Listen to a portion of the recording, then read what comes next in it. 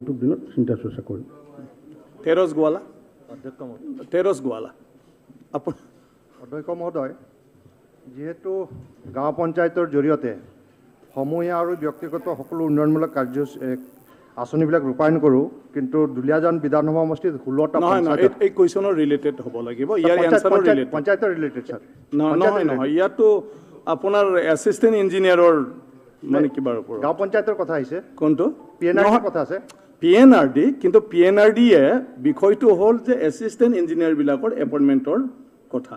Sir মোৰ সেইটো নাই, বেলেগ দিনত সুধিব।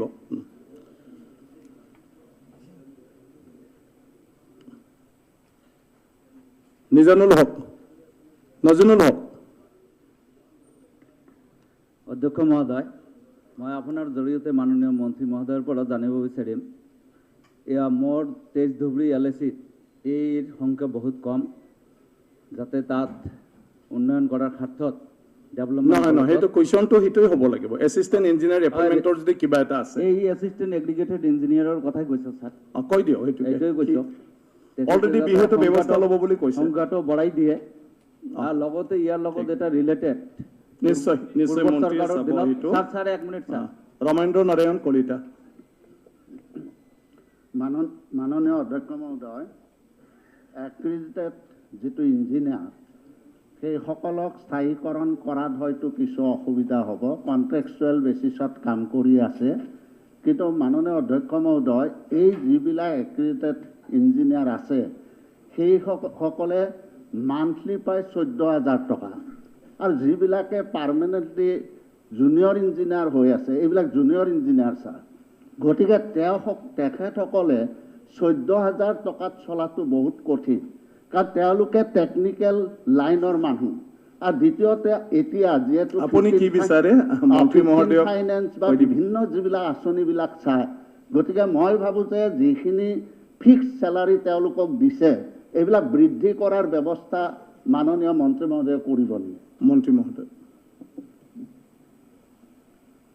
অধ্যক্ষ মহোদয়, ইতিমধ্যে আমি এক্ৰিডিটেড ইঞ্জিনিয়াৰসকলক 19,800 পৰা 21,780 টকালৈ আমি ইতিমধ্যে তেওঁলোকক আমি মাননি দি আছোঁ, আৰু ইয়াৰ উপৰিও তেওঁলোকৰ সহানুভূতিৰ প্ৰতি লক্ষ্য ৰাখি পেলাই আমাৰ অসম চৰকাৰে যেনেকুৱাকৈ কেজুৱেল লিভ পায়, আৰ্ণ লিভ পায়, maternity leave, child care leave পায়, সেইসমূহ ইতিমধ্যে আমি প্ৰপ'জ কৰিছোঁ যে অন্ততঃ তেওঁলোকেও এই সুবিধাসমূহ পোৱাটো উচিত, আৰু যাৰ কাৰণে নেকি আমি চৰকাৰলৈ এই বিষয়ে আমি প্ৰেৰণ কৰিছোঁ। মই ভাবোঁ এইকেইটা সুবিধা তেওঁলোকে পালে, casual leave, earn leave, maternity leave, child care leave পালে নিশ্চয় তেওঁলোকে কিছু সকাহ পাব। আৰু আমাৰ যিহেতু আমাৰ যিহেতু ইতিমধ্যে তেওঁলোকে এনজয় কৰি আছে, আৰু এজ পাৰ দ্য নৰ্মছ তেওঁলোকে ঠিকাভিত্তিক কণ্ট্ৰেকচুৱেল হৈ পেলাই 19,800 যিহেতু পাই আছে, গতিকে এতিয়াও যিহেতু আমি APSCতে হওক বা বিভিন্ন বিভাগত যিহেতু আমাৰ পষ্ট ইতিমধ্যে আমি এডভাৰটাইজমেণ্ট কৰিছোঁ, আৰু ইতিমধ্যে মাননীয় মুখ্যমন্ত্ৰী ডাঙৰীয়াই সিদ্ধান্ত গ্ৰহণ কৰিছে যে আগন্তুক দিনত 1 লাখ যি আমি পষ্ট আমি নিযুক্তি দিয়া হ'ব, সেই 1 লাখ নিযুক্তিৰ ভিতৰতো অধিকাংশ PNRDয়ে হওক বা PWDয়ে হওক বা পাব্লিক হেল্থত বহু ইঞ্জিনিয়াৰ বা এক্ৰিডিটেড ইঞ্জিনিয়াৰ তেওঁলোকে দে কেন এপ্লাই, গতিকে তেওঁলোকে নিশ্চয় আগন্তুক দিনত নিজৰ জীৱনৰ কথা ভাবি তাতেও এপ্লাই কৰিলে আমি NOC দি দিম, আমাৰ কোনো আপত্তি নাই। ধন্যবাদ। Question number 22। Question number 22 supplementary কৈছে ন, 3টাহে দিব পাৰোঁ ছাপ্লিমেণ্টাৰী। Question number 22।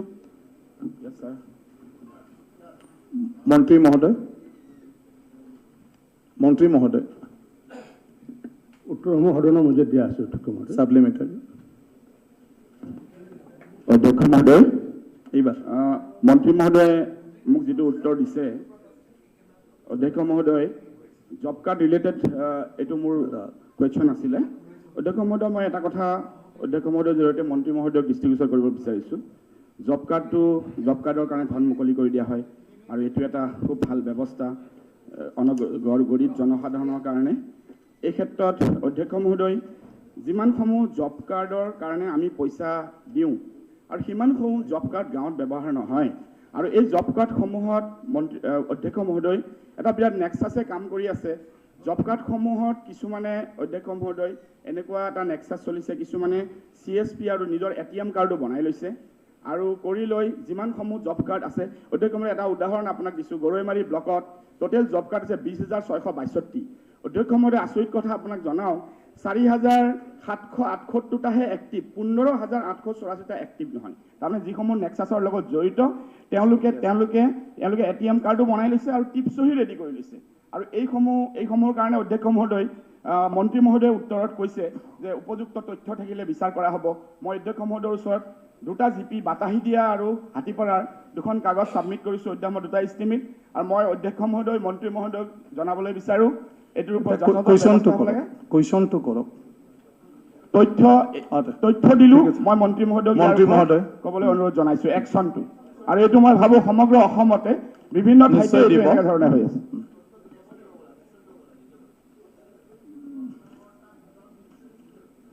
অধ্যক্ষ মহোদয় আমাৰ যি গ্ৰামোন্নয়ন পঞ্চায়ত বিভাগৰ যি জব কাৰ্ডৰ যিটো ব্যৱস্থা এই জব কাৰ্ডৰ ব্যৱস্থা ইতিমধ্যে এটা সুন্দৰ ব্যৱস্থা ভাৰত চৰকাৰে এইটো প্ৰৱৰ্তন কৰিছে আৰু যাৰ কাৰণে জব কাৰ্ডৰ ব্যৱস্থাটো অসম চৰকাৰে প্ৰৱৰ্তন কৰি আহিছে আৰু এতিয়ালৈ অধ্যক্ষ মহোদয় আমাৰ অসমত 53,94,940 জন আমাৰ জব কাৰ্ডধাৰী ব্যক্তি আছে আৰু জব কাৰ্ড থাকিলে এইটো মেণ্ডেটৰী নহয় যে তেওঁলোকে কাম কৰিব লাগিব আৰু সেইকাৰণে এতিয়ালৈ সক্ৰিয় হৈ আছে 35 লাখ আউট অফ অধ্যক্ষ মহোদয় 53 লাখৰ ভিতৰত 35 লাখ সক্ৰিয় হৈ আছে 35,38,054খন আমাৰ সক্ৰিয় জব কাৰ্ড আছে আৰু ইয়াৰ উপৰিও আমি এবাৰ নতুনকৈ আলোচনা আমি কৰিছোঁ যে IBS বেনিফিচিয়াৰীৰ জৰিয়তে অনুসূচিত জাতি অনুসূচিত জনজাতি দৰিদ্ৰ সীমাৰেখা মহিলা মুৰব্বী থকা পৰিয়াল প্ৰধানমন্ত্ৰী আৱাস যোজনাৰ অধীনত হিতাধিকাৰী থকা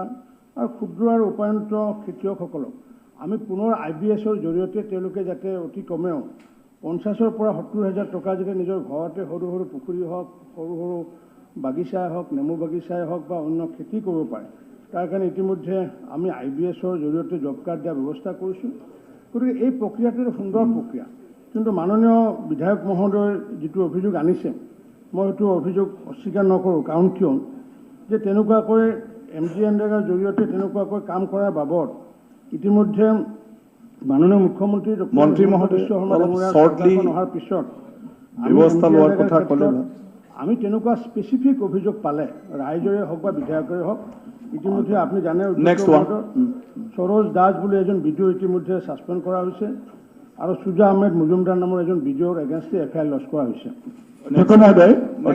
মই খুব কমে সময় ল'ম কম নহয় মানে মন্ত্ৰী মহোদয়ে যিটো ক'লে ইয়াত কোনো ৰিলেটেড নাই মই 2টা ডকুমেণ্ট ছাবমিট কৰিছোঁ আৰু যিটো মোৰ সমষ্টিৰ গৰৈমাৰী ব্লকৰ 2টা গাঁও পঞ্চায়তৰ মই অধ্যক্ষ মহোদয়ৰ ওপৰত ছাবমিট কৰিছোঁ তাৰ ওপৰত প্ৰক্ৰিয়া আৰম্ভ কৰক ইনকুৱাৰী কৰক কাৰণ জব কাৰ্ডটো এটা ডাঙৰ ব্যৱস্থা গৰীব জনসাধাৰণৰ কাৰণে জব কাৰ্ড এটা নেক্সাছ হৈ আছে অধ্যক্ষ মহোদয় দিয়ক আপুনি ইনকুৱাৰী দিয়ক ভাল আপুনি মোক উত্তৰখন দিলে নিশ্চিত ওপৰত ইয়াতে এনকুৱাৰী কৰি পেলাই আমি বিহিত ব্যৱস্থা ল'ম ধন্যবাদ এইটো ইনকুৱাৰী হওক ধন্যবাদ Akhil Gogoi points of order নাই এনেকুৱা বেকাৰত কিয় ব্যৱহাৰ কৰি থাকে পইণ্টছ অফ অৰ্ডাৰটো ভাল কামৰ কাৰণে পইণ্টছ অফ অৰ্ডাৰ আছে হয় এতিয়া যিটো প্ৰশ্ন চলি আছে তাত মোৰ পৰিপূৰক প্ৰশ্ন 2টা এক অসমত কিমান যোগ্য পৰিয়ালে এতিয়াও জব কাৰ্ড পাবলৈ বাকী আছে এই প্ৰশ্নটোৰ উত্তৰ লাগে 2টো একেলগতে কৈ দিওঁ নাই 2টা নিদিব এটাই মাত্ৰ নহয় মই একেলগে তেতিয়াহ'লে নাই এই পৰ্যন্ত আপুনি এটা কি জানিব বিচাৰিছে এই এনচাৰৰ লগত উত্তৰৰ লগত মই একেলগতে কৈ দিছোঁ তেতিয়াহ'লে হয় হ'ব নহয় একেলগে আপুনি ইমানটা কুৱেশ্যন কৰিলে এনচাৰটো দীঘলীয়া হৈ যাব একেটাই প্ৰশ্ন খালি তাত সেইকাৰণে কৈ দিয়ক আপুনি মেনশ্যন কৰি দিয়ক কিমান যোগ্য পৰিয়ালে এতিয়াও জব কাৰ্ড পাবলৈ বাকী আছে হ'ব বাকী বিজেপি চৰকাৰৰ দিনত হ'ব হৈছে এটা জব কাৰ্ডত গড়ে প্ৰতি বছৰে কিমানকে কাম পালে আৰু অহা 2021-22 বৰ্ষত আইন অনুসৰি 100 দিন কাম পাবৰ কাৰণে কি পৰিকল্পনা গ্ৰহণ কৰা হৈছে প্ৰত্যেকটো জব কাৰ্ডৰ অধীনত 100 দিনকৈ কাম পাব লাগে সেই 100 দিনৰ কাম পাবৰ কাৰণে মন্ত্ৰী মহোদয় কৰা হৈছে অধ্যক্ষ মহোদয় যোগ্য জব কাৰ্ডধাৰী বুলি ইয়াতে তেনেকুৱা কোনো সংজ্ঞা নাই যিসকলে MGNৰেগাৰ জৰিয়তে কাম কৰিব বিচাৰে তেওঁলোকে আমাক যেতিয়া ডিমাণ্ড দিয়ে আৰু ডিমাণ্ডৰ আধাৰত আমি তেওঁলোকক কাম দিওঁ আৰু ইতিমধ্যে 100 দিনৰ কাম কৰা নিশ্চিত কাম দিয়াৰ আমাৰ প্ৰতিশ্ৰুতি আছে চৰকাৰৰ আৰু অধ্যক্ষ মহোদয় আপুনি জানি সুখী হ'ব যে আমাৰ অসম চৰকাৰে ইতিমধ্যে যোৱা 20 আৰু 21 বিত্তীয় বৰ্ষত আমি প্ৰায় এইটো লৈ প্ৰায় আমি 25 লাখ কোটি টকা ইতিমধ্যে আমি অসম চৰকাৰে ব্যয় কৰিছে জব কাৰ্ডৰ নামত আৰু আনহাতে চলিত বিত্তীয় বৰ্ষত এতিয়ালৈ আমি 644 কোটি টকা ইতিমধ্যে জব কাৰ্ডৰ বাবদ আমি পেমেণ্ট আদায় কৰিছোঁ।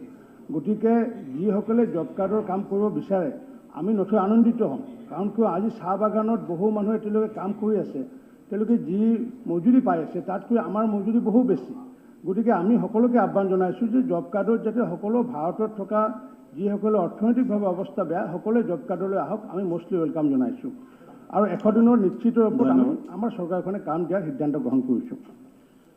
জাকিৰ হুছেইন সিকদাৰ রিপোর্টার না, জাকির হোসেন আপনি না না সবকে কই না আপনি প্রশ্ন দিওক না না প্রশ্ন নাই রিপোর্টার নহয়, থিয় চোৱা, আছে চোৱা। কোনো বন্দোবস্ত কৰা নাই শুনা। বন্দোবস্ত কৰি দিব লাগে এনে থিয় আছে শুনা অলপ আমি অলপ শিষ্টাচাৰত সকলোৱে চলিব শিকিব লাগিব। স্যাৰ মাননীয় মন্ত্ৰী ডাঙৰীয়াই জব কাৰ্ডৰ ওপৰত বিভিন্ন কথা কৈছে। জব কাৰ্ডে প্ৰত্যেকটো জব কাৰ্ড হোল্ডাৰে 100 দিন কাম পোৱাটো আইনসংগতভাৱে বৈধ। মই আপোনাৰ জৰিয়তে মাননীয় মন্ত্ৰী ডাঙৰীয়াৰ পৰা উত্তৰ পাব বিচাৰিম আৰু জানিব বিচাৰিম যে 53,94,980 জন জব কাৰ্ড হোল্ডাৰৰ বিপৰীতে যোৱা বিত্তীয় বৰ্ষত মাত্ৰ 71,788 জন জব কাৰ্ড হোল্ডাৰ 100 দিনৰ কাম পাইছে। ৰেকৰ্ডটো নালাগে, কুৱেশ্যনটো কৰক। দ্বিতীয় কথা, না না কুৱেশ্যনটো কৰক। উদাহৰণস্বৰূপ এটা কথা না না না ইয়াৰ তথ্যটো চৰকাৰে দিয়ে আছে, আপুনি প্ৰশ্নটো কৰক। এই যে না না উত্তৰৰ যিখিনি উত্তৰ আছে ইয়াৰ ওপৰত সাপ্লিমেণ্টাৰী কৰক। গোটেই কথাখিনি আমি উদাহৰণস্বৰূপে নহয় নহয় এইটো ডিবেট নহয় নহয়। মানে কাছাৰ জিলাৰ কালায়ন ব্লকত 23,753 গৰাকী জব কাৰ্ড হোল্ডাৰ আছে, তাতে মাত্ৰ যোৱা বিত্তীয় বৰ্ষত 100 দিনৰ কাম পাইছে মাত্ৰ এজনে। আৰু এটা অতি ভয়ংকৰ তথ্য দিয়ে অধ্যক্ষ ডাঙৰীয়া, কাছাৰ জিলাৰ শিলচৰ ডেভেলপমেণ্ট ব্লকত 22,401 জন ইয়াৰ ওপৰত প্ৰশ্ন কৰক। 100 দিনৰ কাম পাইছে মাত্ৰ 0। ইয়াৰ ওপৰত প্ৰশ্ন কৰক। এই কথাখিনি জানিব বিচাৰিম যে সেইটোৱে। যি সময়ত COVID-19 মানুহক আৰ্থিকভাৱে জুৰুলা কৰি দিছে, এই সময়ত জব কাৰ্ড হোল্ডাৰসকলে কিয় 100 দিনৰ কাম পোৱা নাই? ইয়াৰ কাৰণে না চিষ্টেমটোৰ কিবা অসুবিধা আছে, না বিষয়াসকলে কিবা গাফিলতি কৰিছে, না চৰকাৰৰ পৰ্যাপ্ত দ্বিতীয় কথা নাই দ্বিতীয় নাই অধ্যক্ষ চিকদাৰ নহ'লে মই পিছত নিদিমে কেতিয়াও। অধ্যক্ষ মহোদয়, মই যদি এটা উদাহৰণ সহ ক'ব লাগিব আপোনাক, বৰপেটা ৰোডখন এখন টাউন আৰু বৰপেটা ৰোডৰ কাষতে লাগি আছে খৈৰাবাৰী পঞ্চায়ত। খৈৰাবাৰী পঞ্চায়তত হাজাৰ হাজাৰ মানুহৰ জব কাৰ্ড আছে, কিন্তু মাটি কাটিবলৈ কাৰো তাত তেনেকুৱা চৰকাৰী মাটিয়ে হওক বা কোনো তেনেকুৱা খাল বিল তাত নাই, যাৰ কাৰণে তাতে 100 দিন দিয়াৰ দূৰৰ কথা, এদিনো জব কাৰ্ডৰ কাম দিব পৰা নাই। গতিকে যদি মাটি নাথাকে তেতিয়াহ'লে আপুনি জব কাৰ্ডৰ কাম কেনেকুৱা দিব? ঠিক বুজি পাইছে অনাৰেবল মেম্বাৰে। তো এতিয়া ৰফিকুল ইছলাম নাই ৰফিকুল নাই উত্তৰ দি দিলে তেখেতে, মাটি নাই, এইটো জব কাৰ্ড মাটিৰ ওপৰত কাম হ'ব। নাই হৈছে চোৱা চিকদাৰ তেনেকুৱা নহয়। আপুনি প্ৰশ্ন কৰিলে মন্ত্ৰী মহোদয় উত্তৰ দিলে। ডিপাৰ্টমেণ্টত জব কাৰ্ডৰ ওপৰত মন্ত্ৰী ডাঙৰীয়াই যিটো উত্তৰ দিলে, এই উত্তৰত আমি সন্তুষ্ট নহয়। নহয় সন্তুষ্ট নহ'বও পাৰে, কিন্তু স্পটতো সেইটোৱে হ'ব না প্ৰশ্ন উত্তৰটো। ইয়াৰ পিছত বাকীখিনি আপুনি মন্ত্ৰী মহোদয়ক লগ ধৰি ফালে বুজি ল'লে হ'ল। মাননীয় অধ্যক্ষ মহোদয়, জব কাৰ্ড বা MGNREGAৰ থ্ৰুদি যি কাম কৰা হয় 80% ল্যান্ড ৰিলেটেড, মাটি ৰিলেটেড। মন্ত্ৰী মহোদয় যেনেকৈ কৈছে যে মাটি পোৱা নাযায়, কথাটো ঠিকেই, কিন্তু মাটি যেতিয়া পোৱা নাযায় জব কাৰ্ড হোল্ডাৰে কাম কৰিব নোৱাৰে, সেইসকলে কাম পোৱা নাই। আচ্ছা, ইফালে আপোনাৰ শ্ব' কৰা হৈ আছে যে জব কাৰ্ডৰ থ্ৰুদি পইচা গৈ আছে, কিছু কাম বেলেগ হয়, এইটো মন্ত্ৰী মহোদয়ে জানে। আল্টিমেটলি গৈ জব কাৰ্ড হোল্ডাৰে কাম পোৱা নাই, পইচাও বেছি খৰচ হৈ আছে, কাম আমাৰ আপুনি প্ৰশ্নটো চিধাকৈ মই কৰক। চৰকাৰক অনুৰোধ কৰিছোঁ এনেকুৱা মেকানিজম ডেভেলপ কৰিব লাগে যে জব কাৰ্ড হোল্ডাৰে কামো পাব লাগে, কামটো ভাল হ'ব লাগে, পইচাৰ অপচয় কম হ'ব লাগে। মন্ত্ৰী মহোদয় তেনেকুৱা পদক্ষেপ ল'ব নেকি, এইটো মই অনুৰোধ কৰিছোঁ। মন্ত্ৰী মহোদয়। অধ্যক্ষ মহোদয়, যিসমূহ পঞ্চায়তত বা যিসমূহ গাঁৱত তেনেকুৱা প্ৰভিজন নাই, মাটিৰ অভাৱ আছে, আমি সেইসকল জব কাৰ্ডধাৰীক অন্য পঞ্চায়তত কাম কৰাৰ কাৰণে সুবিধা দিয়া আছে। ভাল। কিন্তু যদি ডিমাণ্ড যদি নাথাকে তেতিয়াহ'লে মই 100 দিনৰ কাম কেনেকুৱা দিম? এণ্টায়াৰ চিষ্টেমটো ডিপেণ্ড কৰে ডিমাণ্ডৰ ওপৰত। গতিকে আমাৰ বিভাগত যিমান ডিমাণ্ড আছে সেইটোৰ আধাৰত আমি কাম দি আছোঁ বা দি থাকিম। Question number 23। মাননীয় অধ্যক্ষ মহোদয়, আমাৰ সন্মানীয় সদস্যসকলে এটা প্ৰশ্ন ঠিক ভালে কৈ আছে যে মোৰ জব কাৰ্ড আছে, মই কাম কিয় পোৱা নাই।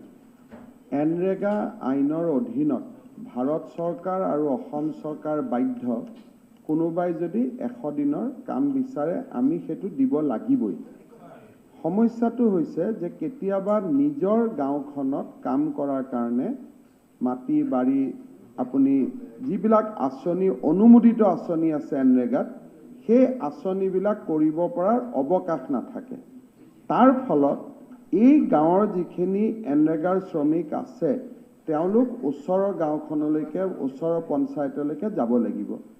মোৰ আহ্বান আমাৰ বিধায়কসকলৰ প্ৰতি এইটোৱে যে আপোনালোকে এনৰেগা শ্ৰমিকসকলক সংগঠিত কৰি নিজৰ নিজৰ সমষ্টিত যিসকলে কৰ্মদিন পোৱা নাই তেওঁলোকক বিডিঅ'ৰ লগত আলোচনা কৰি উপযুক্ত কাম আন এখন পঞ্চায়তলৈকে লৈ যাওক। আমি আইনমতে বাধ্য, আমি 100 দিনৰ কাম দিবই লাগিব, পুঁজিৰ কোনো কথা নাই। যিমান কাম কৰে আমি কাম দিম, অলপ আমাৰো ইনিচিয়েটিভ ল'ব লাগিব, আপোনালোকে ইনিচিয়েটিভ লওক। চৰকাৰে এখন নিৰ্দেশ দি দিব বিডিঅ'সকলক ইমিডিয়েটলি আমাৰ মন্ত্ৰী ডাঙৰীয়াই যে নিজৰ গাঁৱত কাম কৰিব নোৱাৰিলেও কাষৰ গাঁৱত দিব। আৰু আপোনালোকেও যিসকলে তেনেকুৱা ৰিকুইজিশ্যন বা শ্ৰমিকক মটিভেট কৰিব, আমি কাম দিবই লাগিব আইনমতে আৰু আমি ডেফিনেটলি কাম দিম। ধন্যবাদ। এটা question number 23। Question number 23। Honourable minister already আছে। অধ্যক্ষ মহোদয়, সদনৰ মজুত উত্তৰ দিয়া আছে। অধ্যক্ষ মহোদয়, মই NFC কাৰ্ডৰ মোৰ সমষ্টিত বহুতো কাৰ্ড সাৰেণ্ডাৰ কৰিছে গাইডলাইনত নপৰাৰ কাৰণে। কিছু চাকৰিয়াল আছিল, কিছু ধনী মানুহ আছিল। সেই কাৰ্ডখিনি এতিয়ালৈ জমা হৈ আছে। তাৰ পৰিৱৰ্তে সেই ৰেচন কাৰ্ডবিলাক যিসকল উপযুক্ত সেইসকলক দিব পাৰিবনে নাই আৰু কেতিয়া দিব, মই মন্ত্ৰী মহোদয়ৰ পৰা মই জানিব বিচাৰিছোঁ। আৰু এই PDSৰ মালটো অনা নিয়াৰ কাৰণে কোনোবা এটা এজেঞ্চিক দিয়া হৈছে। মই সুধিছিলোঁ যে এইটো টেণ্ডাৰ কল কৰা হৈছিল নেকি। এবাৰ মাত্ৰ টেণ্ডাৰ কল কৰা হৈছে। কোভিডৰ দোহাই দি 2 বছৰ হৈ গৈছে, এতিয়ালৈ টেণ্ডাৰ কল কৰা নাই। কোভিডটো 3 মাহ বা 4 মাহ থাকে, বাকী 6 মাহ 8 মাহ আপুনি কিয় কৰা নাই। গতিকে এইটোত সেই টেণ্ডাৰটো কল কৰিব নেকি? মন্ত্ৰী মহোদয়। অধ্যক্ষ মহোদয়, তেখেতে প্ৰথম বিষয়টো যিটো সুধিছিলে যে বহু অযোগ্য ব্যক্তিয়ে অৰ্থাৎ অৰ্থনৈতিকভাৱে সচ্ছল ব্যক্তিয়ে ইতিমধ্যে এই কাৰ্ড এনজয় কৰি আছে।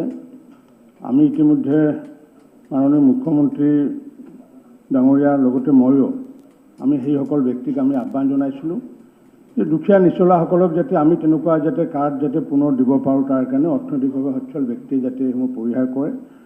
আৰু আমাৰ আহ্বানক সঁহাৰি জনাই ইতিমধ্যে ভালে সংখ্যক ব্যক্তিয়ে তেনেকুৱা কাৰ্ড এৰিছে। বহুতে এই কাৰ্ডসমূহ ষ্টেটাছ চিম্বল হিচাপে ৰাখি থৈ আছে। এইখন কাৰ্ডৰ আগন্তুক দিনত NRC বা ভোটাৰ লিষ্টৰ বা কোনো ধৰণৰ অফিচিয়েল ডকুমেণ্ট নহয়, এক্সেপ্ট এই ৰেচনখিনি লোৱাৰ কাৰণে।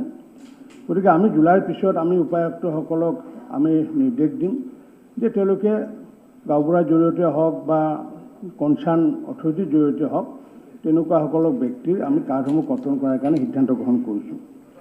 আৰু সন্মানীয় আব্দুল কালাম ৰছিদ আলম ডাঙৰীয়াই যিটো ট্ৰেন্সপৰ্টেশ্যনৰ বিষয়ে সুধিছে, আচলতে এইটো জিলা উপায়ুক্তৰ ওপৰত নিৰ্ভৰ কৰে। টেণ্ডাৰ বিষয়টো তেখেতলোকে চায়। গতিকে এতিয়া যিহেতু আমি পুনৰ মাননীয় মুখ্যমন্ত্ৰী ডাঙৰীয়াই এবাৰ নতুনকৈ এটা সিদ্ধান্ত গ্ৰহণ কৰিছে, যিহেতু সমবায় সমিতিও যিহেতু এই কামবোৰ কৰি আছে, গতিকে সমবায় সমিতিসমূহকো যদি আগন্তুক দিনত তেওঁলোকৰ ক্ৰাইটেৰিয়া যদি ফুলফিল হয়, আমি তেওঁলোককো অৰ্পণ কৰিব বিচাৰিছোঁ। যদি ক্ৰাইটেৰিয়া ফুলফিল হয়, গতিকে নিশ্চিত ওপৰত আগন্তুক দিনত সমবায় হওক বা ব্যক্তিগত খণ্ডৰ কোনোবাই হওক টেণ্ডাৰৰ জৰিয়তে এইটো পোৱাৰ ব্যৱস্থা কৰিছোঁ। Next supplementary. যদি সেই দিছে এইটো টেণ্ডাৰ কল কৰিব লাগে, যদি কৰা হোৱা নাই এইটো কিবা ইনকুৱাৰী কৰি কিবা বিহিত ব্যৱস্থা ল'ব নেকি। আৰু মোৰ কুৱেশ্যনটো অনাৰ মেইন অৰ্থটো হ'ল ইয়াতে এটা ভয়ংকৰ কেলেংকাৰী হৈ আছে। এই ট্ৰেন্সপৰ্ট এজেঞ্চিৰ দ্বাৰা কি কৰিছে, মই গোৱালপাৰা জিলাকে উদাহৰণ দি কৈছোঁ। এতিয়া সৰ্বক বা বঙাইগাঁৱৰ পৰা মালটো লৈ আহিলে, আনি পেলাই গোৱালপাৰাত এফচেট এইটো ৰাখি থৈ দিলে। ৰাখাৰ পিছত কি হয়, তাতে মানে হোলচেল মাৰ্কেটটো হ'ল। যেতিয়া ছ'চাইটিয়ে চাউলটো লৈ আনে, এটা ছ'চাইটিৰ যদি 1000 কুইণ্টেল এলটমেণ্ট হয়, 1000 কুইণ্টেলটো লৈ নাযায়, তাতে আপুনি অধ্যক্ষ মহোদয় শুনক, এই বস্তুটো আপুনি বুজিব লাগিব, আপুনি বুজিব লাগিব, মই চৰকাৰক অৱগত কৰি আছো। সেইটোৰ কাৰণে আপোনালোকে ডিবেটত ডিছকাশ্যনটো কথা পাতিব নহয়। কুৱেশ্যন আৱাৰ আপুনি কুৱেশ্যনটো আনিছে কিয়? ইয়াতে এটা ভয়ংকৰ কেলেংকাৰী আপুনি কুৱেশ্যন আনিছে হৈ গ'ল, আৰু যদি কুৱেশ্যন নাই ছাপ্লিমেণ্টাৰী মই দি আছো। আপোনাৰ যদি ছাপ্লিমেণ্টাৰী কুৱেশ্যন আছে আপুনি সোধক, যদি কুৱেশ্যনে নাই আপুনি পাৰমিশ্যন দিয়ক নিদিয়ক মই কথাখিনি ইয়াতে ক'ব পাৰমিশ্যন নিদিয়াকে আপুনি কেনেকৈ ক'ব? ইয়াৰ নিয়মত চলিব। চবে ছাপ্লিমেণ্টাৰী ৰৈ আছে। এই এজেন্সিয়ে কি আপুনি এটা কওক না যে আপোনাৰ পৰাই ডিচিয়ে কৰে, ইনকোয়াৰি কৰিব লাগে। সন্মানীয় সদস্য মালটো ডাম্পিং কৰে, আপুনি শুনকচোন, ডাম্পিংৰ ঠাইত আপুনি মোৰ কথা শুনকচোন। ছাপ্লিমেণ্টাৰী মই কুৱেশ্যন বুজি পাইছো আপুনি কি ক'ব হৈছে, বুজি পাইছো। মই এতিয়া বুজি পালেতো আপুনি প্ৰশ্ন ক'ব নালাগে, এইটো ক'ব বুজি আছে, কিন্তু মই এইখিনি কথা আপোনাক অৱগত কৰিব লাগিব। কাৰণ সেই তাতে যে ডাম্পিং কৰিলে, সেই মালটো ছ'চাইটিয়ে সেই মাহৰ মালটো ল'ল নে নাই, না আধা তাতে বিক্ৰী কৰি থৈ গ'ল, এই ইমপ্লিমেণ্ট মন্ত্ৰী মহোদয় কৰিব, চৰকাৰে কৰিব। আৰু এটা কথা, গতিকে আপুনি মোৰ থৈ দি কুৱেশ্যনটো কৰক। প্ৰত্যেকটো হুলম্বলৰ দোকানীয়ে 1.5 কেজি 2 কেজিকে সেই হিতাধিকাৰীৰ নেক্সট ছাপ্লিমেণ্টাৰী মজিবুৰ ৰহমান, ট্ৰেন্সপৰ্টৰ নামত next supplementary Mojibur Rahman, honourable সদস্য বহক। আচল কথাখিনি মই ক'ব নোৱাৰিম। কুৱেশ্যন। মাননীয় অধ্যক্ষ মহোদয়, মই আপোনাৰ জৰিয়তে বিভাগীয় মন্ত্ৰীৰ পৰা এটা কথা জানিব খুজিছোঁ যে মাননীয় অসমৰ মুখ্যমন্ত্ৰী আৰু মাননীয় বিভাগীয় মন্ত্ৰী কেইবাবাৰো আপোনাৰ পেপাৰত এড দিছে আৰু ৰিকুৱেষ্ট কৰিছে। আপুনি কুৱেশ্যনটো কৰক। এইটো গোৱালপাৰাৰ গৈ আছে স্যাৰ, মানে সেইটো এইটো অসমৰ গোটেই এডভাৰটাইজমেণ্টৰ কথা ক'ত পৰা আহি গ'ল? আপুনি যিটো উত্তৰ আছে সেই উত্তৰৰ বিসংগতি কি আছে বা জানিবলগীয়া আৰু কি আছে সেইটো আপুনি সোধক। এই নেশ্যনেল ফুড ছিকিউৰিটি আণ্ডাৰত যিবিলাক ৰেচন কাৰ্ড আছে, এই ৰেচন কাৰ্ড যিবিলাক মানুহে আপোনাৰ অনাধিকাৰভাৱে ইলিগেলি আপোনাৰ ৰিকুৱায়াৰ কৰি আছে, এইখিনি ঘূৰাই দিবৰ কাৰণে এতিয়ালৈকে বহুবাৰ আপোনাৰ ৰিকুৱেষ্ট কৰা হৈছে। কিন্তু বহু ধনী মানুহ যিসকলৰ আপোনাৰ 4চকীয়া গাড়ী আছে, ঘৰ আছে, তেখেতসকলে এতিয়ালৈকে কাৰ্ডবিলাক ঘূৰাই দিয়া নাই। গতিকে ঘূৰাই নিদিয়া কাৰ্ড হোল্ডাৰসকলৰ ওপৰত কিবা একশ্যন ল'বনে নাই, এই বিষয়ে মই মাননীয় বিভাগীয় মন্ত্ৰীৰ পৰা জানিব খুজিছোঁ। মন্ত্ৰী মহোদয়, এইটো সুন্দৰ প্ৰশ্ন এটা আনিছে সন্মানীয় বিধায়কগৰাকীয়ে। আমিতো বাৰম্বাৰ কৈ আছোঁ যে দুখীয়া নিচলা বহু ব্যক্তি, তেনেকুৱা ব্যক্তিয়ে এতিয়াও তেনেকুৱা অন্নমুঠিৰ কাৰণে তেওঁলোকে বাদ পৰি আছে। আৰু আপুনি নিশ্চয় জানে অধ্যক্ষ মহোদয়, আমাৰ মাননীয় প্ৰধানমন্ত্ৰী ডাঙৰীয়া গৰীব কল্যাণ আঁচনিৰ অধীনত এতিয়ালৈ প্ৰায় অসমত 2,51,00,000 ব্যক্তিক তেনেকুৱাকৈ আমাৰ গৰীব কল্যাণ আঁচনিৰ জৰিয়তে আমি চাউল প্ৰদান কৰি আহিছোঁ। আৰু সেইটোৰ প্ৰতি লক্ষ্য ৰাখি মাননীয় মুখ্যমন্ত্ৰী ডাঙৰীয়া আৰু মই নিজে আমি আহ্বান জনাইছিলোঁ। আমি আহ্বানক সহায় দিছে আৰু 30 তাৰিখে জুলাই তাৰিখে অন্ত পৰিব। 30 তাৰিখৰ পিছত এইসমূহ কাৰ্ড কেনেকুৱাকৈ কৰ্তন কৰিব পৰা যায়, আমি এই বিষয় লৈ পেলাই চূড়ান্ত সিদ্ধান্ত গ্ৰহণ কৰিম। আৰু ধনী ব্যক্তিৰ যদি তেনেকুৱা নাম থাকে, আমি বাতৰি কাকতত তেওঁলোকৰ বিজ্ঞাপন আকাৰে প্ৰকাশ কৰিম যে এইসকল ধনী ব্যক্তিয়ে এনেকুৱা কাৰ্ড এনজয় কৰি আছিলে। গতিকে নিশ্চিত ওপৰত আমি ভাল পাইছোঁ তেখেতক। আগন্তুক দিনত সকলোৱে এই বিষয়টো সঁহাৰি জনালে ভাল হ'ব। অধ্যক্ষ মহোদয়। আশৰাফুল হুছেইন। মাননীয় অধ্যক্ষ মহোদয়, সুধিব পাৰে, বিষয়টো গোৱালপাৰা হ'ব লাগে। আপোনাৰ জৰিয়তে মন্ত্ৰী মহোদয়ক সুধিব বিচাৰোঁ যে এতিয়াও অনেক দৰিদ্ৰ পৰিয়ালে ৰেচন কাৰ্ড পাবলৈ বাকী আছে, আৰু এই ক্ষেত্ৰত এনে হাজাৰ হাজাৰ পৰিয়ালক ৰেচন কাৰ্ড দিয়াৰ ক্ষেত্ৰত চৰকাৰে কি ব্যৱস্থা গ্ৰহণ কৰিব আৰু কিমান দিনৰ ভিতৰত গ্ৰহণ কৰিব, তাৰ এটা স্পষ্ট বিবৃতি যদি সদনৰ মজিয়াত দিয়ে আমি সুখী। মাননীয় অধ্যক্ষ মহোদয়, ইতিমধ্যে খন্তেক আগতে সেই বিষয়ে ক'লোঁ। মোৰ আজি ভাল লাগিছে যে আজি সকলোৱে সহমত প্ৰকাশ কৰিছে। মাননীয় মুখ্যমন্ত্ৰী ডাঙৰীয়া আৰু মই যিটো আহ্বান জনাইছিলোঁ যে দুখীয়া নিচলাসকলক সহায় কৰাৰ ক্ষেত্ৰত সকলোৱে আজি ঐক্যমত প্ৰকাশ কৰিছে। আৰু অধ্যক্ষ মহোদয় নিশ্চিত ওপৰত তেনেকুৱা ধনী ব্যক্তিৰ হাতত কাৰ্ড থাকিলে সেই কাৰ্ড আমি কৰ্তন কৰিম। চাকৰিয়ালৰ মই বিনম্ৰতাৰে আমি আহ্বান জনাইছোঁ, যিসকল চাকৰিয়াল, কাৰণ যোৱা 5টা বছৰত প্ৰায় 40-50 হাজাৰতকৈ অধিক ব্যক্তিয়ে চাকৰি পাইছে, সেইসকলে তেওঁলোকে সেই কাৰ্ড পৰিত্যাগ কৰক। কাৰণ টাৰ্মছ এণ্ড কণ্ডিশ্যনত লিখা আছিলে যে 1 লাখতকৈ অধিক আয় যাৰ হয় তেওঁ সেই কাৰ্ডখন ল'ব নোৱাৰে। গতিকে তেওঁ সেই কাৰ্ডখনৰ ক্ষেত্ৰত অযোগ্য ব্যক্তি হিচাপে ঘোষণা কৰা হয়। নিশ্চিত ৰূপত আমি অসমৰ দুখীয়াসকলক সহায় কৰাৰ স্বাৰ্থত তেনেকুৱা ধনী ব্যক্তি বা 1 লাখতকৈ ঊৰ্ধত যিসকলৰ আয় ইনকাম আছে তেওঁলোকৰ কাৰ্ডসমূহ আমি পৰিহাৰ কৰিম। Question number 24। Question number 24। Question number 24. Absent. 24 উত্তৰটো 24. দিয়া হোৱা নাই Okay. স্যাৰ 24 উত্তৰটো দিয়া হোৱা নাই আমি ইয়াত সাপ্লিমেন্ট কৰিব লগা আছিল Honorable Minister.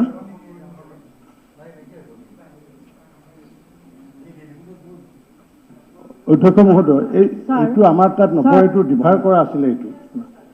এইটো আমাৰ বিভাগত নপৰে। এইটো আচলতে চাহ শ্ৰমিকৰ বিভাগত পৰে, টি ৱেলফেয়াৰত পৰে। চাহ শ্ৰমিক হয়, এইটো অধ্যক্ষ মহোদয় আমি আপোনালৈ লিখিছিলোঁ, পত্ৰ লিখিছিলোঁ যে এই বিষয়টো আমাৰ বিভাগত নপৰে। আচ্ছা, এইটো অলৰেডি ডিফাৰ কৰিছে, ডিফাৰ কৰিছে। প্ৰশ্নকৰ্তাজনে জানে। ঠিক আছে। না, এইটো পোনাকণ বৰুৱা প্ৰশ্নকৰ্তা, তেওঁ নিজে খন্তেক আগতে আহি মোক দেখাইছে, ইয়াতে চিল মাৰি দিছে ডিফাৰ বুলি। গতিকে নতুন বিধায়ক তাৰ মানেনো কি? নহয়, বিধায়কগৰাকীয়ে মইতো নাজানো ন, ইয়াত নাই। ঠিক আছে, এইটো কাৰণে সদনে গম পাব বিষয়টো। হয় নহয়, মোৰ তাত এই কপিটো নাছিলে, কিবাটো সেইটোৰ কাৰণে হয়তো অলৰেডি এতিয়া নাপায় আৰু আপোনাৰ কিবাটো ভুলক্ৰমে খাদ্য বিভাগৰ তাত গৈছে। কিন্তু বাগানৰ ক্ষেত্ৰত এই একে বিষয়টোৱে আমাৰ যিটো চাহ শ্ৰমিক মন্ত্ৰী ডাঙৰীয়া তেখেতৰ বিভাগত পৰে। তো অন্য কিবাত আপুনি সেইটো উত্তৰটো পাই যাব। এতিয়া next question number 25. Honorable Minister. সদনৰ মাজত উত্তৰসমূহ দিয়া আছে। সন্মানীয় অধ্যক্ষ মহোদয়, আমি মোৰ যিটো প্ৰশ্ন, সেই প্ৰশ্নটোৰ ক খ গ ঘ চাৰিটা যিকেইটা প্ৰশ্ন কৰা হৈছিল, প্ৰত্যেকটো প্ৰশ্নৰ এনেক্সাৰ সদনত দাখিল কৰা হ'ল বুলি কোৱা হৈছিল। কিন্তু বাস্তৱ ক্ষেত্ৰত কুৱেশ্যনৰ লগত কোনো এনেক্সাৰ দাখিল কৰা হোৱা নাই। মই এইটো জানিব বিচাৰিছোঁ যে সবকেইটা কুৱেশ্যনৰ এনচাৰ হাফ ডান, যিখিনি তথ্য বিচৰা হৈছে কোনো ধৰণৰ তথ্য ইয়াত দিয়া হোৱা নাই। দ্বিতীয় কথা হ'ল যে মই মাননীয় মন্ত্ৰী মহোদয়ৰ পৰা জানিব বিচাৰিছোঁ যে দক্ষিণ শালমাৰা মানকাছৰ জিলা পৰিষদ গঠন হোৱাৰ পিছৰ পৰা আজিলৈকে অফিচ বাবদ, ফাৰ্নিচাৰ বাবদ বা অফিচ চলা বাবদ গোটেই মেচিনাৰীটোত আজিলৈকে চৰকাৰে কিমান টকা ধাৰ্য কৰিছে?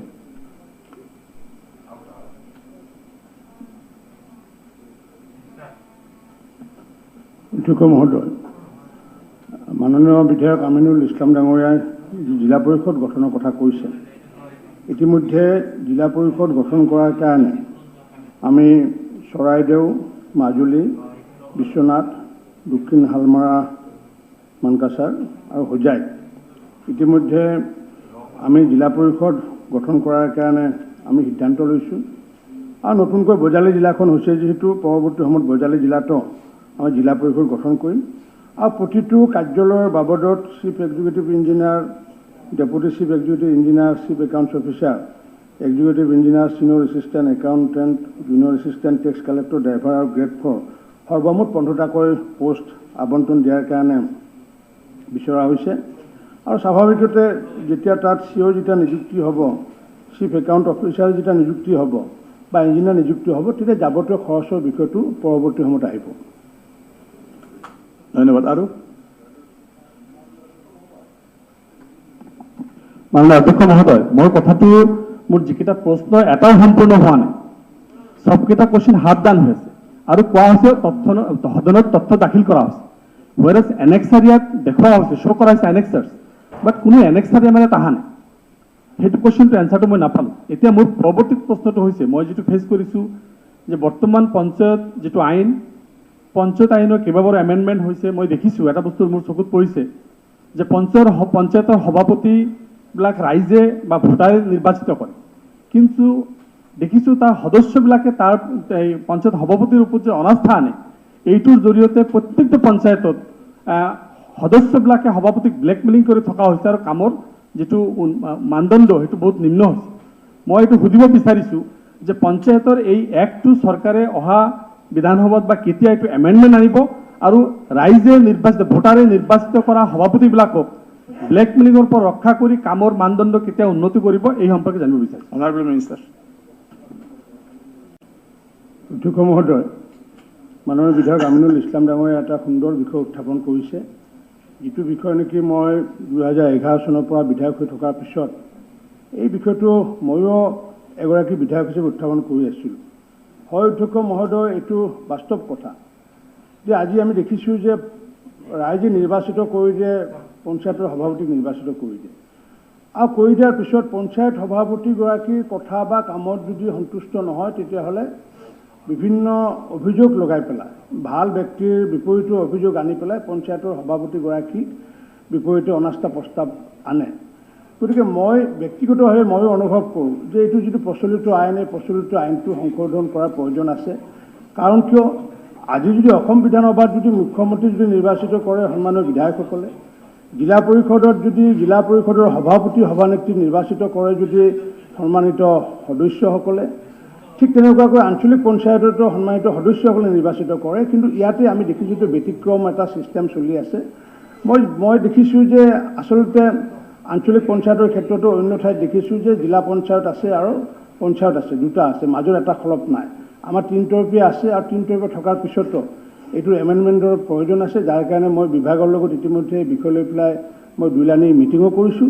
নিশ্চিতভাৱে বিধায়ক আমিনুল ইছলামৰ কথাত ময়ো সঁহাৰি জনাইছোঁ। ধন্যবাদ। এতিয়া কমলক্ষ পুৰকাষ্ট।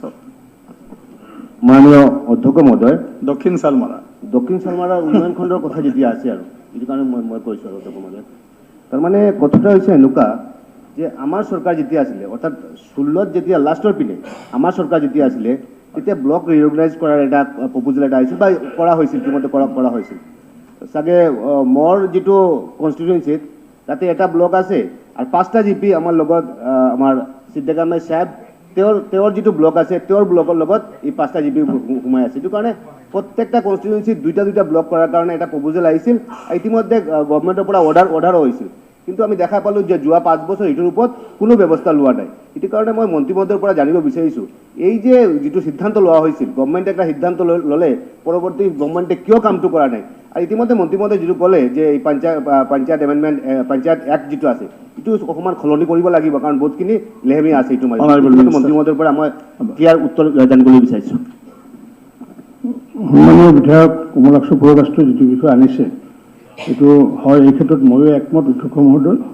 আৰু ইতিমধ্যে আমি যে বহু ঠাইত দেখিছোঁ যে সমষ্টি এটা কিন্তু দুটা সমষ্টি লৈ পেলাই, যেনেকুৱাকৈ সৰভোগ আৰু জোনিয়াক লৈ পেলাই, চকচকা ব্লক এটা গঠন কৰা আছে। ঠিক তেনেকুৱাকৈ বিভিন্ন ঠাইত এই বিষয়টোৰ সমস্যা আছিলে, কাৰণ আছিলে, যাৰ কাৰণে যোৱাবাৰ আমাৰ অসম চৰকাৰৰ গ্ৰামীণ পঞ্চায়ত বিভাগে ব্লক ৰিঅৰ্গনাইজ কৰাৰ কাৰণে প্ৰচেষ্টা ইতিমধ্যে কৰিছে। প্ৰায় নতুনকৈ 45টা ব্লক আমাৰ নতুনকৈ হোৱাৰ সম্ভাৱনা আছে, আৰু বিত্ত বিভাগৰ লগত এই বিষয়ে আমাৰ যোগাযোগ চলি আছে।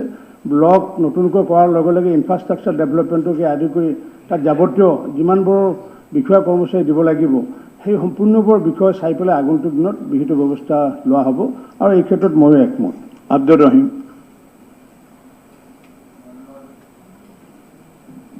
মাননীয় অধ্যক্ষ মহোদয়, আমাৰ মন্ত্ৰী মহোদয়ে পঞ্চায়ত সভাপতিৰ ক্ষেত্ৰত যিটো কথা কৈছে যে ৰাইজৰ দ্বাৰা নিৰ্বাচিত প্ৰতিনিধি, কিন্তু আমাৰ সদস্যসকলে প্ৰভাৱান্বিত কৰাৰ কাৰণে পঞ্চায়তত দেখা যায় আমাৰ কাম কাজখিনি সুচাৰুৰূপে হৈ নুঠে। ঠিক তেনেকৈ আমাৰ মন্ত্ৰী মহোদয়ক মই সুধিব খুজিছোঁ, উদাহৰণ হিচাপে আমাৰ বৰপেটাৰ কথা কৈছোঁ ছাৰ, যে বৰপেটা ডেভেলপমেণ্ট ব্লক আমাৰ দুজন BDO, এজন ফিচাৰী ডিপাৰ্টমেণ্টৰ মানুহ।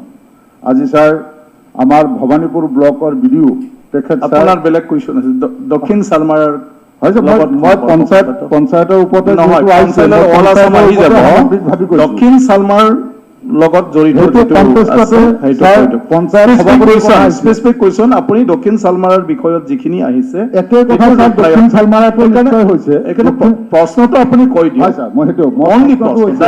যে BDO আমাৰ ডেভেলপমেণ্ট ব্লকৰ BDO বিলাক পাৰ্মানেণ্ট নহ'লে তেনেহ'লে ছাৰ আমাৰ কাম কাজবিলাক সুচাৰুৰূপে কেতিয়াও পঞ্চায়তৰ সম্ভৱ নহয়। গতিকে মাননীয় মন্ত্ৰী ডাঙৰীয়া এটা সুউত্তৰ বিচাৰিছোঁ। মন্ত্ৰী মহোদয়।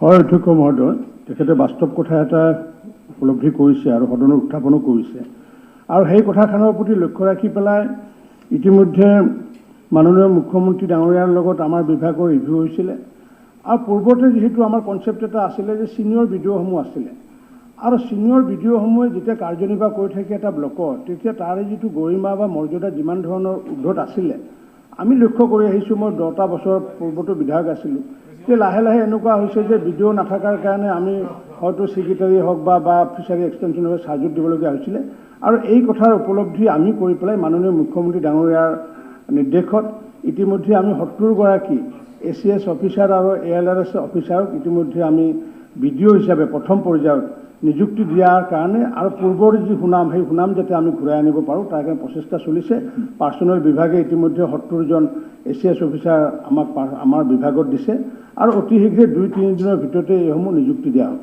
সিদ্ধি গাৰ্মেণ্ট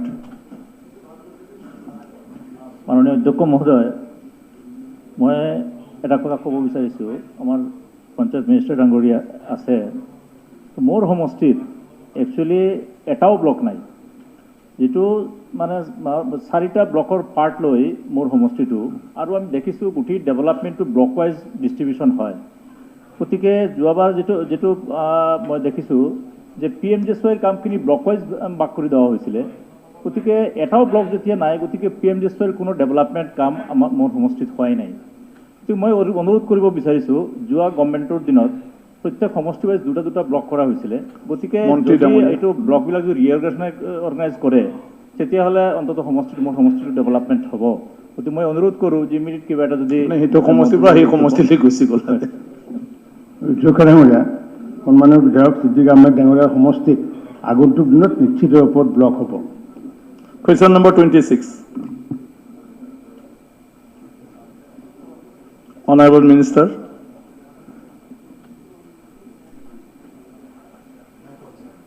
Honorable Minister. সদনসমূহ উত্তৰ দিয়া আছে অধ্যক্ষ মহোদয় মই আপোনাৰ জৰিয়তে জানিব বিচাৰিছোঁ জনস্বাস্থ্য কাৰিকৰী ডিপাৰ্টমেণ্টত জল জীৱন মিছন মানে এটা বৃহৎ অভিযান কাৰণ ঘৰে ঘৰে পাইপেৰে সংযোগ কৰি পানী দিয়াটো কঠিন নহয় ইতিমধ্যে কাম বহুতখিনি আৰম্ভ হৈছে আমাৰ হাজতো আৰম্ভ হৈছে বা আপোনালোকৰ সকলোৰে সমষ্টিতে আৰম্ভ হৈছে কিন্তু ঘৰে ঘৰে পাইপ সংযোগ কৰিবলৈ যাওঁতে ইমানখিনি পাইপৰ প্ৰয়োজনৰ লগত কিমান ঘৰে ঘৰে আৰু আজিকালি প্ৰতিটো ঘৰত দেখা যায় এঘৰতে 2-3 ভাগ হৈ থাকে যে মানে আমাৰ এইটো কঠিন কাম এঘৰত দিলেই নহ'ব তেওঁৰ ঘৰতে চোতালতে 5 ভাগ হৈ আছে গতিকে কিমান পাইপ লাগিব কিমান সংযোগকৰণ কেনেকৈ ধৰণে চলাব এনেকুৱা নেটৱৰ্কিংটো কেনেকৈ কৰিব যোৱা বছৰ দেখা গৈছে অলপ পাইপ কিনিছে আমাৰ চৰকাৰে গতিকে সেইখিনি পাইপেৰে এইখিনি কাম সম্পূৰ্ণ কৰিব নে আমাৰ চৰকাৰ আমাৰ নতুন মন্ত্ৰী আহি পেলাই নতুনকৈ পাইপ কিনি পেলাই আকৌ নতুন ব্যৱস্থা ল'ব বা কেনেকৈ ধৰণে কৰিব এইখিনি অকণ বিতংভাৱে জনালে ভাল হয় মন্ত্ৰী মহোদয় অধ্যক্ষ মহোদয় আমাৰ বিধায়িকা সুমন হৰিপ্ৰিয়া বাইদেউ ডাঙৰীয়ানীয়ে যি বিষয়টো আনিছে তেখেতৰ সমষ্টিত ইতিমধ্যে আমি টোটেল 33,786গৰাকী পৰিয়ালৰ ঘৰলৈ আমি পাইপেৰে পানী যোগান ধৰাৰ সিদ্ধান্ত গ্ৰহণ কৰিছোঁ আৰু আপুনি জানি সুখী হ'ব অধ্যক্ষ মহোদয় ইতিমধ্যে আমি 12,319 আমাৰ জল জীৱন মিছনৰ অন্তৰ্গত যি স্কিম চলি আছে তাত ইতিমধ্যে 12,300 আমাৰ 19টা পৰিয়ালক ইতিমধ্যে সংযোগ কৰা হ'ল আৰু ইতিমধ্যে এই সমগ্ৰ হাজো সমষ্টিটোৰ কাৰণে আমি প্ৰায় 76 কৰোৰ টকাৰ ইতিমধ্যে কাম আগন্তুক দিনত চলিছে বা চলি আছে আৰু কোনো মানুহ লেপটপ নাথাকে অধ্যক্ষ মহোদয় কাৰণ কিয় মাননীয় প্ৰধানমন্ত্ৰী নৰেন্দ্ৰ মোদী ডাঙৰীয়াই বাৰ কৈছে যে প্ৰতিঘৰ মানুহে যাতে এনেকুৱা ট্ৰিটেড ৱাটাৰ পায় এইটো আমাৰ অকল পানী যোগান নহয় বিশুদ্ধ শব্দটো লিখা আছে ট্ৰিটেড ৱাটাৰ এইকাৰণে কোৱা আছে যে যেহেতু ইতিমধ্যে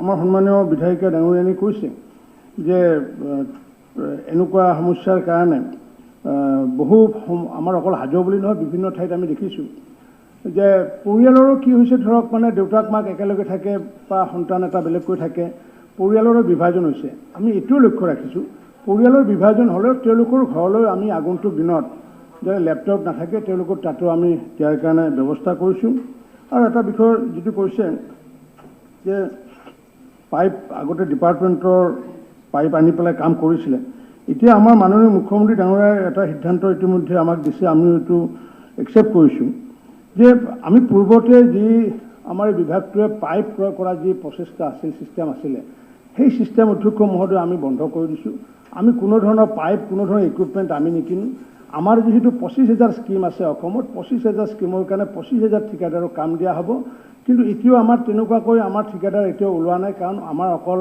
প্ৰায় মাত্ৰ 1700 আমাৰ ঠিকাদাৰ আছিলে পাব্লিক হেল্থত আমি এতিয়া PWD আৰু বাকীবোৰক লৈ পেলাই প্ৰায় 5,000 পৰা 6,000 ঠিকাদাৰ পাইছোঁ গতিকে যাৰ কাৰণে কামবোৰ ক্লাষ্টাৰ কৰিব লাগিব হয়তো কিন্তু আমি কোনো ধৰণৰ প্ৰকিউৰমেণ্ট আমি নিজে নকৰোঁ আমাৰ যি প্ৰকিউৰমেণ্ট কৰিব ঠিকাদাৰে কৰিব তেওঁ বিল থাকিব প্ৰেছক্ৰাইব ৰেট আছে আৰু সেইটো আধাৰত কামবোৰ হ'ব আগৰ দৰে পাইপৰ কিনা এইটো ডিপাৰ্টমেণ্ট নহ'ব পাইপ সংযোগ কৰা বিভাগে হ'ব মোৰ দ্বিতীয় প্ৰশ্নটো যিহেতু বিশুদ্ধ খোৱাপানী বুলি ক'লে যে আমাৰ খোৱাপানীৰ কাৰণেই য'তৰ যিমান বেমাৰ হয় পেটৰ হওক কেঞ্চাৰ হওক খোৱাপানীত আৰ্ছেনিক পোৱা যায় বা বেলেগ ধৰণৰ ইম্পিউৰিটিজ পোৱা যায় গতিকে জল জীৱন মিছনৰ যিটো আমাৰ ৱাটাৰ ছাপ্লাই স্কিমত নতুনকৈ পুনৰুদ্ধাৰ কৰি বা ভাল কৰি পেলাই অকণমান মডিফাই কৰি পেলাই যিটো জল জীৱন মিছনৰ খোৱাপানীৰ ব্যৱস্থা কৰা হৈছে তাত ৱাটাৰ ট্ৰিটমেণ্টৰ কিবা ব্যৱস্থা থাকিব নেকি বা ৱাটাৰ পানীটো পৰীক্ষা কৰাৰ কেনেকুৱা ধৰণৰ কিবা থাকিব নেকি ব্যৱস্থা সেই সম্পৰ্কে আমাক জনালে ভাল হয়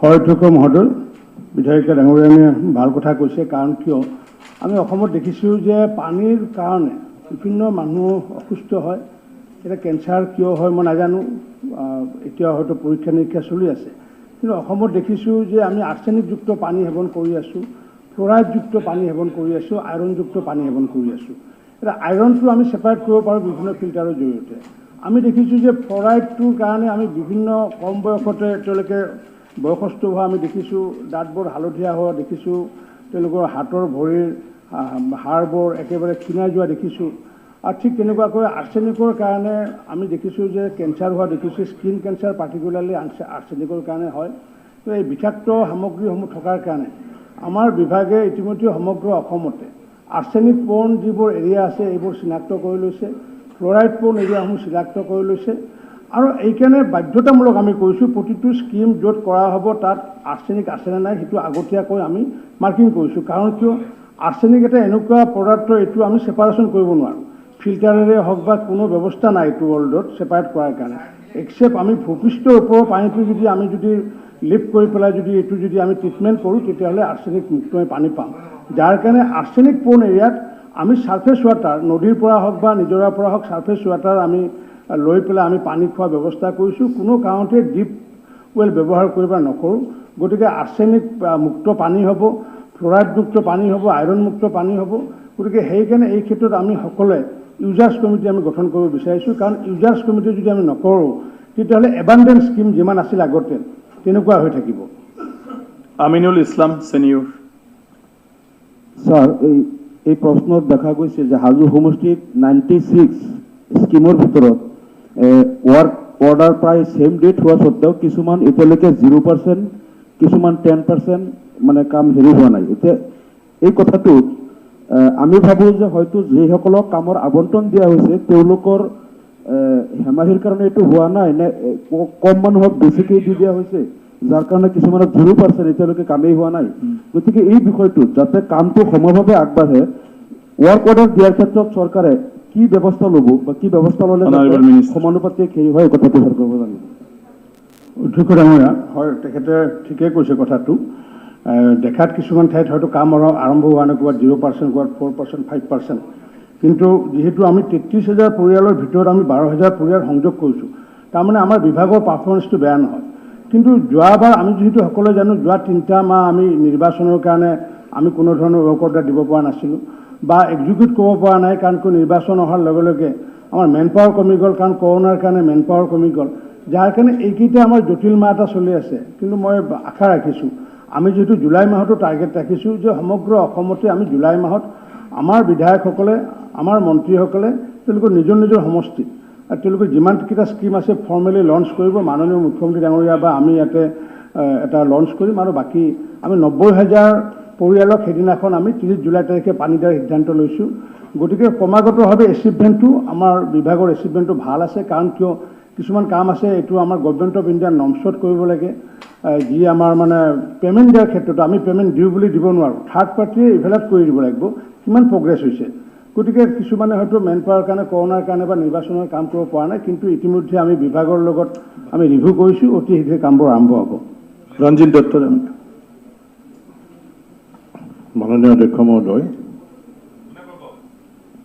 জল জীৱন মিছন এইটো কেন্দ্ৰীয় চৰকাৰৰ আঁচনি আৰু এই আঁচনি 2024 চনৰ ভিতৰত এই আঁচনি সম্পূৰ্ণ হ'ব লাগিব। এটা ভাল আঁচনি, প্ৰত্যেক ঘৰ মানুহৰ ঘৰলৈ পানী পাইপৰ যোগেদি খোৱা পানী, বিশুদ্ধ খোৱা পানী যোৱাৰ ব্যৱস্থা হ'ব।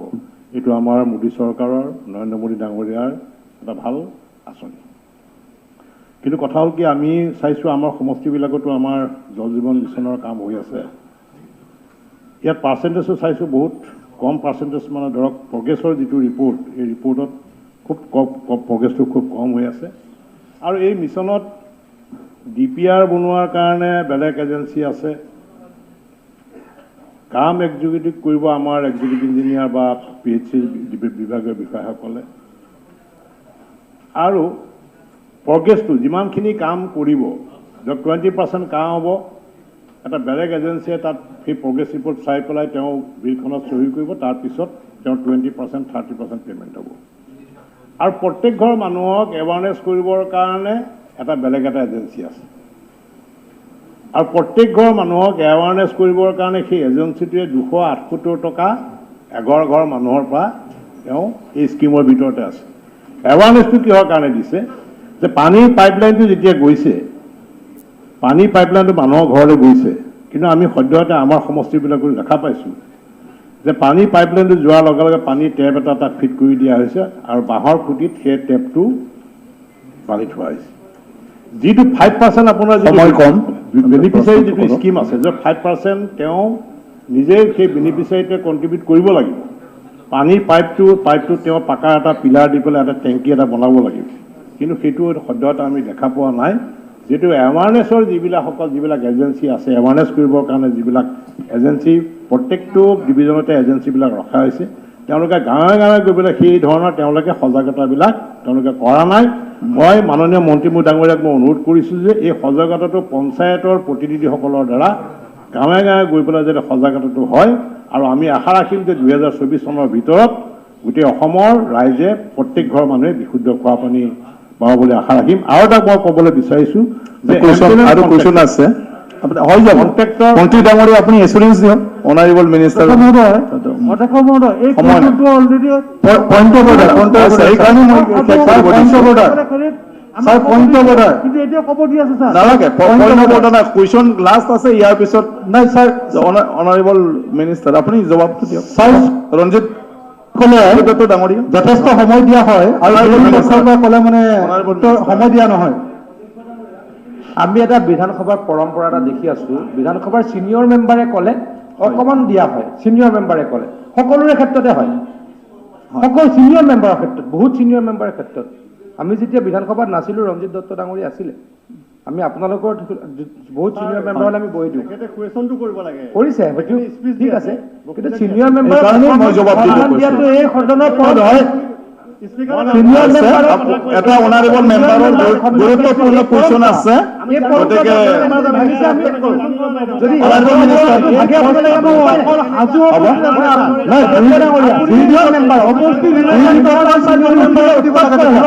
তেতিয়া আমাৰ ক'ব লগা একো নাই, তেতিয়া আমাৰ ক'ব লগা একো নাই। বিৰোধী পক্ষৰ ছিনিয়ৰ মেম্বাৰকো দিয়ক, বহিব, তেতিয়াহ'লে বিৰোধী পক্ষৰ কমলক্ষ বহি যাব। অনাৰেবল মিনিষ্টাৰ, অধ্যক্ষ ডাঙৰীয়া, অনাৰেবল মিনিষ্টাৰ, অধ্যক্ষ ডাঙৰীয়া, মাননীয় অধ্যক্ষ জ্যেষ্ঠ বিধায়ক ৰঞ্জিত দত্ত ডাঙৰীয়া যিটো বিষয় আঙুলিয়াইছে, অনাৰেবল মিনিষ্টাৰ, যিটো বিষয় আঙুলিয়াইছে এটা গুৰুত্বপূৰ্ণ বিষয়। কাৰণ কিয়, মই মন্ত্ৰী হোৱাৰ পিছত এইটো উপলব্ধি কৰিছোঁ যে আজি চাওক, অসমত আমাৰ ভগৱান প্ৰদত্ত বৰষুণ ছমা ধৰি আছে। আমি 20 ফুট ঠাই বিশেষকৈ কমলপুৰ সমষ্টিত 20 ফুট খান্দিলে পানী অট'মেটিক ওলাই থাকে। আমি সেইবোৰ অঞ্চলত য'ত য'ত পানী এভেইলেবল আছে, সেইবোৰ অঞ্চলত মানুহে এই স্কিমটো লৈ পেলাই সিমান সজাগ হোৱা নাই। গতিকে সজাগতা নিশ্চিত ওপৰত প্ৰয়োজন আছে। আৰু তেখেতে PRAৰ কথা কৈছে, যিহেতু পূৰ্বতে যিমান এবাণ্ডেঞ্চ স্কিম আছিলে, আমাৰ এই প্ৰকল্পৰ জৰিয়তে আগন্তুক দিনত কোনো এটা এবাণ্ডেঞ্চ স্কিম নাথাকে। কিন্তু ইয়াৰ নিশ্চয়তা প্ৰদান কোনে কৰিব লাগিব আমাৰ পঞ্চায়তৰ প্ৰতিনিধিসকলে, কাৰণ এই স্কিমবোৰ চলাব লাগিব পঞ্চায়তে। তো নিশ্চিত ওপৰত এৱাৰনেছৰ যিটো আমাক হেৰি দিছে, আমাৰ এইটো এৱাৰনেছৰ স্কিম আছে, কিন্তু কৰোণাৰ কাৰণে আমি এৱাৰনেছ কৰিব পৰা নাই অধ্যক্ষ মহোদয়। পৰৱৰ্তী সময়ত বিশাল আমি সভা সমিতি পাতি পেলাই প্ৰতিটো সমষ্টিত প্ৰতিটো পঞ্চায়তত ইতিমধ্যে আমি সভা কৰাৰ সিদ্ধান্ত গ্ৰহণ কৰিছোঁ। Question number 27. Question number 27. Honorable Minister. উত্তৰসমূহ সদনৰ সময় নাই, ডাইৰেক্ট এটা কুৱেশ্যন আপুনি কৰি দি দিয়ক সাপ্লিমেণ্টাৰী।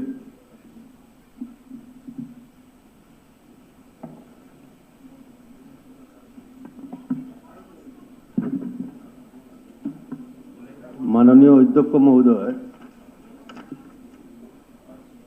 বদরপুর বিধানসভা সক্রিয় জনস্বাস্থ্য কারিগরি বিভাগের গ্রামীণ প্রকল্পগুলো সঞ্চালকের অনেক দেরি হয়ে পড়েছে এবং এই প্রকল্পগুলোর সম্ভাবনা হওয়ার কারণ কি তা জানার অনুরোধ রইল। আর দ্বিতীয় কথা হল, প্রকল্পগুলো সংস্কার না করায় উক্ত এলাকায় জনসাধারণের অপরিযুক্ত পানীয় জল পেয়ে অসুস্থ হয়ে গেছে। এই বিষয়ে সরকার অবগত কি? যদি সরকার এই বিষয়ে অবগত, তাহলে এই প্রকল্পগুলো অবিলম্বে সংস্কার করে পানীয় জল খোয়ার ব্যবস্থা করে দেওয়া হোক। Honourable minister. অধ্যক্ষ ডাঙৰীয়া, আমাৰ হাজোৰ বিষয়টো যেনেকুৱা ঠিক তেনেকুৱাকৈ বদৰপুৰৰ বিষয়টো তেনেকুৱা। আমি ইতিমধ্যে বিভাগে তেখেতৰ কোটি টকা খৰচ কৰি পেলাই আমি বদৰপুৰ সমষ্টিত এই কামটো কৰাৰ কাৰণে ইতিমধ্যে আমি সিদ্ধান্ত গ্ৰহণ কৰিছোঁ আৰু 56,851টা পৰিয়াললৈ আমি কানেকশ্যন ইতিমধ্যে দিম। কিন্তু এইটো ঠিক যে আমাৰ যি পাৰফৰ্মেঞ্চ আমি দেখিছোঁ বদৰপুৰত আমি এতিয়ালৈ 4,481টা ঘৰ দিব পাৰিছোঁ। মানে আমাৰ ইন কম্পেৰিজন যদি আমি হাজোৰ যদি চাওঁ, তেতিয়াহ'লে ইয়াতে পাৰফৰ্মেঞ্চটো ভাল নহয় এইটো কাৰণে অধ্যক্ষ ডাঙৰীয়া যে তাত ঠিকাদাৰৰ অভাৱ, আৰু তাত নট অনলি বৰাকপুৰ, শুধু বরাকপুরে নয়, সমগ্র কাছারে ঠিকাদারের অভাব রয়েছে। যে আগামী দিন আমরা একটা কাজ করব, অন্য গুয়াহাটির থেকে বা ডিব্রুগড় থেকে আমরা ঠিকাদার ওই জায়গায় পাঠাবো। আমি আপনাকে অনুরোধ করেছি ওইগুলা ঠিকাদার যাওয়ার পরে যাতে কাম করার সুযোগটা দেন যেতে। সেকেন্ড সাপ্লিমেন্টারি আৰু আছে না? আৰু নাই, thank you. Question hour over. কাৰ্যসূচী নং 2 মাননীয় একো কথা নচলে। আইটেম নম্বৰ 2 এতিয়া নতুন বিধায়কসকলৰ সময়। এতিয়া অসম বিধানসভাৰ প্ৰক্ৰিয়া আৰু কাৰ্য পৰিচালনাৰ নিয়মাৱলী পেজ 2 নং দফাৰ অধীনত নিম্ন উল্লেখিত সদস্য কেইগৰাকীয়ে নিম্ন উল্লেখিত বিভাগসমূহৰ মাননীয় মন্ত্ৰীৰ মনোযোগ আকৰ্ষণ কৰিব। নতুন মন্ত্ৰীসকল কি তেনেকুৱাটো বিচাৰে না আলোচনা কৰাটো বিচাৰে? মানে নতুন বিধায়কৰ এতিয়া এমএলএ হোৱা যদি এমএলএ আৱাৰ্ছত এমএলএ খিনি কথা নকয় তো মই স্যার পয়েন্ট অফ অর্ডার থাকিলে দিব লাগে, অলপ শুনিব লাগে। স্যার অধ্যক্ষ মহোদয়, এই সাপ্লিমেন্টারি যেটো আছে আমাৰ পৰম্পৰালৈ এখাৰ কথা আছে। আপনি যেতিয়া আপোনালোকে বহি পেলে দিব মই কৈ আছো বহকচোন। কমলক স্যার বহকচোন, তুমি বহুত কলা। অধ্যক্ষ মহোদয়, প্ৰত্যেকটো পাৰ্টিৰ পৰা বহকচোন বহকচোন প্ৰত্যেকটো পাৰ্টিৰ পৰা সাপ্লিমেন্টাৰি দিব লাগে। গতিকে মই কৈ আছো সাপ্লিমেন্টাৰি কেনেকুৱা হয়। পৰম্পৰা এইটো আমি পৰম্পৰা কোনো নচলে, পৰম্পৰাত কোনো নচলে। ৰুল আছে, ৰুলতে চলিব। ৰুলত পৰম্পৰা যদি সোমাব লাগে সেইটো আমি পিছত বিজনেছ এডভাইজাৰী কমিটি আছে, ৰুল কমিটি আছে, ইয়াত আমি ঠিক কৰি ল'ম। পইণ্ট অফ অৰ্ডাৰ আপুনি ৰুলটো পঢ়ি দিয়ক। আপুনি কোনটো ৰুলত ৰুলটো কৈ দিয়ক। নাই নাই, এইটো নহয় point of order. Point of order কৈ দিয়ক কোনটো ক্ষেত্ৰত নহয়। মই সেইকাৰণে আপুনি জ্যেষ্ঠ বিধায়ক, আপুনি আগৰ পৰাই জানে এছেম্বলিৰ প্ৰচিডিউৰটো। এতিয়া বিধায়কসকলৰ আৱাৰ আছে। কোনটো প্ৰশ্নৰ উত্তৰৰ সময় হৈ গ'ল। ইয়াত প্ৰশ্নৰ ওপৰতো প্ৰশ্ন কৰিব নোৱাৰে, উত্তৰৰ ওপৰতো আপুনি বেলেগে প্ৰশ্ন কৰিব নালাগে, কিন্তু উত্তৰৰ লগত কিবা যদি বুজিবলগীয়া থাকে সাপ্লিমেন্টাৰি হ'ব পাৰে। ৰুলৰ লগত চলক সকলোৱে। আমি নিয়ম নীতি যদি নচলো ৰুল মতে চলক না। বহকচোন, এইটো ৰুলে কৈছে যেতিয়াই স্পীকাৰ স্পিকাৰে কয় তেতিয়া বহিব লাগে বহা কমলক্ষ অধ্যক্ষ ডাঙৰীয়া এটা ভুল অনাৰেবল কাজিয়া কৰা বিধানসভা আমাৰ অধ্যক্ষ ডাঙৰীয়া পৰম্পৰা আৰু ৰুল লৈ এটা সমস্যা এটা হৈছে ময়ো ফিল কৰিছোঁ যিহেতু আপুনি প্ৰায় 17 বছৰ ধৰি সংসদত আছিলে গতিকে পৰম্পৰা হয়তো অলপ আপুনি আমাৰ বিধানসভাৰ যি পৰম্পৰা সেই বিষয়ে আপুনি অৱগত নহয় গতিকে আপুনি ৰুল মতে যাব লাগিব যেহেতু পৰম্পৰাৰ বিষয়ে আপুনি অৱগত নহয় গতিকে ডেফিনেটলি আপুনি ৰুল মতে যাব লাগিব কিন্তু আমি পৰম্পৰাৰ কথাও যেতিয়া মানিম বুলি কৈছোঁ গতিকে আমি অতি সোনকালে এখন BAC পাতি যাতে ৰুলৰ বিষয়ে আৰু পৰম্পৰাৰ বিষয়ে এটা ডিছকাশ্যন কৰোঁ তাৰ কাৰণে মই আপোনাক অনুৰোধ কৰিছোঁ হওক ছাৰ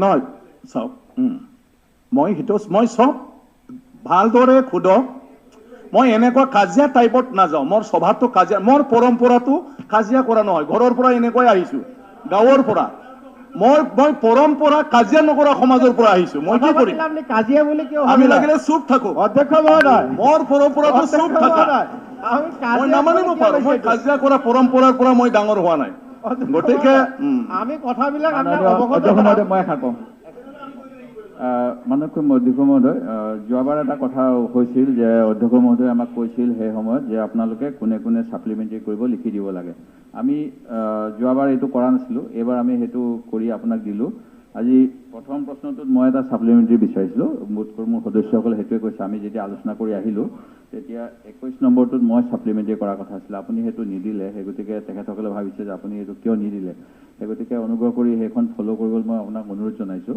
আৰু যেতিয়া সদনত প্ৰশ্নৰ উত্তৰ আমাৰ বহুতৰে আনষ্টাৰ্ট আহি যায় আনষ্টাৰ্ট আহি গ'লে তাত যদি বিসংগতি থাকে সেইখিনি এই দ্বিতীয় কাৰ্যসূচীলৈ যোৱাৰ আগতে নোট কৰি লৈছিলে আগৰ অধ্যক্ষই যাতে বিভাগক তেখেতে জনাই দিব পাৰে যে আজিৰ যিটো কুৱেশ্যন আছিলে দুৰ্ভাগ্যক্ৰমে সেইটো আনষ্টাৰ্ট হ'ল বা সময় নহ'ল সেই গতিকে যিটো ভুল যাতে নাযায় আজিৰ কথাটোত সেই গতিকে সেই সুযোগটো দিব লাগে সকলোকে এইটো মই আপোনাক বিবেচনা কৰিবলৈ অনুৰোধ কৰিছোঁ এই বিষয়ত BACৰ কোনো প্ৰয়োজন নাই sir under rule 300 sir under rule 300 মাননীয় অধ্যক্ষ মহোদয় মই একদম স্পেচিফিক পইণ্ট অফ অৰ্ডাৰ এটা ক'ব বিচাৰিছোঁ যিটো আমাৰ সংসদীয় পৰিক্ৰমা মন্ত্ৰী ডাঙৰীয়াই কৈছে যে ৰুল আৰু পৰম্পৰা লৈ আমাৰ এটা বুজাবুজিত অসুবিধা হৈছে মই সংঘাত বুলি নকওঁ কিন্তু যোৱাকালি এটা ডাঙৰ আপোনাৰ পইণ্ট অফ অৰ্ডাৰৰ যোগেদি অৰ্ডাৰ নথকা এটা হ'ল যে মাননীয় আমাৰ মুখ্যমন্ত্ৰী ডাঙৰীয়াই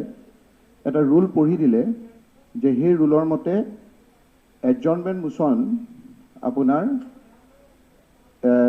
স্পিকাৰে ডিচিশ্যন ল'ব উইদাউট আমাৰ এডজৰ্ণমেণ্ট মোচনৰ এডমিচিবিলিটিৰ ওপৰত কোৱাৰ আগত মুখ্যমন্ত্ৰী ডাঙৰীয়াই ঠিকেই সুধিছিলে যে কোনটো ৰুল মতে আপোনালোকে কোৱাটো বিচাৰিছে ইয়াত স্পেচিফিক ৰুল আছিলে আমি কালি পঢ়িবলৈ যত্ন কৰিছিলোঁ অধ্যক্ষ মহোদয় মই কেৱল আপোনাৰ অৰ্ডাৰত আনিবৰ কাৰণেহে এই কথাখিনি কৈছোঁ স্পেচিফিকলি লিখা আছে যে mode of asking for leave to move adjournment motion 61 the speaker if he gives consent under rule 56 and hold that the matter proposed to be আমি কালি propose কৰিছিলোঁ discussion হোৱা নাছিল proposed to be discussed in order shall after the questionৰ পিছত দিছিলোঁ আমি and before the list of business is entered upon বেলেগ business অহাৰ আগত আমি দিছিলোঁ call the member concerned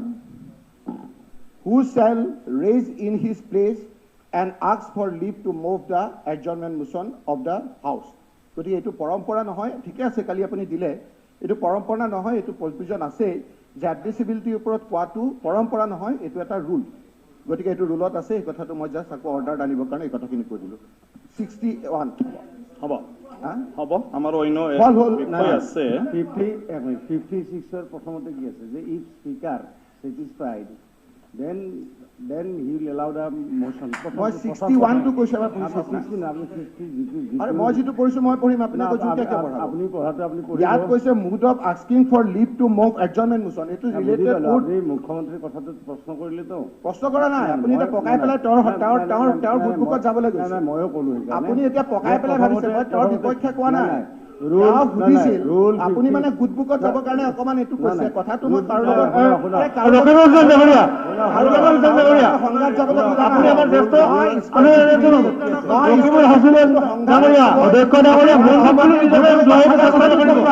আমাৰ দলৰ নেতা মুখ্যমন্ত্ৰী ডাঙৰীয়া আমাৰ দলৰ নেতা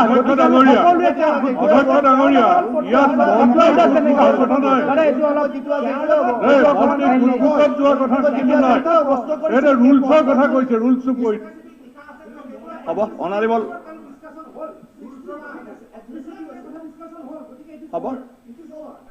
হ'ব অলৰেডি অনাৰেবল সেইটোক লৈ তৰ্ক হ'ব নালাগে হ'ব আজি আকৌ পুনৰ ৰুলৰ ওপৰত কোনো আলোচনা নহয় Sir, under Rule 300, sir, attention, bring your attention, sir, under Rule 300, ডাঙৰীয়াই কৈছিল যে প্ৰথম ৰুল বিষয়টো অনাৰ সময়ত তাতে প্ৰথম লাইনটোতে কি লিখা আছে আপুনি পঢ়ি চাওক তাত কৈছে ইফ স্পীকাৰ ছেটিছফাইড তেতিয়াহে স্পীকাৰে সেইটো এলাউ কৰিব তাৰপিছত তাত এডমিচিবিলিটিৰ কথাটো তাত স্পেচিফিক লিখা নাই আপোনালোকে চাওক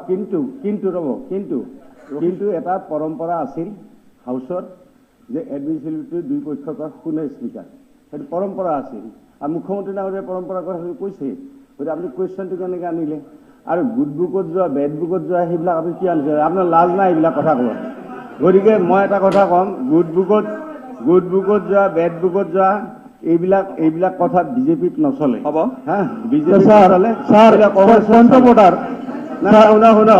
এইবিলাক কংগ্ৰেছত চলে কিয় জানেনে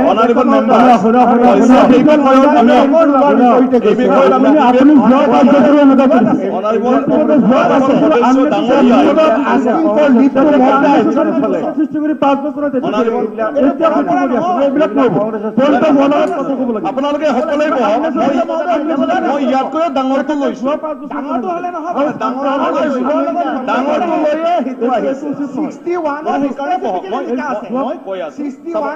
মই কৈ আছো যদি সকলোৱে স্পীকাৰ হ'ব খোজে তেনেকুৱাতো হাউচখন কেনেকৈ চলিব গতিকে চাওক এইটো যোৱাকালি গুচি যোৱা আৰু এই বিষয়ত যেটো উল্লেখ কৰিছে এটা পৰম্পৰা যেহেতু ডাঙৰ দীঘল হ'ল মানুহৰ স্বভাৱ চৰিত্ৰ সেইবোৰ হ'ল জীৱনৰ লগত সম্পৰ্ক কিছুমান ভগৱানে সৃষ্টিতে দি দিয়ে কেতিয়াবা গাতে পাই যায় কেতিয়াবা সংঘত পাই যায় সমাজত পাই যায় আৰু হিতুৰ পৰা এৰি চলাটো বহুত মুস্কিল যেনেকৈ মই ইয়াত স্পীকাৰ হোৱা আমাৰ সিস্টেমটো সমাজ ব্যৱস্থা তেনেকৈ নাই ডাঙৰ মানুহেই নাই আমাৰ সমাজত এটা হি ডাঙৰ পদবীত বহি পালে চলাটো মইহে জানি আছো এতিয়া এই যেটো পৰম্পৰা আৰু ইয়াৰ যেটো পৰম্পৰা গতিকে আমি পৰম্পৰাক লৈ ফালে চলি থাকিলে বহুত বিতৰ্ক হ'ব তাতো কৈ বিএসি আছে আমি অল পাৰ্টি মিটিঙো মাতিব পাৰো আমাৰ অসম বিধানসভাখন মৰ্যাদা পূৰ্ণভাৱে চলাই নিয়াৰ ক্ষেত্ৰত যিখিনি আমি কিছুমান ৰুলক লৈ আমাৰ পৰম্পৰাক লৈ কিছু অকণমান তেনেকুৱা ধৰণৰ মতপাৰ্থক্য আহিছে এইবিলাক আমি কেনেকৈ আঁতৰাই ফালে যাহাতে আহি থকা দিনটোত ভালদৰে প্ৰত্যেকটা বিষয়টোৱে গুৰুত্বপূৰ্ণ প্ৰত্যেকজন সন্মানীয় সদস্যই ইয়াত ক'ব খোজা কথাবিলাক সবতে গুৰুত্ব আছে গতিকে হিতুকে ভালদৰে লৈ যোৱাৰ কাৰণে যদি তেনেকৈ আছে আমি সদনৰ বাহিৰত প্ৰথম আলোচনা কৰি লৈ ফালে সদনৰ মজিয়াত আমি ৰুলটো পাছ কৰি ললে এই সমস্যা স্থায়ী সমাধান হ'ব তো এই ক্ষেত্ৰত ইয়াৰ ইন্টাৰপ্ৰিটেশন যোনে যেনেকৈ লৈ যায় হিফালে যাব ইয়াত প্ৰথম স্পিকাৰৰ মতৰ কথা থাকিল তো ময়তো সেই কাৰণে ক'লো যে স্পিকাৰৰ যেহেতু ক্ষমতা আছে আৰু পাৰ্লিয়ামেণ্ট প্ৰেক্টিছত মোৰো কিবা আছে কি কয় পৰম্পৰাত পৰা মই যেটো পৰম্পৰাৰ পৰা আহিলো গণ্ডগোলটো তাতে হ'ল নহলতো গণ্ডগোল নহলে হয় গতিকে তাত যেটো প্ৰেক্টিছ ইয়াতে হয়তো মোৰ গুৰুসকলে যেটো শিকাইছে আৰু ইয়াত আহি পালে ইয়াতে বহাই থৈ দিলে কোনবা গুৰুৰ তলত মই থাকিব লাগিছিল কিন্তু যত মোক এডভাইস দিয়া মানে কিবাটোই নোহোৱা হৈ গ'ল গতিকে সব ঠিকই আছে সকলৰে এটা নিয়মত চলি আহিছিল যেহেতু ফুটো কৰি চেঞ্জ কৰিলে অলপ মানে সমস্যা হয় কিন্তু আমি হেতু আতৰিম আহি থকা দিনটোত বা নেক্সট সেশনৰ পৰা যাহাতে আমি সব কথাখিনি ঠিক কৰিব পাৰো ইয়াৰ পিছত অনাৰেবল আমাৰ এলওপিয়ে যেটো কৈছে ৰব এইটো ডিবেটৰ কাৰণে কোৱা অধ্যক্ষ মহোদয় খন্তেক আগতে যিটো গুডভোগ শব্দ কৈছে মই আপোনাক অনুৰোধ জনাইছোঁ যে প্ৰচিডিঙৰ পৰা এইটো এক্সপাণ্ড কৰিব লাগে কিন্তু গুডভোগ শব্দ যিটো ইউজ কৰিছে প্ৰচিডিঙৰ পৰা এইটো এক্সপাণ্ড কৰিব লাগে এইটো ৱৰ্ডটো এক্সপাণ্ড কৰক হা যি কি নহওক কোনটো কোনটো বুৰ্বকটো বুৰ্বক না না মোৰ অসমীয়া বুজাতে দিগদাৰ হৈ আছে নহয় এতিয়া হা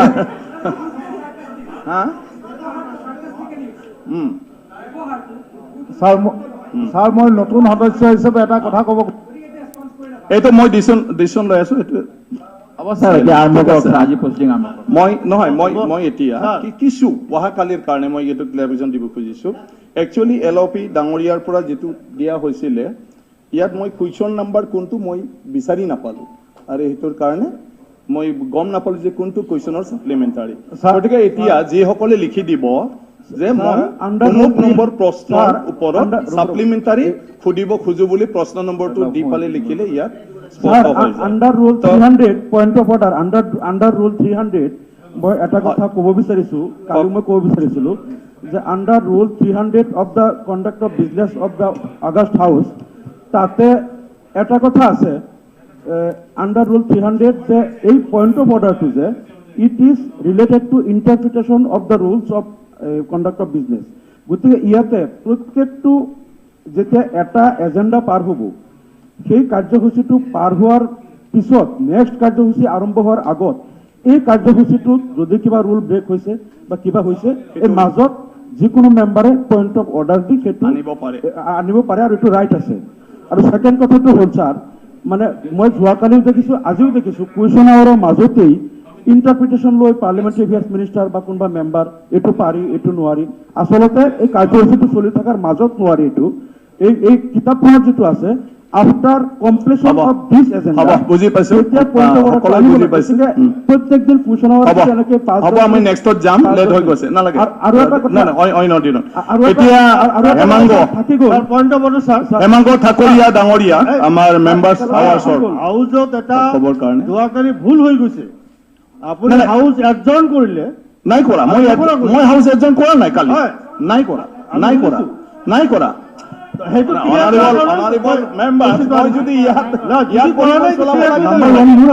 আমি শুনাত হাউচ এডজন কৰা বুলি ঘোষণা শুনিলো এতিয়া সন্মানীয় সদস্য শ্বেয়াৰক যদি তেনেকুৱাই মানে অভিযোগ দি থাকে তেতিয়াহ'লে হাউচখন চলিব কেনেকৈ শ্বেয়াৰক প্ৰটেকশ্যন কোনে দিব মইতো আপোনালোকৰে মই মন্ত্ৰীৰো নহয় চৰকাৰৰো নহয় মই ইয়াত হাউচৰ অনাৰেবল সদস্যসকলৰ গতিকে যেতিয়া কথা কয় কাজিয়া কৰে চবে কোনে কি কৈছে বুজি নাপাওঁ আধা কথা কোনেও নুশুনে এতিয়া মই শব্দটোই বুজি নাপালো এটা এক্সপানশ্যনৰ ডিমাণ্ড আহিছে কিবা আহিছে মানে ক'ত কেতিয়া কি শব্দ কাৰ কাণত পৰিল কোনে কি ক'লে গতিকে সেইকাৰণে পৰিৱেশ আৰু মই এতিয়া এইবাৰৰ পৰা কাণত লগাই দিয়াটো লগাই আছো নেক্সট ছেশ্যনটোত যাহাতে সঠিকভাৱে চবে শুনে মানে কাণত লগাব লাগিব এতিয়া আপোনালোকে হাল্লা কৰিলে মই ইয়াত একো বুজি নাপাওঁ মানে এইফালে তো এতিয়া সেইকাৰণে চব হৈছে এইটো এটা মেম্বাৰসকলৰ কাৰণে অত্যন্ত গুৰুত্বপূৰ্ণ গতিকে মেম্বাৰ্ছ আৱাৰ্ছত মই হেমাংগ ঠাকুৰীয়া ডাঙৰীয়াক অনুৰোধ কৰিছোঁ মাননীয় অধ্যক্ষ মহোদয় আপোনাক ধন্যবাদ জ্ঞাপন কৰিছোঁ যে নিয়ম 23(2)ৰ অধীনত নতুন বিধায়ক হিচাপে মোক কোৱাৰ সুযোগ দিছে অধ্যক্ষ মহোদয় আৰু সদন মই মোৰ সমষ্টি পলাশবাৰী সমষ্টি এনেকুৱা এটা সমষ্টি যিটো সমষ্টি ব্ৰহ্মপুত্ৰৰ চাউথ বেংকৰ গুৱাহাটীৰ পৰা আপ টু মানকাছাৰলৈ দুৱাৰমুখ বুলি অভিহিত হয় আৰু গুৱাহাটীৰ লগত লগ লাগি থকা এটা সমষ্টি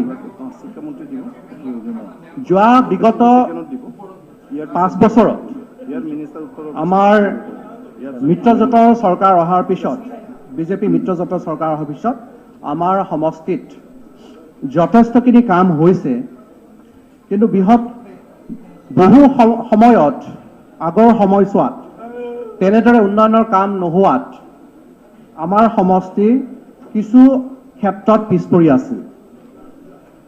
মই 3টা বিভাগত মই আমাৰ পলাশবাৰী সমষ্টিৰ কিছু কথা উপস্থাপন কৰিব বিচাৰিছোঁ, যদিও বহুখিনি সমস্যা আছে। মই পৰ্যটন ক্ষেত্ৰত আৰু স্বাস্থ্য ক্ষেত্ৰত আৰু শিক্ষাৰ ক্ষেত্ৰত কেইটামান আমাৰ সমস্যা আৰু কিছু আমাৰ অভিযোগ আপোনালোকক মই মন্ত্ৰী মহোদয়ক জনাব বিচাৰিছোঁ। মই পৰ্যটনৰ ক্ষেত্ৰত আমাৰ পৰ্যটন মন্ত্ৰী মহোদয়ৰ দৃষ্টি আকৰ্ষণ কৰিব বিচাৰিছোঁ যে আমাৰ পলাশবাৰী সমষ্টিত ঐতিহ্যমণ্ডিত বহুখিনি আমাৰ পৰ্যটনস্থলী আছে। এই পৰ্যটনস্থলীসমূহ মই মন্ত্ৰী মহোদয়ক সংৰক্ষণ কৰা আৰু উন্নতকৰণৰ কাৰণে মই অনুৰোধ জনালোঁ। বিশেষকৈ আপোনালোকে সকলোৱে জানে আমাৰ পলাশবাৰী সমষ্টিৰ গৌৰৱ, আৰু অকল পলাশবাৰী সমষ্টিৰে নহয়, গোটেই অসমৰে এটা গৌৰৱ, চান্দুবি এটা হ্ৰদ আছে পলাশবাৰী সমষ্টিত। এই বৃহত্তৰ চান্দুবি হ্ৰদটো অতি মনোমোহা হয়, আৰু মেঘালয় বৰ্ডাৰত আমাৰ চান্দুবি হ্ৰদটো অৱস্থিত। আৰু আপোনালোকে সকলোৱে জানে 1897 চনতে ভূমিকম্পৰ ফলত এই চান্দুবি হ্ৰদটো সৃষ্টি হৈছিলে, আৰু এনেকুৱাকৈ ভূমিকম্পৰ ফলত সৃষ্টি হোৱা হ্ৰদ অসমত তথা ভাৰতবৰ্ষ বা পৃথিৱীতে বহুত কম আছে।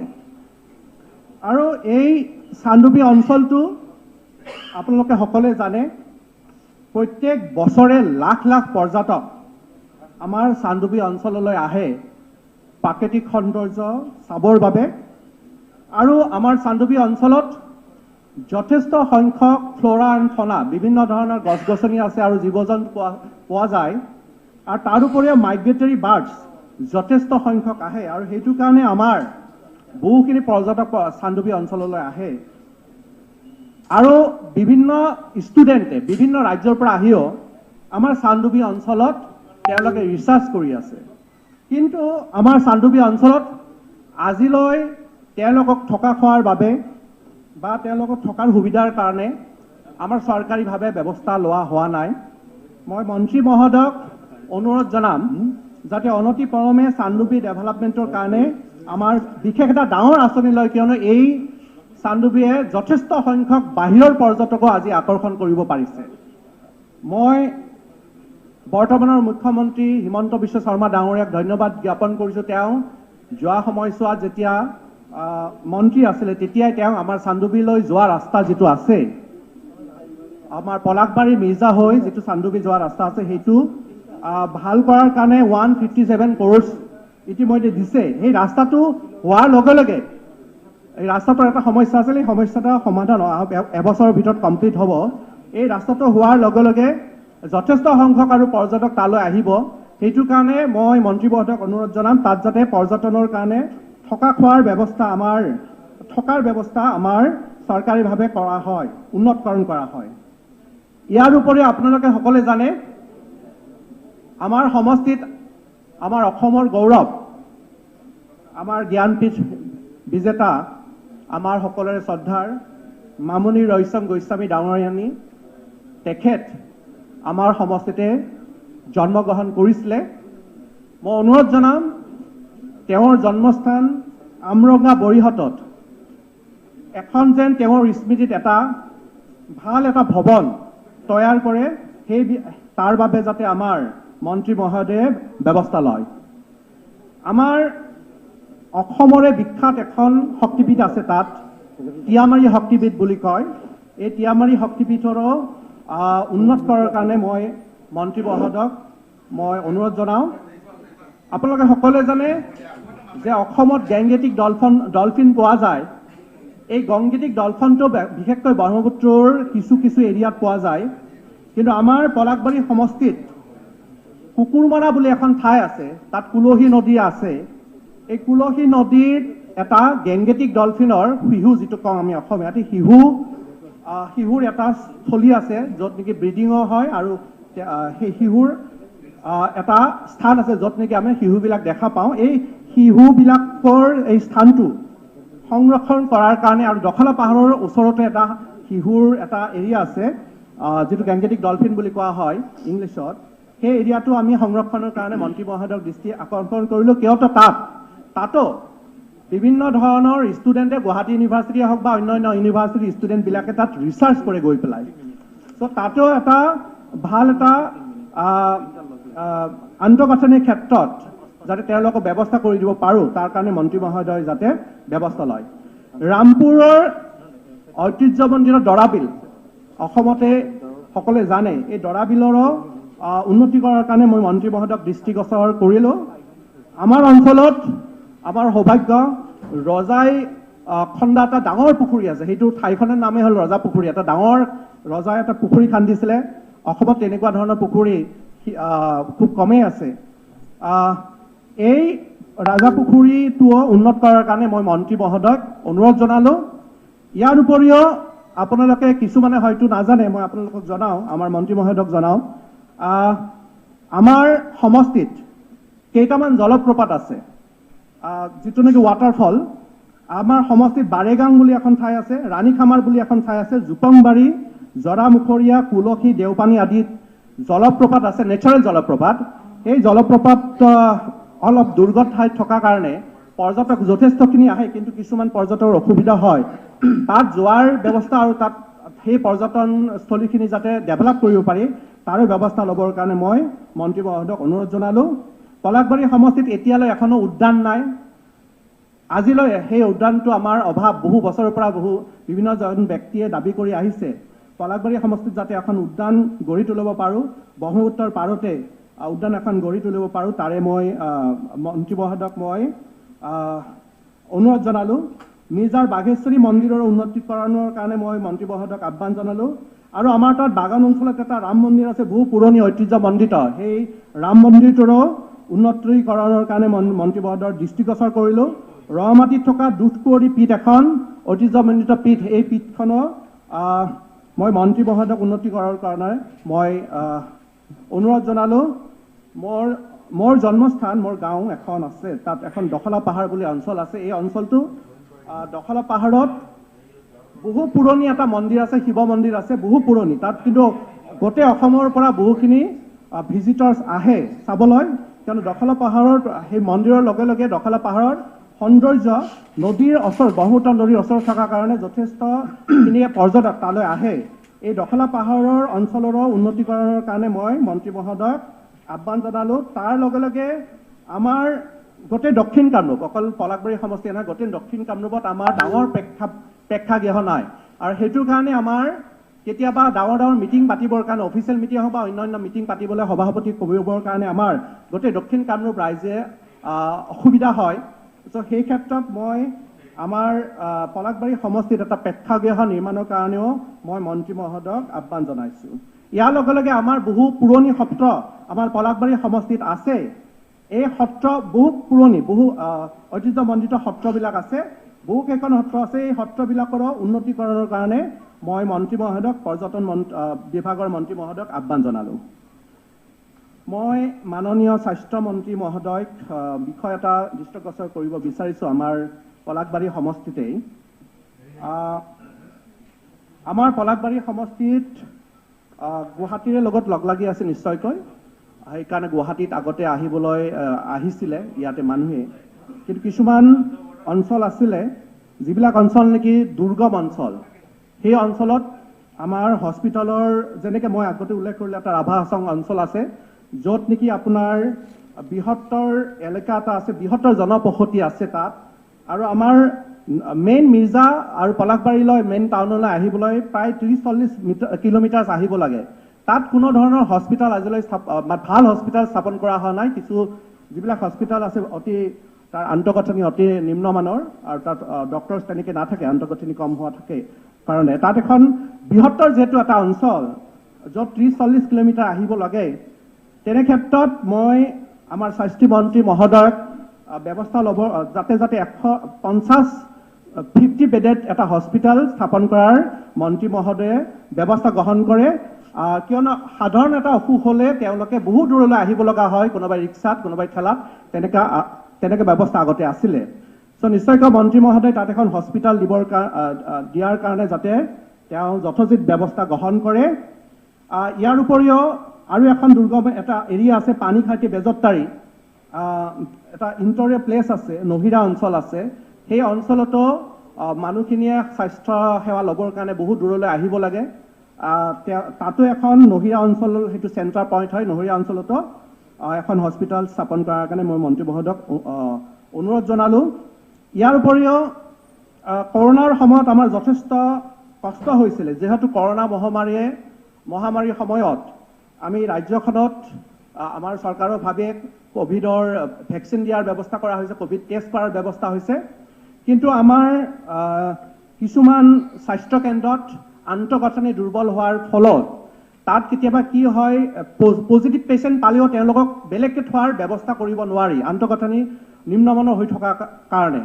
ভেকচিন আৰু কোভিড পেচেণ্ট প্ৰায়বিলাক একেলগে বহিব দিব লগাৰ পৰিৱেশ এটা গঢ়ি উঠিছিলে। চ' সেই ক্ষেত্ৰত মই মন্ত্ৰী মহোদয়ক আন্তঃগাঁথনি যাতে তাত হস্পিটেলবিলাকৰ আন্তঃগাঁথনি অতি কম দিনৰ ভিতৰত যাতে নিৰ্মাণ কৰি উঠে কৰাৰ ব্যৱস্থা লয়, তাৰে মই অনুৰোধ জনালোঁ। ইয়াৰ উপৰিও আমাৰ গোটেই চাউথ কামৰূপৰ, অকল পলাশবাৰী সমষ্টি নহয়, গোটেই চাউথ কামৰূপৰ এটা প্ৰাণকেন্দ্ৰ হয় এইটো ওপৰহালি বিজয়নগৰ। এই ওপৰহালি বিজয়নগৰৰ যদি হস্পিটেলখন BHC ইতিমধ্যে আছে, এই হস্পিটেলখন যদি আমি চাব ডিভিজন বা এখন মডেল হস্পিটেলত পৰিণত কৰোঁ, এটলিষ্ট 100 বেডেড, গোটেই যিহেতু মই আগতে উল্লেখ কৰিলোঁ, গোটেই পলাশবাৰী সমষ্টিটোৱে আপ টু মানকাচাৰলৰ এখন দুৱাৰ দলি হয়, গোটেই বৃহত্তৰ সেই অঞ্চলৰ ৰাইজে গুৱাহাটীলৈ নাহি তাতে চিকিৎসা কৰাৰ ব্যৱস্থা কৰিব পৰা যাব। মন্ত্ৰী মহোদয়ক ইয়াৰে এটা যথোচিত ব্যৱস্থা ল'ব। সন্মানীয় বিধায়ক, আপোনাৰ আৰু 3 মিনিট টাইম আছে, 3 মিনিটত আপুনি শেষ কৰিব। হয়, পলাশবাৰী মিউনিচিপালিটিত যিহেতু আপোনালোকে জানে পলাশবাৰী সমষ্টিৰ নামে হৈছে পলাশবাৰী, আমাৰ যিখন মিউনিচিপালিটি পলাশবাৰী টাউনৰ নামতে পলাশবাৰী সমষ্টিটোৰ নামকৰণ কৰা হৈছে। এই পলাশবাৰী কিন্তু টাউনত যিখন মিউনিচিপালিটিত যিখন হস্পিটেল আছে, স্বাস্থ্যকেন্দ্ৰ আছে, এই স্বাস্থ্যকেন্দ্ৰৰ কিন্তু আন্তঃগাঁথনি অতি নিম্নমানৰ হৈ আছে। সেইটো কাৰণে মন্ত্ৰী মহোদয়ক তাৰ উপৰিও ৰামপুৰ আৰু মিৰ্জা আৰু বৰিহাটত থকা আৰু তাৰ লগে লগে যিবিলাক উপ স্বাস্থ্যকেন্দ্ৰ আছে, সেই স্বাস্থ্যকেন্দ্ৰৰ আন্তঃগাঁথনি যাতে ভাল হয় তাৰে ব্যৱস্থা কৰিবৰ কাৰণে মই মন্ত্ৰী মহোদয়ক অনুৰোধ জনালোঁ। শিক্ষাৰ ক্ষেত্ৰত শিক্ষামন্ত্ৰী মহোদয়ক মই অনুৰোধ জনাওঁ, আমাৰ পলাশবাৰী সমষ্টিটো প্ৰায় 100% মানুহে শিক্ষিত এতিয়া বৰ্তমান।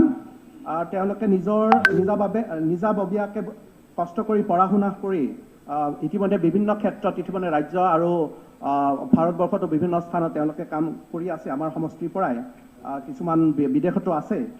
কিন্তু আমাৰ আন্তঃগাঁথনিৰ ক্ষেত্ৰত কিছুমান স্কুল বা কলেজত আন্তঃগাঁথনি যিদৰে হ'ব লাগিছিলে সেইখিনি হোৱা নাই। মই মাননীয় শিক্ষামন্ত্ৰী মহোদয়ক আন্তঃগাঁথনি উন্নত কৰাৰ কাৰণে মই অনুৰোধ জনাম। আৰু আগতে উল্লেখ কৰিছোঁ, ৰাভা হাছং এৰিয়াৰ এটা পুৰণি দাবী আছিলে তেওঁলোকৰ ষ্টুডেণ্টে, এইটো এটা গুৰুত্ব সহকাৰে মন্ত্ৰী মহোদয়ক মই জনাব বিচাৰিছোঁ যে বৃহত্তৰ ৰাভা হাছং এটা এৰিয়া আছে, যিটো এৰিয়াৰ পৰা ল'ৰা ছোৱালীয়ে হায়াৰ ছেকেণ্ডেৰী পঢ়িবৰ কাৰণে 30-40 কিলোমিটাৰ যাব লগা হয়। তো 30-40 কিলোমিটাৰ যদি গৈ পেলাই ল'ৰা ছোৱালীয়ে পঢ়িব লগা হয়, তেতিয়া ল'ৰাজনে আহি পেলাই সি আৰু ভাগৰ লাগে, ৰাতি আৰু আহি পেলাই সি পঢ়িব নোৱাৰে। এই ক্ষেত্ৰত সেই ল'ৰা ছোৱালী সেই অঞ্চলত যদি আমি এটা কলেজ এখন স্থাপন কৰোঁ, অতি শীঘ্ৰে যাতে কলেজ এখন স্থাপন কৰি ল'ৰা ছোৱালীখিনি যাতে তাতে পঢ়িব পাৰে, তাৰে ব্যৱস্থা যাতে আমাৰ মন্ত্ৰী মহোদয়ে কৰি দিয়ে। তাৰ লগে লগে যাতে এটলিষ্ট হায়াৰ ছেকেণ্ডেৰী লেভেললৈ আমাৰ ল'ৰা ছোৱালী তাতে পঢ়িব পাৰে। যিবিলাক হাইস্কুল আছে, হাইস্কুলবিলাকক যাতে হায়াৰ ছেকেণ্ডেৰীলৈ পৰ্যবেক্ষিত কৰিব পাৰি, তাৰে ব্যৱস্থা মন্ত্ৰী মহোদয়ক ল'বলৈ মই অনুৰোধ জনাম। ইয়াৰ উপৰি মই আগতে উল্লেখ কৰাৰ দৰে পানীখাইটি, বেজবতাৰী, সাপত্তাৰী, নহিৰা, চিন্না, পুতলি বুলি এটা বৃহত্তৰ অঞ্চল আছে। সেই অঞ্চলটোতো ঠিকঠাক মহাবিদ্যালয় নাই, সেই মহাবিদ্যালয় এখন তাত স্থাপন কৰি তাৰে ষ্টুডেণ্টবিলাকক যাতে সুবিধা কৰি দিয়ে আৰু তাতো যাতে হাইস্কুলবিলাক হায়াৰ ছেকেণ্ডেৰীলৈ পৰ্যবেক্ষিত কৰিব পাৰি, তাৰে ব্যৱস্থা যাতে মন্ত্ৰী মহোদয় লয়। আমাৰ পুৰণি কিছু ঐতিহ্যমণ্ডিত স্কুল আছে, সেই স্কুলবিলাকৰ ভিতৰত ওপৰহালি হাইস্কুল আছে, ৰামপুৰ হাইস্কুল আছে, RB উচ্চতৰ মাধ্যমিক বিদ্যালয়, Palashbari boys high school, Amranga Borihat high school. এই হাইস্কুলবিলাকৰ আন্তঃগাঁথনি কিন্তু যথেষ্ট দুৰ্বল হৈ আছে। এই স্কুলবিলাকৰ যাতে আন্তঃগাঁথনিৰ ক্ষেত্ৰত আপুনি ব্যৱস্থা লয়, তাৰ মই অনুৰোধ জনালোঁ। আমাৰ গোটেই দক্ষিণ কামৰূপৰ প্ৰাণকেন্দ্ৰ স্বৰূপ এখন দক্ষিণ কামৰূপ কলেজ মহাবিদ্যালয় আছে, আপোনালোকে সকলোৱে জানে। এই দক্ষিণ কামৰূপ মহাবিদ্যালয়ত এতিয়া তাৰ যিহেতু যথেষ্ট প্ৰায় 5,000ৰো অধিক ষ্টুডেণ্ট আছে দক্ষিণ কামৰূপ মহাবিদ্যালয়ত। এই দক্ষিণ কামৰূপ মহাবিদ্যালয়ত অকল আমাৰ সেই অঞ্চলৰে নহয়, বৃহত্তৰ অসমৰ ল'ৰা ছোৱালী, বাহিৰৰ ৰাজ্যৰ ল'ৰা ছোৱালী আহি তাত পঢ়ে। আৰু সেইটোৰ কাৰণে আমাৰ তাত ষ্টুডেণ্টৰ এডমিশ্যনটো বঢ়াব লগাত পৰে, আৰু সেইটো কাৰণে বাঢ়ি বাঢ়ি গৈ এতিয়া 5,000ৰ ওপৰৰ ষ্টুডেণ্ট তাত হৈছে।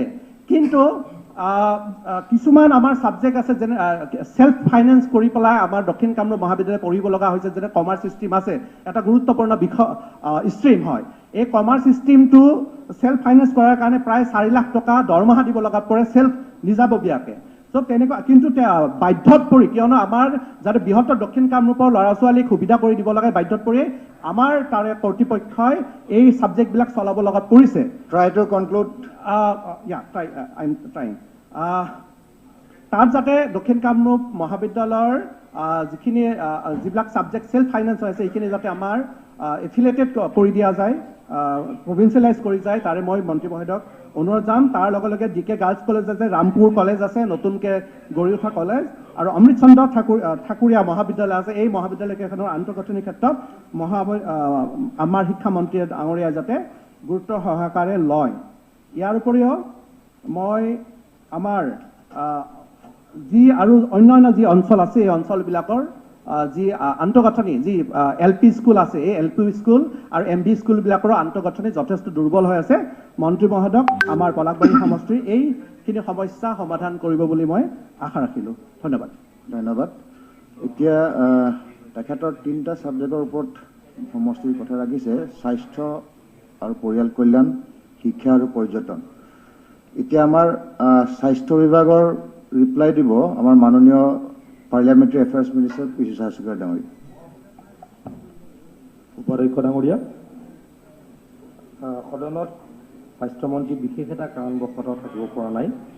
দেশৰ প্ৰধানমন্ত্ৰীৰ লগত ভিডিঅ' কনফাৰেন্স আছে, তালৈকে তেখেত গুচি গৈছে, গতিকে তেখেতৰ হৈ মই উত্তৰ দিবলৈকে ওলাইছোঁ। মাননীয় সদস্যগৰাকীয়ে তেখেতৰ সমষ্টিত চিকিৎসালয়ৰ ইনফ্ৰাষ্ট্ৰাকচাৰ ডেভেলপমেণ্টৰ কথা কৈছে আৰু কেইখনমান নতুন হস্পিটেলৰ কথা কৈছে।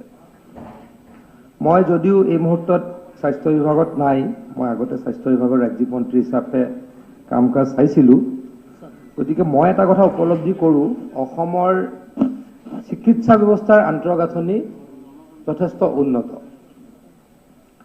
আমি এই মুহূৰ্তত মেডিকেল কলেজ 7খন চলাই আছোঁ, আমাৰ 7খন মেডিকেল কলেজ আছে, আৰু প্ৰায় 6খন মেডিকেল কলেজৰ কাম পূৰ্ণগতিত চলি আছে। প্ৰায় 100খন আমাৰ মডেল হস্পিটেল আছে। মোৰ মনত আছে, মই এদিন কাৰ্বি আংলং জিলাৰ আমাৰ উপাধ্যক্ষ ডাঙৰীয়া সমষ্টিতে গৈছিলোঁ। কাজিৰঙাৰ পৰা প্ৰায় 40 কিলোমিটাৰ ভিতৰত গৈছিলোঁ। পাহাৰীয়া ৰাস্তা যাওঁতে প্ৰায় 1.5 ঘণ্টা লাগিছিলে। তাতে গৈ আমি এখন মডেল হস্পিটেল আৰম্ভণি কৰিছিলোঁ, উদ্ঘাটন কৰিছিলোঁ। মোৰ সেইদিনাখন ফিল হৈছিলে যে ইমান ধুনীয়া আমি এখন মডেল হস্পিটেল পাহাৰৰ ভিতৰত বনাইছোঁ। তাত যথেষ্ট মানুহ দূৰত দূৰত থাকে, মানুহৰ সমাগম অলপ কম। তাৰ পাছত অসমৰ বিভিন্ন জেগাত মই মডেল হস্পিটেল হওক বা অন্যান্য হস্পিটেল হওক নিজ হাতৰে আৰম্ভ কৰা মোৰ মনত আছে।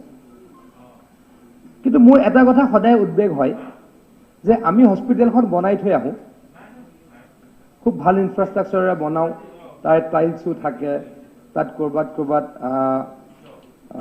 ভালকৈ যিমান পাৰোঁ আমি ভাল ইনফ্ৰাষ্ট্ৰাকচাৰেৰে বনাওঁ, মাৰ্বল থাকে। কিন্তু আমি কি কৰো দেখা পাওঁ, 1 মাহমানৰ পাছতে দেখা পাওঁ হস্পিটেলখন লেতেৰা হৈ গ'ল। মই তেখেতৰ উত্তৰখিনি স্পেচিফিক দিম, কিন্তু মই যিহেতু স্বাস্থ্য বিভাগত আছিলোঁ, এতিয়া নাই, অকণমান মোৰ এক্সপিৰিয়েঞ্চৰ কথা কৈছোঁ। নতুন নতুন হস্পিটেল বনাওঁ, কিন্তু 1 মাহৰ পাছতে আমি কি দেখা পাওঁ, গোটেই পিকৰে ভৰ্তি হৈ থাকে হস্পিটেলখন। ক'ৰবাত আমি চিগাৰেটৰ টুকুৰা পাওঁ। মই এইটো এনেকুৱা মনত আছে, তেজপুৰ মেডিকেল কলেজত গৈ এদিন আমি কৰিছিলোঁ যে মেডিকেল কলেজৰ প্ৰেমিচেছত কোনোৱে তামোল খাব নোৱাৰিব, চিগাৰেটৰ দূৰৰ কথা, তামোল খাব নোৱাৰিব। কিন্তু আমাৰ অসমত আমি এতিয়াও কেতিয়াবা আমিয়ে কৰোঁ, মই অস্বীকাৰ নকৰোঁ, আমাৰ বিধায়কসকলো আমি কৰোঁ, আমি তামোল খাওঁ, আমি ফ্লাছ নকৰোঁ, ভালকৈ পিক পেলাই থৈ গুচি আহোঁ। মই দেখি থাকোঁ, সেইকাৰণে মই কৈছোঁ আমিও কৰোঁ। এইটো মোৰ অভিজ্ঞতাহে শ্বেয়াৰ কৰিছোঁ। ইনফ্ৰাষ্ট্ৰাকচাৰ ডেভেলপ আমি কৰিবই লাগিব, ডেট ইজ মাষ্ট।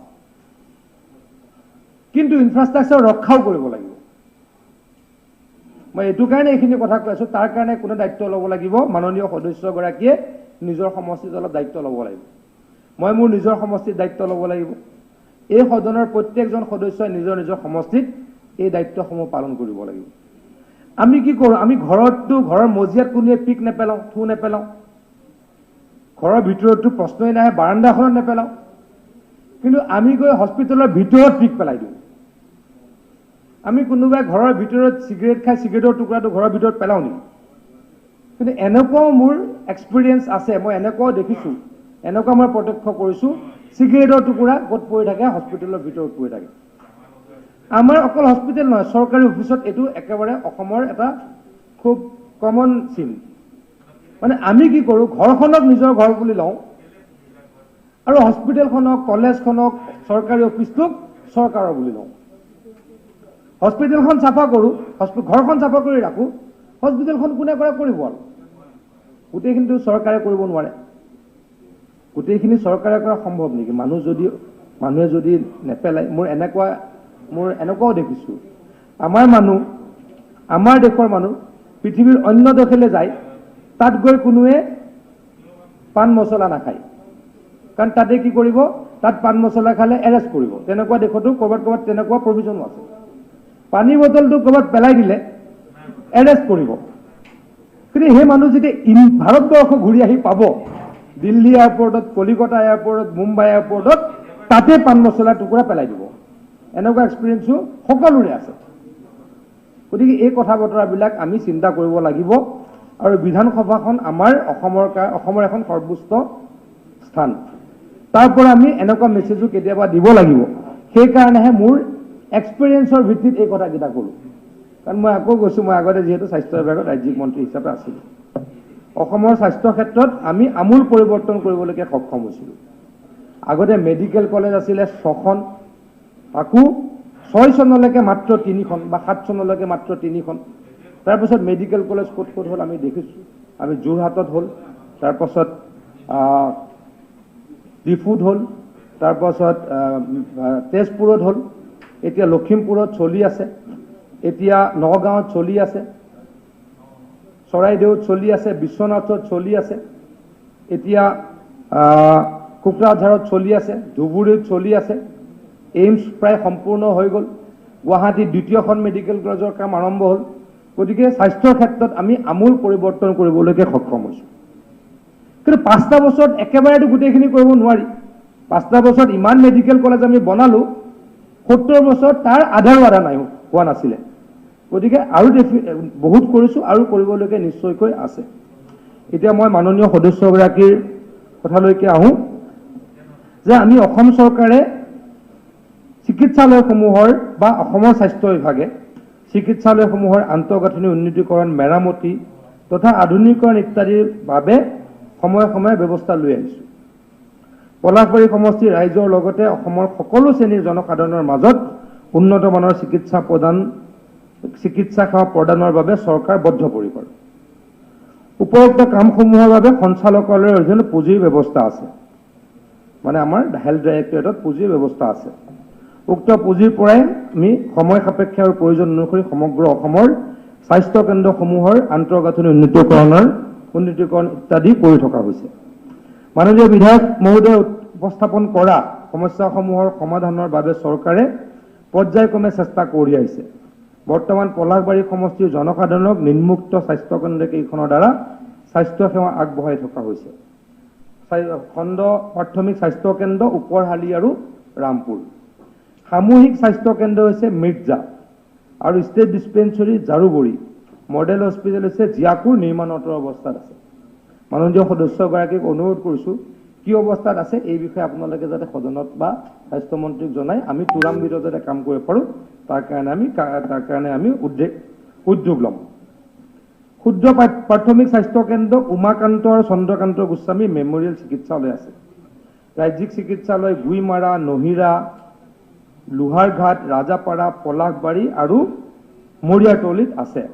উপস্বাস্থ্য কেন্দ্ৰ, সাতপখিলি, গৰুমাৰা, বগামাটি, গোৱালহাটী, মানিকপুৰ, কুলসী, লোহাৰহাট, ৰাজাপুখুৰী, ৰঙামাটি, কুলডুং, লদুগুৰি,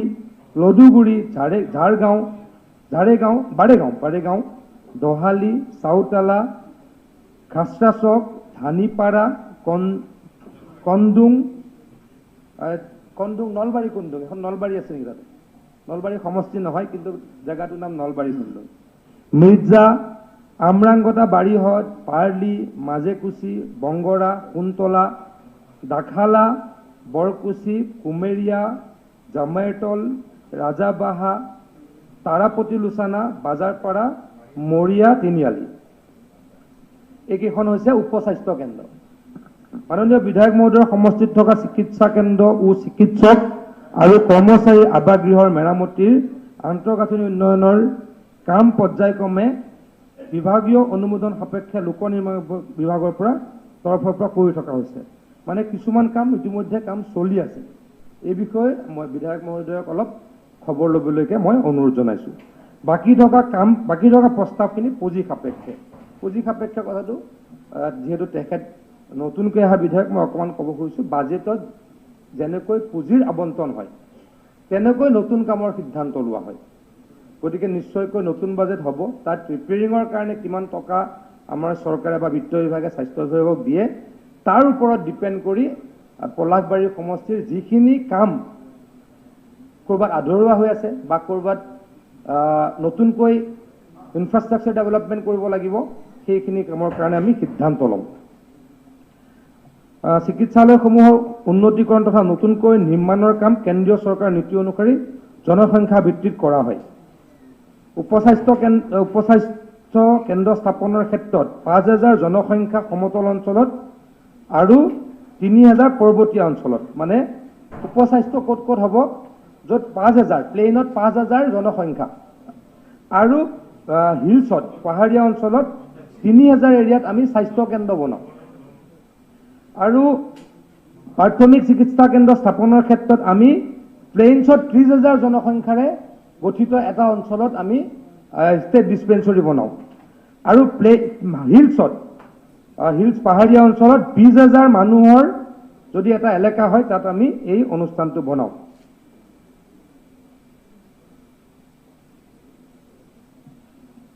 আৰু সামূহিক স্বাস্থ্য কেন্দ্ৰ স্থাপনৰ ক্ষেত্ৰত আমি 80,000ৰ পৰা 1,20,000 জনসংখ্যা আমি লৈ পেলাই আমি এই হস্পিটেল বনাওঁ। এই ক্ষেত্ৰত যদি আমি মাননীয় সদস্যগৰাকীৰ সমষ্টিত এনেকুৱা আমাৰ যি জনসংখ্যা ভিত্তিক ক'ৰবাত যদি হস্পিটেল লাগে, এই বিষয়ে আমি নিশ্চয়কৈ কাম কৰিম। তেখেতে আৰু এখন 50 বেডেড হস্পিটেলৰ কথা কৈছে। মোৰ কিন্তু এক্সপিৰিয়েঞ্চ এটা তেখেতক মই জনাব খুজিছোঁ। মোৰো সমষ্টি জাগিৰোড গুৱাহাটীৰ পৰা বেছি দূৰত নহয়। আমাৰ জাগিৰোডৰ পেচেণ্ট মৰিগাঁৱলৈ একেবাৰে কম যায়, বা নগাঁৱলৈ, মোৰ ঘৰৰ পৰা নগাঁও ওচৰত, নগাঁৱলৈও কম যায়। ক'লৈকে আহে? গুৱাহাটীলৈকে আহে। কাৰণ গুৱাহাটীৰ মেডিকেল কলেজত অলপ ভাল ট্ৰিটমেণ্ট পায় বা এক্সপিৰিয়েঞ্চ ডক্টৰৰ ট্ৰিটমেণ্ট পায় বুলি মানুহৰ এইটো মানসিক ধাৰণা। তাৰ মাজত এখন হস্পিটেল পোৱা যায় সোণাপুৰত, সেইখন এখন ডিষ্ট্ৰিক্ট হস্পিটেল। ডিষ্ট্ৰিক্ট হস্পিটেলখন অন্য ডিষ্ট্ৰিক্ট হস্পিটেলত যিমান পেচেণ্ট হয়, তাৰ তুলনাত সোণাপুৰৰ চিভিল হস্পিটেলত বা ডিষ্ট্ৰিক্ট হস্পিটেলত পেচেণ্ট কম। কিয়নো আকৌ কৈছোঁ যে চাইকলজিকেল মানুহৰ যিটো চিন্তাধাৰা যে গুৱাহাটীত গ'লে ভাল ট্ৰিটমেণ্ট হ'ব, মেডিকেল কলেজত গ'লে ভাল ট্ৰিটমেণ্ট হ'ব। এতিয়া গুৱাহাটীত দ্বিতীয়খন মেডিকেল কলেজৰ কাম চলি আছে। চাংচাৰিত, তেখেতলোকৰে জিলাত চাংচাৰিত এইমছৰ কাম একেবাৰে শেষ পৰ্যায়ত। গতিকে আৰু ডাঙৰ হস্পিটেল কৰি ল'লে সেইখন কামত আহিব নে নাহিব, অকণমান যাতে বিধায়কগৰাকীয়ে ভাবি লয়, মই তাৰ কাৰণে অনুৰোধ কৰিছোঁ। মানে এনেকুৱা হ'ব নালাগে যে হস্পিটেল লাগে বুলি হস্পিটেল কৰিলোঁ, কিন্তু কি হ'ল তাতে পেচেণ্ট নাই। মোৰ জাগিৰোডৰ মডেল হস্পিটেলখন আছে, নখোলা বুলি এখন মডেল হস্পিটেল আছে জাগিৰোডত। তাত পেচেণ্ট মডেল হস্পিটেল এখনত আমি 10জন ডক্টৰ থাকিব লাগে মিনিমাম, আৰু পেচেণ্টটো মিনিমাম 250 পৰা 300 হ'ব লাগিব। মই এদিন যেতিয়া নতুনকৈ জাগিৰোডত বিধায়ক হ'লোঁ, তেতিয়া মই দেখিলোঁ যে 120জনমান পেচেণ্ট হয়, কেতিয়াবা নহয়। মানে একেই কথা, মানুহখিনি ক'লৈকে আহি যায়? গুৱাহাটীলৈকে আহি যায়। লাষ্টত আমি সিদ্ধান্ত ল'লে ডক্টৰ কমাব লাগিব। মই ভলণ্টাৰীলি ডক্টৰ তাৰ পৰা পঠাই দিবলৈ স্বাস্থ্য বিভাগক অনুৰোধ কৰিছিলোঁ। কিয়? কাৰণ য'ত বেছি পেচেণ্ট থাকে তাত ডক্টৰ যাব লাগে। য'ত পেচেণ্ট কম তাত ডক্টৰ এনে বহি থকাৰ কোনো প্ৰশ্ন নাই। গতিকে মই তেনেকুৱা সিদ্ধান্ত ওলোটাকৈ লৈছিলোঁ। গতিকে এই ক্ষেত্ৰত মাননীয় সদস্যগৰাকীয়ে চাই চিন্তি স্বাস্থ্য বিভাগক যদি জনায়, আমি তাৰ ওপৰত নতুনকৈ সিদ্ধান্ত ল'বলৈকে নিশ্চয়কৈ চেষ্টা কৰিম। পুঁজি সাপেক্ষে মই তেখেতক এই সদনত প্ৰতিশ্ৰুতি দিলোঁ। ধন্যবাদ। ধন্যবাদ। এতিয়া মন্ত্ৰী মহোদয়, শিক্ষামন্ত্ৰী ডাঙৰীয়া। হেৰি মই জাষ্ট কথা এটা কৈ লওঁ। নালাগে অধ্যক্ষ মহোদয়, আৰু নালাগে। আচ্ছা ঠিক আছে, মই ধন্যবাদ জ্ঞাপন কৰিছোঁ। মই স্বাস্থ্যমন্ত্ৰী শিক্ষামন্ত্ৰী ডাঙৰীয়া।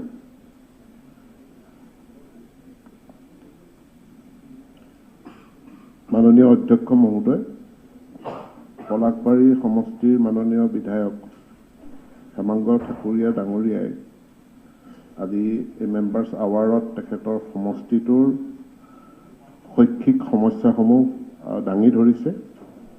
মই তেখেতক ধন্যবাদ জনাইছোঁ। সদনক তেখেতৰ সমষ্টিৰ এই শৈক্ষিক সমস্যাসমূহ ইয়াতে দাঙি ধৰাৰ কাৰণে। সাধাৰণতে চাবলৈ গ'লে যিখিনি তেখেতৰ বক্তব্য শুনাৰ পাছত আৰু তেখেতে লিখিত ৰূপতো দিছে, সামগ্ৰিকভাৱে চাবলৈ গ'লে এই গোটেই সমস্যাখিনি আমাৰ অসমৰ অন্যান্য সমষ্টিবিলাকৰ সমস্যাৰ লগত একে, অৰ্থাৎ সামগ্ৰিকভাৱে অসমৰ শৈক্ষিক সমস্যাবিলাক পলাশবাৰীৰ পৰা পৃথক নহয়, বা পলাশবাৰী সমষ্টিৰ সমস্যাবিলাক অসমৰ সামগ্ৰিক সমস্যাবিলাকৰ পৰা খুব পৃথক নহয়। প্ৰথমে যদি আমি প্ৰাথমিক শিক্ষা খণ্ডলৈ আহোঁ,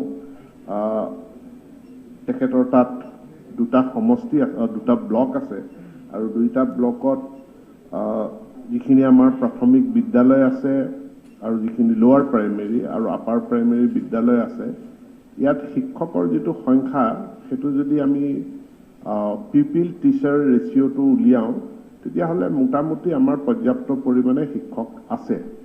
যিখিনি ভেকেঞ্চি আছে, খালী পদ যিখিনি আছে, আমি সকলোৱে অৱগত যে চৰকাৰখনে ইতিমধ্যে ঘোষণা কৰিছে 1 লাখ নিযুক্তি প্ৰদান কৰাৰ কাৰণে, আৰু 1 লাখ নিযুক্তি প্ৰদান কৰাৰ ক্ষেত্ৰত আমাৰ যিমানখিনি খালী পদ আছে, সেই খালী পদখিনি আমি পূৰণ কৰাৰ কাৰণে পদক্ষেপ লৈছোঁ। কিন্তু প্ৰকৃতাৰ্থত কথা হ'ল, বহুতৰে হয়তো এনেকুৱা ধাৰণা হ'ব পাৰে যে আচলতে শিক্ষা বিভাগতেই 50,000তকৈ অধিক খালী পদ আছে, বা অসমতে 1 লাখ খালী পদ আছে। আচলতে সিমানখিনি আমাৰ খালী পদ নাই, যাৰ কাৰণে চৰকাৰখনে বহুতখিনি প্ৰচেষ্টা চলাব লগা হৈছে যে বহুত পদ সৃষ্টি কৰিব লাগিব, তেতিয়াহ'লেহে আমাৰ 1 লাখটো মিলিবগৈ। এতিয়া পদ সৃষ্টি কৰাৰ ক্ষেত্ৰতো আমি শিক্ষা বিভাগৰ অধীনতো য'ত য'ত পদ সৃষ্টি কৰাৰ প্ৰয়োজনীয়তা আছে, সেই পদসমূহ সৃষ্টি কৰাৰ কাৰণে, অৰ্থাৎ ক্ৰিয়েট কৰাৰ কাৰণেও আমি পদক্ষেপ লৈছোঁ, যাতে আমি 1 লাখ টাৰ্গেটটো হিচাপ আমি এচিভ কৰিব পাৰোঁ। অৰ্থাৎ 1 লাখ টাৰ্গেটটো এচিভ কৰিবৰ কাৰণে আমি বহুখিনি কষ্ট কৰিব লগা হৈছে। গতিকে আজি মই মাননীয় পলাশবাৰী সমষ্টিৰ বিধায়কক মই এই আশ্বাসটো প্ৰথমে দিব বিচাৰোঁ যে প্ৰাথমিক শিক্ষা খণ্ডত যিখিনি খালী পদ আছে, নিশ্চিতভাৱে আমাৰ এই 1 লাখ টাৰ্গেটৰ ভিতৰত সেইখিনি অন্তৰ্ভুক্ত হ'ব। আৰু খালী পদখিনিৰ উপৰিও তাতে প্ৰয়োজন ভিত্তিক নতুন পদো যদি সৃষ্টি কৰিব লগা আছে, সেই নতুন পদখিনিও আমি সৃষ্টি কৰিম। সংশ্লিষ্ট তাৰ যি খণ্ড শিক্ষা বিষয়া আছে বা জিলা শিক্ষা বিষয়া আছে, তেওঁলোকে যদি এতিয়াই তেওঁলোকৰ সৃষ্টি কৰিবলগীয়া পদৰ তথ্যখিনি দিছপুৰলৈ পঠায়, তে নিশ্চিতভাৱে আমাৰ সেই শিক্ষকৰ সমস্যাটো আমাৰ দূৰ হ'ব। কিন্তু শিক্ষকৰ ক্ষেত্ৰত আৰু এটা কথা আমি দেখিছোঁ যে বহু স্কুলত শিক্ষকসকল থুপ খাই আছে, য'ত আৰু বহু স্কুলত বিশেষকৈ পিছপৰা অঞ্চলবিলাক, সীমান্তৱৰ্তী অঞ্চলবিলাক, আমাৰ পাহাৰীয়া অঞ্চলবিলাক, তাত যিমান পৰিমাণৰ শিক্ষক থাকিব লাগে সিমান পৰিমাণৰ শিক্ষক নাই। অৰ্থাৎ এটা মানে ভাৰসাম্য আমি ৰক্ষা কৰিব পৰা নাই। ক'ৰবাত ছাত্ৰ ছাত্ৰী বেছি আছে, শিক্ষক কম আছে, ক'ৰবাত ছাত্ৰ ছাত্ৰী কম আছে, তাতে আমি শিক্ষক বেছি আছে। আৰু এই কথাটোৰ কাৰণে এটা ৰেচনেলাইজেশ্যন, শিক্ষকসকলৰ বদলীকৰণ আৰু শিক্ষকসকলক য'ত শিক্ষক নাই তাত ছাত্ৰ ছাত্ৰী অনুপাতে বদলীকৰণৰ জৰিয়তে শিক্ষক তাতে প্লেচ কৰা বা শিক্ষকক তাতে দিয়াৰ কাৰণে চৰকাৰখনে ব্যৱস্থা গ্ৰহণ কৰিছে। আমি সকলোৱে জানো যে ইয়াৰ আগৰখন বিধানসভাত আগৰ চৰকাৰৰ দিনতে এখন আইন পাছ হৈছিল সেই শিক্ষকৰ বদলীকৰণৰ কাৰণে আৰু এই টিচাৰ পোষ্ট ইয়াৰ ৰেচনেলাইজেশ্যন কৰাৰ কাৰণে। আৰু তেতিয়াই কোৱা হৈছিল যে এই ব্যৱস্থাটো বদলীকৰণটো মেনুৱেলি কৰা নহ'ব, অৰ্থাৎ আমি কিছুমান মানুহে আমাৰ ইচ্ছা অনিচ্ছা অনুযায়ী কাৰোবাৰ ভাল লগা বেয়া লগাৰ ওপৰত নিৰ্ভৰ কৰি পেলাই মেনুৱেলি কোনো শিক্ষকৰ বদলীকৰণ নহ'ব। বদলীকৰণৰ কাৰণে আমি এটা অনলাইন পৰ্টেল মুকলি কৰিম, তাত নিৰ্দিষ্ট চৰ্ত কিছুমান আৰোপ কৰা হৈছে, যি চৰ্তৰ অধীনত যিসকল শিক্ষকে এটা স্থানত 10 বছৰ চাকৰি সম্পূৰ্ণ নকৰালৈকে তেওঁলোকে ট্ৰেন্সফাৰৰ কাৰণে যোগ্য বিবেচিত নহ'ব। কিন্তু তাত এক্সেপশ্যনো থাকিব। আজি আমাৰ বহুসকল আমাৰ মহিলাই তেওঁলোকে দুৰ্গম অঞ্চলত বা অসুবিধাজনক অঞ্চলত তেওঁলোকে চাকৰি কৰি আছে, তেওঁলোকৰো বদলীকৰণৰ প্ৰয়োজনীয়তা থাকে নিৰাপত্তাৰ খাতিৰত, বা বহু লোক আছে তেওঁলোকে বিভিন্ন মানে স্বাস্থ্যজনিত কাৰণত তেওঁলোকৰ বাবে বদলিটো প্ৰয়োজনীয় হৈ উঠিব পাৰে।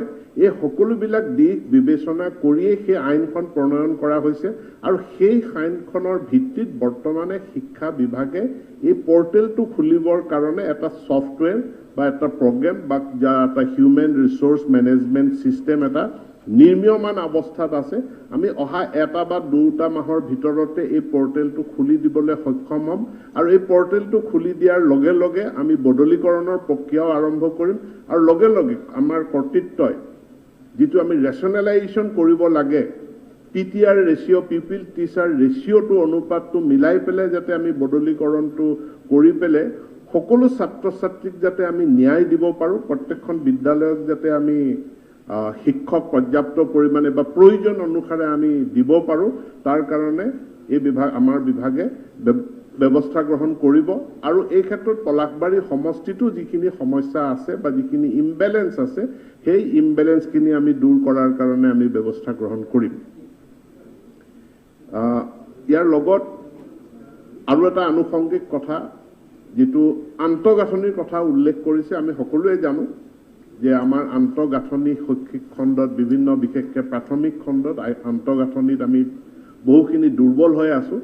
আৰু যোৱাবাৰ যেতিয়া গুণোৎসৱ অনুষ্ঠিত হ'ল, গুণোৎসৱ অনুষ্ঠিত হোৱাৰ পাছতে আমি এটা পদক্ষেপ লৈছিলোঁ, যিটো পদক্ষেপৰ জৰিয়তে সেই গুণোৎসৱৰ যি ৰিপৰ্ট কাৰ্ড আছিল, ৰিপৰ্ট কাৰ্ডৰ ভিত্তিত আমি শিক্ষানুষ্ঠানসমূহৰ আন্তঃগাঁথনি বিশেষকৈ শ্ৰেণীকোঠা, পাৰ্টিশ্যন ৱাল আৰু ইলেক্ট্ৰিফিকেশ্যন এইখিনিৰ উন্নয়নৰ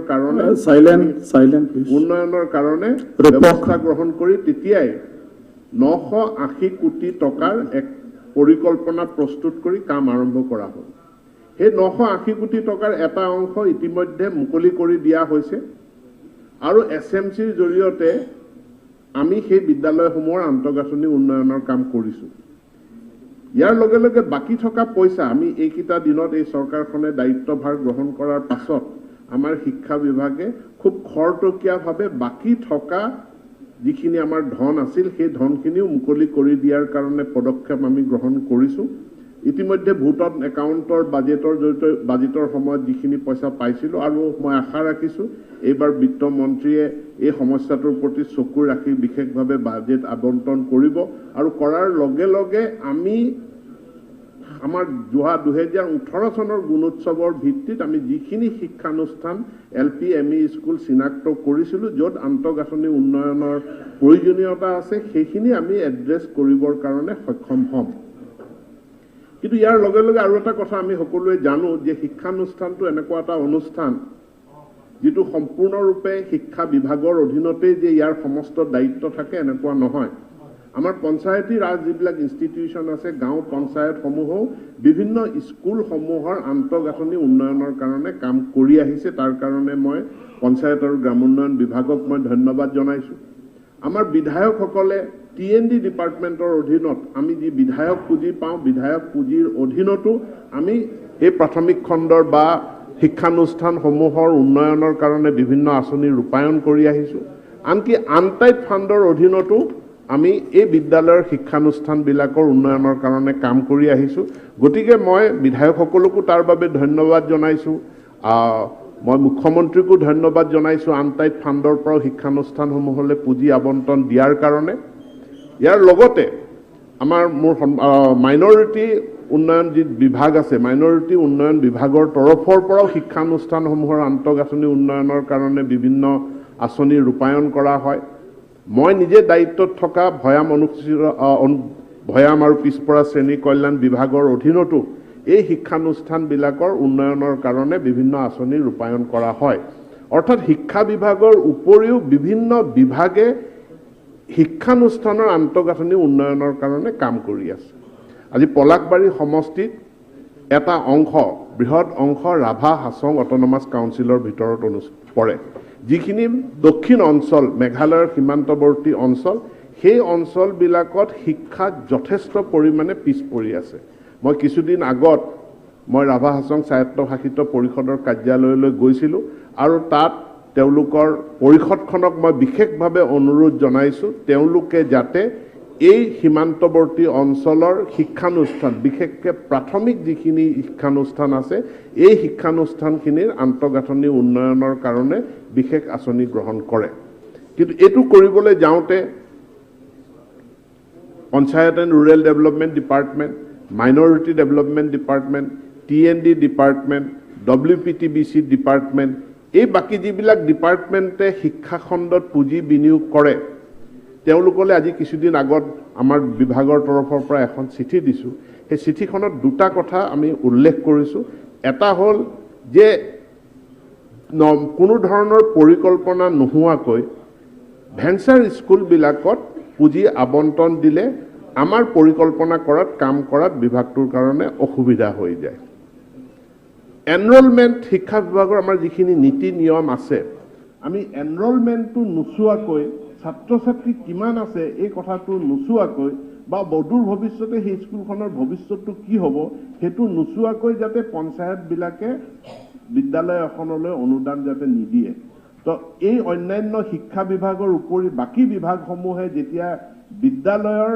আন্তঃগাঁথনি উন্নয়নৰ পৰিকল্পনা কৰে বা আঁচনি লয় তেওঁলোকক মই অনুৰোধ জনাইছোঁ তেওঁলোকে শিক্ষা বিভাগৰ পৰা এখন NOC নো অবজেকশ্যন চাৰ্টিফিকেট তেওঁলোকে লৈ ল'লে আমাৰ পৰিকল্পনা মতে আমি কাম কৰাৰ কাৰণে আমাৰ সুবিধা হয় ইয়াৰ লগত আপোনালোক সকলোৱে অৱগত যে 2016 চনত শিক্ষা ক্ষেত্ৰ নামৰ এখন আঁচনি আমি গ্ৰহণ কৰিছিলোঁ য'ত একেটা কেম্পাছৰ ভিতৰতে থকা LP ME হাইস্কুল ইত্যাদি স্কুলবিলাকক আমি এখন বিদ্যালয়লৈ আমি এমালগেমেশ্যন কৰিছিলোঁ প্ৰায় 6000 স্কুল এই এমালগেমেশ্যন বা মাৰ্জাৰ প্ৰক্ৰিয়াৰ দ্বাৰা একত্ৰীকৰণ কৰা হ'ল আমাৰ ৰাইট টু এডুকেশ্যন আইনে কৈছে যে প্ৰতি 1 কিলোমিটাৰ ব্যাসাৰ্ধৰ ভিতৰত এখন LP স্কুল 3 কিলোমিটাৰ ব্যাসাৰ্ধৰ ভিতৰত এখন ME স্কুল 5 কিলোমিটাৰ ব্যাসাৰ্ধৰ ভিতৰত এখন হাইস্কুল থাকিব লাগে সেই ৰাইট টু এডুকেশ্যন আইনৰ যিটো নীতি আছে এই নীতিটোকো আমি গ্ৰহণ কৰিছোঁ আৰু গ্ৰহণ কৰি পেলাই আমি এমালগেমেশ্যনৰ উপৰি আমি ওচৰা ওচৰিকৈ থকা দুখন LP স্কুলক বা দুখন ME স্কুলক আমি এখন কৰি পেলাই আমি মাৰ্জ কৰিছোঁ আৰু এই আঁচনিখন শিক্ষা ক্ষেত্ৰৰ আঁচনিখন এতিয়া আমি পুনৰবাৰ আকৌ এবাৰ যিহেতু আমাৰ এটা প্ৰভিন্সিয়েলাইজেশ্যন হৈ গ'ল এই প্ৰভিন্সিয়েলাইজেশ্যনৰ জৰিয়তে আমি যিখিনি উপৰঞ্চি শিক্ষক পালোঁ আৰু যিখিনি বিদ্যালয় তাৰ আওতাৰ ভিতৰলৈ আহিল গতিকে এতিয়া আমি এটা নতুনকৈ পুনৰ এই শিক্ষা ক্ষেত্ৰৰ আঁচনিখন ৰূপায়ণ কৰিবলৈ আগবাঢ়িছোঁ ইয়াতে প্ৰসংগক্ৰমে মই কথাটো এইকাৰণে উল্লেখ কৰিছোঁ যে কঠালগুৰি LP স্কুল আৰু আমগুৰি LP স্কুল ওচৰা ওচৰিকৈ থকা দুখন LP স্কুল এতিয়া কঠালগুৰিত আন্তঃগাঁথনি ভাল কঠালগুৰিত এনৰোলমেণ্টো ভাল এতেকে আমগুৰি LP স্কুলখন কঠালগুৰিৰ লগত সামিল হ'ব এইটোৱে শিক্ষা বিভাগৰ পৰিকল্পনা কিন্তু আমগুৰি LP স্কুলখনৰ আন্তঃগাঁথনি বেয়া আমগুৰি স্কুলখনত এনৰোলমেণ্ট নাই বুলি তাতে পঞ্চায়তে তাত টকা 5 লাখ বিনিয়োগ কৰি দিছে কিন্তু আমি এতিয়া সিদ্ধান্ত ল'ম যে আমি আমগুৰি স্কুলখন নাৰাখোঁ আমগুৰি স্কুলখন কঠালগুৰিৰ লগত আমি একত্ৰীকৰণ কৰিম পঞ্চায়তৰ পইচাকেইটা অথলে যাব বা তাত যদি বিধায়কজনেও যদি তাত 5 লাখ টকা দি দিয়ে তেওঁৰ পুঁজিকেইটাও অথলে যাব, কাৰণ সেই স্কুলখন নাথাকে। আমাৰ শিক্ষা ক্ষেত্ৰ আঁচনিৰ অধীনত স্কুল দুইখনৰ একত্ৰীকৰণ হ'ব। যিহেতু কঁঠালগুৰি আন্তঃগাঁথনি ভাল, যিহেতু কঁঠালগুৰিত এনৰলমেণ্ট বেছি আছে, এতেকে আমগুৰিৰ স্কুলখন কঁঠালগুৰিৰ লগত একত্ৰীকৰণ কৰা হ'ব, কিন্তু আমগুৰিত কৰা বিনিয়োগটো এতিয়া আমাৰ অথলে যাব। এতেকে আমি শিক্ষা বিভাগৰ পৰা এটা NOC আমি ল'বৰ কাৰণে আমি আহ্বান জনাইছোঁ। এই একত্ৰীকৰণ প্ৰক্ৰিয়াটোত আৰু এটা কথা আছে, যিহেতু মাননীয় বিধায়কগৰাকীয়ে ইয়াতে এটা প্ৰসংগ উত্থাপন কৰিছে যে হাইস্কুলসমূহৰ আপগ্ৰেডেশ্যন, হায়াৰ ছেকেণ্ডেৰী, বহু স্থানত হায়াৰ ছেকেণ্ডেৰী স্কুল নাই, গতিকে হাইস্কুলখন হায়াৰ ছেকেণ্ডেৰীলৈ আপগ্ৰেড কৰিব লাগে। আমাৰ এতিয়াৰ যিটো শৈক্ষিক গাঁথনি হ'ব, সেই শৈক্ষিক গাঁথনি হ'ব প্ৰাথমিক, ছেকেণ্ডেৰী আৰু হায়াৰ এডুকেশ্যন, উচ্চ শিক্ষা। প্ৰাথমিকত LP, ME দুইটাকে আমি সামৰি ল'লোঁ। ছেকেণ্ডেৰীত 9, 10, 11, 12লৈকে আমি ছেকেণ্ডেৰী কৰিম। এতিয়া আমাৰ হাইস্কুলসমূহ অৱধাৰিতভাৱে সকলো হাইস্কুলেই হায়াৰ ছেকেণ্ডেৰী স্কুললৈকে ক্লাছ 12লৈকে তেওঁলোকৰ আপগ্ৰেডেশ্যন হ'ব প্ৰক্ৰিয়ামতে। ইয়াত আমাৰ কোনো চিন্তা কৰিবলগীয়া কাৰণ নাই। কিন্তু যিসমূহ stand alone higher secondary school বা ছিনিয়ৰ ছেকেণ্ডেৰী স্কুল আছে, ক্লাছ 11, 12, আমাৰ অমিয় কুমাৰ দাস ইনষ্টিটিউট, তেওঁলোকে এই ক্ষেত্ৰত এটা সমীক্ষাও চলাইছিলে। সমীক্ষা চলাই তেওঁলোকে কৈছে যে class 11, 12 stand alone higher secondary school বা ষ্টেণ্ড এলোন ছিনিয়ৰ ছেকেণ্ডেৰী যিসমূহ স্কুল আছে, তাত যিসকল শিক্ষকতা কৰি আছে, তেওঁলোকৰ ছাৰ্ভিচটো আণ্ডাৰ ইউটিলাইজ হৈ আছে। অৰ্থাৎ তেওঁলোকে মাত্ৰ 2টা ক্লাছ কৰে, 2টা 9 আৰু 11 আৰু 12তে তেওঁলোক ক্লাছ কৰে।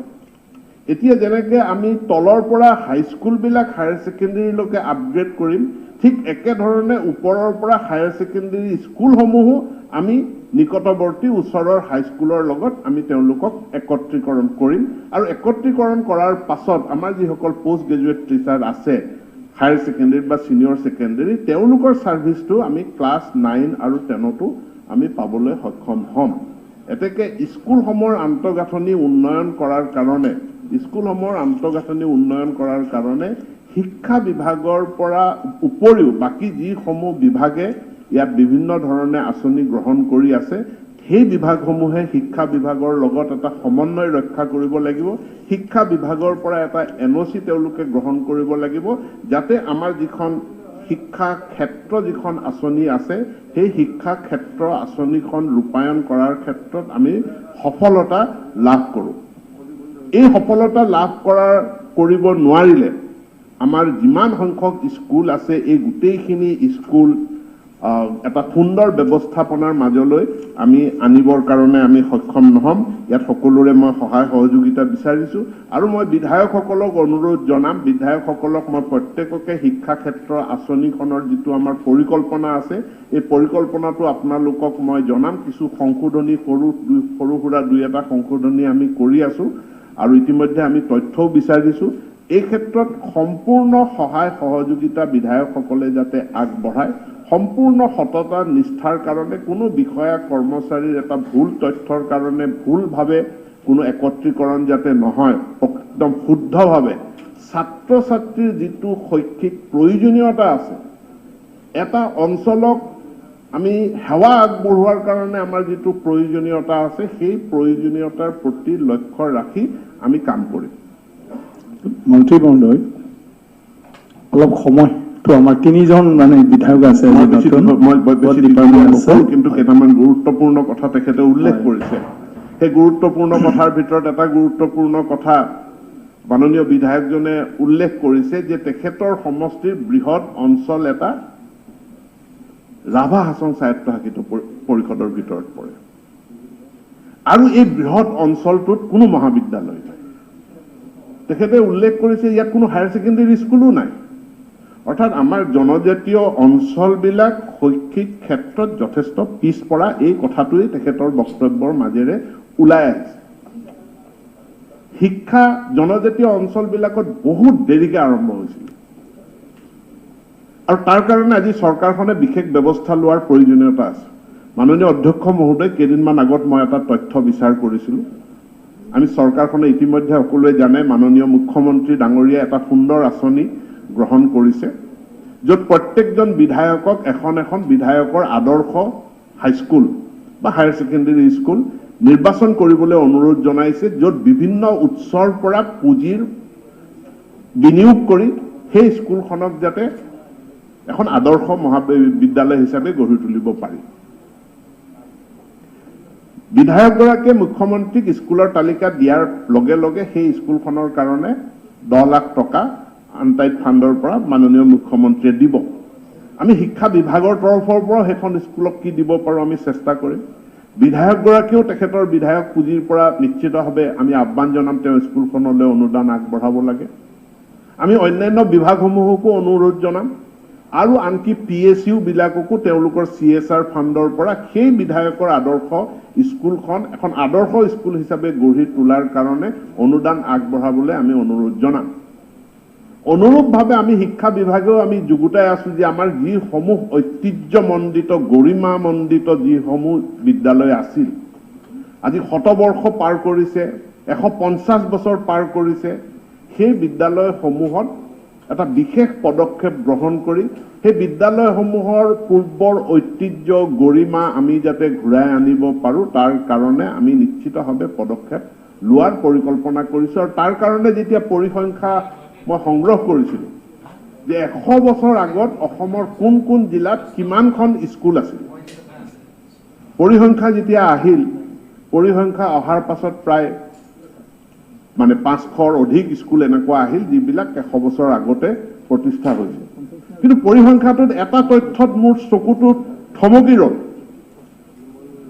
এই পৰিসংখ্যাটো কোকৰাঝাৰ, চিৰাং, বাক্সা, ওদালগুৰি, কাৰ্বি আংলং, ৱেষ্ট কাৰ্বি আংলং, ডিমা হাছাও, ধেমাজি আৰু মৰিগাঁও জিলাৰ ক্ষেত্ৰত এই পৰিসংখ্যাটো 0। অৰ্থাৎ 100 বছৰ আগত এই জনজাতীয় অঞ্চলবিলাকত কলেজৰ কথা বাদ দিয়ক, হাইস্কুল এখনো এই জিলাবিলাকত নাছিল। বহুত পুৰণিভাৱে বহুত পিছতীয়াকে এই শৈক্ষিক ব্যৱস্থাবিলাক আৰম্ভ হৈছে। গতিকে নিশ্চিতভাৱে আজি আমাৰ চৰকাৰখনে বিশেষ কিছুমান ব্যৱস্থা গ্ৰহণ কৰিছে যে সংখ্যালঘু প্ৰধান অঞ্চলবিলাকত শিক্ষা পিছ পৰি আছে, বিশেষকৈ স্ত্ৰী শিক্ষা পিছ পৰি আছে। তাৰ কাৰণে সংখ্যালঘু প্ৰধান অঞ্চলবিলাকত মহিলা মহাবিদ্যালয় আমি স্থাপন কৰিছোঁ। লগে লগে মডেল ডিগ্ৰী কলেজ স্থাপন কৰাৰ পৰিকল্পনা হাতত লৈছে। আৰু মডেল ডিগ্ৰী কলেজ বহুতে কয় যে এইটো আপোনালোকে ৰুচাৰ পইচা দিহে কৰি আছে, নহয় তথ্যটো।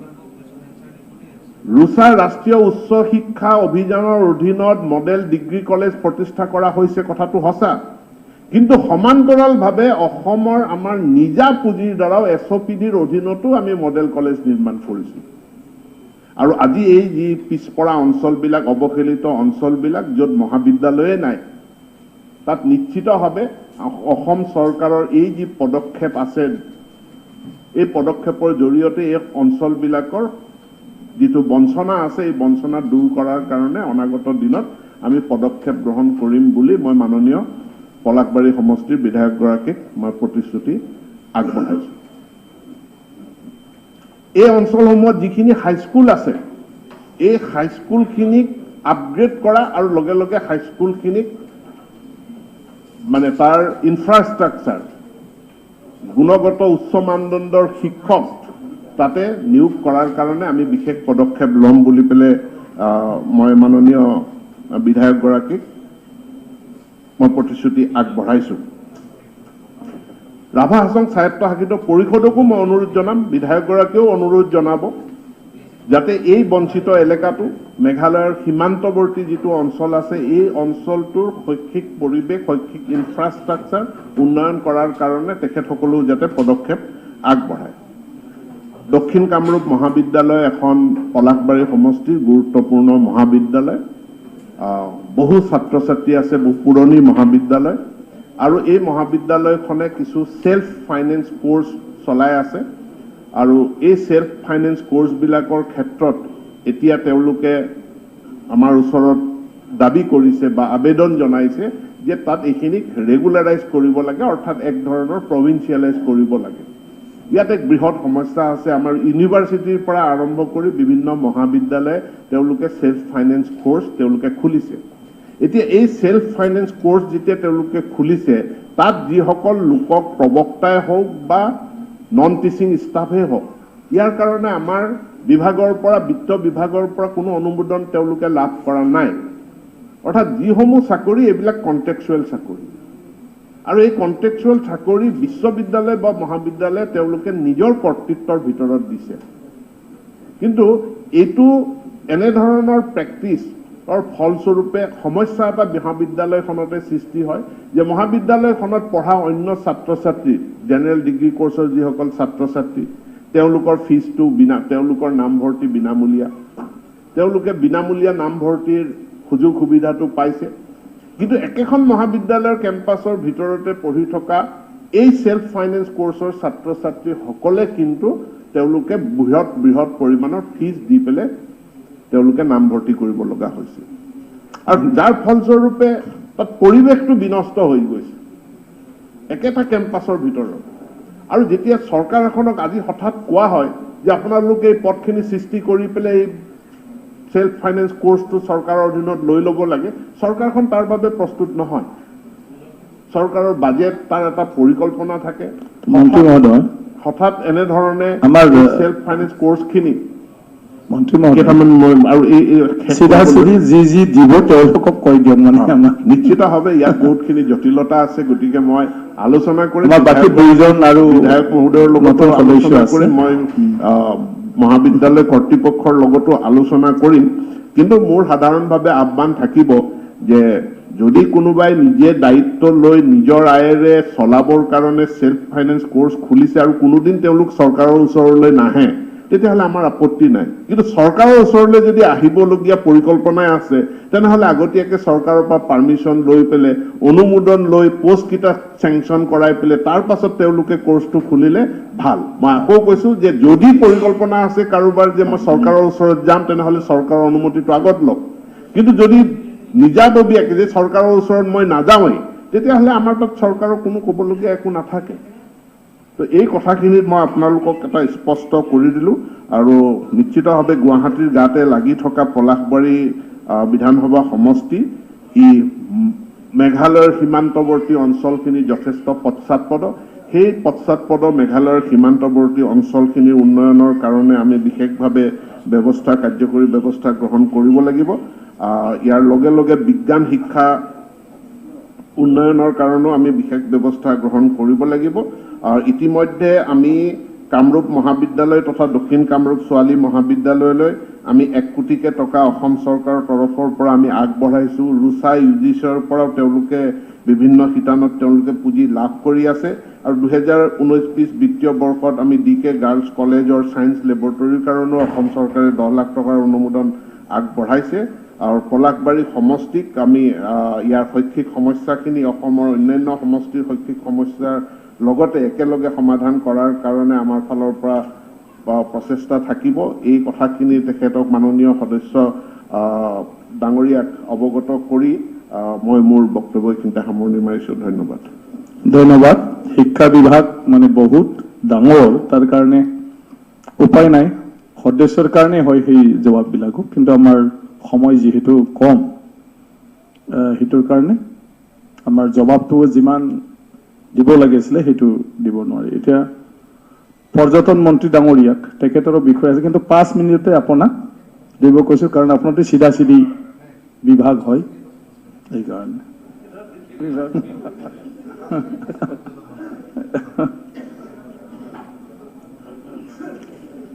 মাননীয় অধ্যক্ষ মহোদয় মাননীয় বিধায়ক হেমাংগ ঠাকুৰীয়া ডাঙৰীয়াই অসম বিধানসভাৰ প্ৰক্ৰিয়া আৰু কাৰ্য পৰিচালনা নিয়মাৱলী 23 অধীনত যিকেইটা বিষয় আলোচনা কৰিছে তাৰ অন্তৰ্গত সেই বিষয়সমূহৰ ভিতৰত কেইবাটা গুৰুত্বপূৰ্ণ বিষয় উপস্থাপন কৰিছে পৰ্যটন বিভাগৰ দৃষ্টি আকৰ্ষণৰ নিমিত্তে মাননীয় অধ্যক্ষ মহোদয় যে অসমখন প্ৰাকৃতিক প্ৰাচুৰ্যতাৰে ভৰপূৰ এখন ৰাজ্য নদ নদী খাল বিল পাহাৰ ভৈয়াম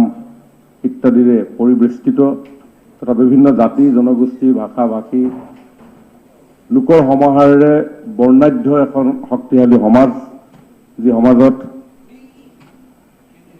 আমি আমাৰ স্বকীয় পৰিচয়, আমাৰ স্বাভিমান, আমাৰ ইতিহাস এইসমূহক আমি তুলি ধৰাৰ যথেষ্ট অৱকাশ আছে, আৰু যাৰ জৰিয়তে এই আমাৰ ঐতিহ্যপূৰ্ণ গৌৰৱোজ্জ্বল বৈচিত্ৰ্যময় সমাজখনক বিশ্ববাসীৰ আগত তুলি ধৰিবৰ কাৰণে, আমাৰ স্বাভিমান বিশ্ববাসীৰ আগত বৃদ্ধি কৰাৰ নিমিত্তে আমি আমাৰ অসমখনক পৰ্যটনৰ এটা ভাল ডেষ্টিনেশ্যন হিচাপে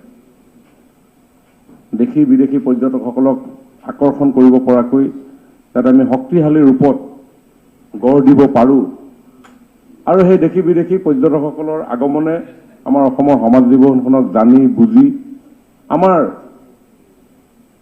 আমাৰ কথা যাতে বিশ্বৰ চুকে কোণে আলোচিত হয়, আমাৰ ইতিহাসৰ কথা আলোচিত হয়, আমাৰ প্ৰাকৃতিক পৰিৱেশৰ কথা আলোচিত হয়, আমাৰ কৃষ্টি সংস্কৃতিসমূহৰ কথা আলোচিত হয়।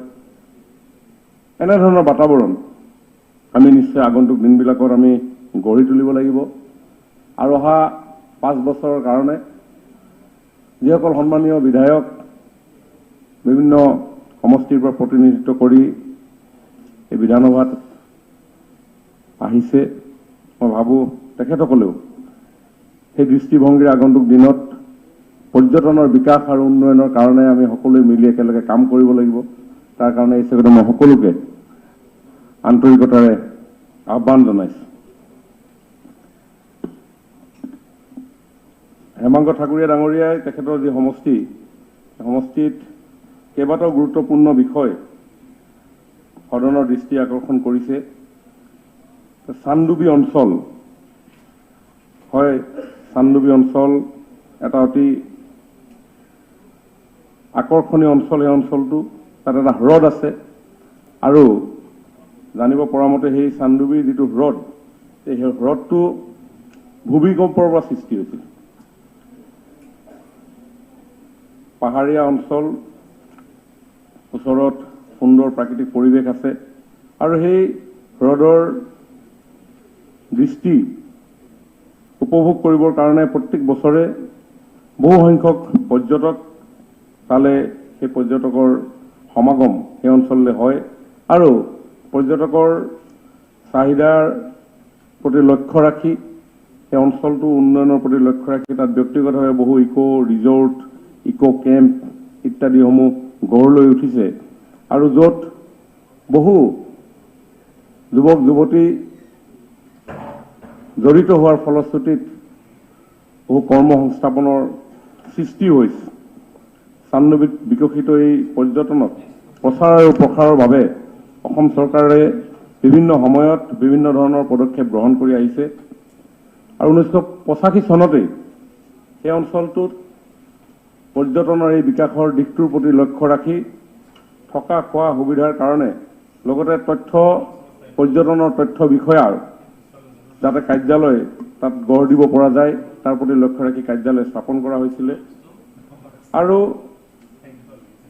চান্দুবি অঞ্চলৰ ৰাইজৰ দায়বদ্ধতা, সেই অঞ্চলৰ প্ৰতি থকা মৰম, সেই অঞ্চলটোক লৈ কৰা তেওঁলোকৰ গৌৰৱ, এই গোটেই বিষয়সমূহৰ কাৰণে 2010 চনৰ পৰাই তাত চান্দুবি উৎসৱ প্ৰশাসনৰ উদ্যোগত অনুষ্ঠিত হৈ আহিছে, আৰু সেই মহোৎসৱত বহু সংখ্যক লোক তাত সমাগম হয়, আৰু প্ৰত্যেক বছৰে এই মহোৎসৱৰ সংখ্যা, পৰ্যটকৰ সংখ্যা বৃদ্ধি পাই আহিছে। মই ভাবোঁ যে আগন্তুক দিনবিলাকত চান্দুবিকো আমি বিশ্ব পৰ্যটনৰ মানচিত্ৰত আমি অংশগ্ৰহণ কৰাৰ মানচিত্ৰত উপস্থাপন কৰাৰ যথেষ্ট অৱকাশ আছে, আৰু এই ক্ষেত্ৰত মই ভাবোঁ সেই অঞ্চলৰ জনসাধাৰণৰ পাব্লিক পাৰ্টিচিপেশ্যন অতি গুৰুত্বপূৰ্ণ।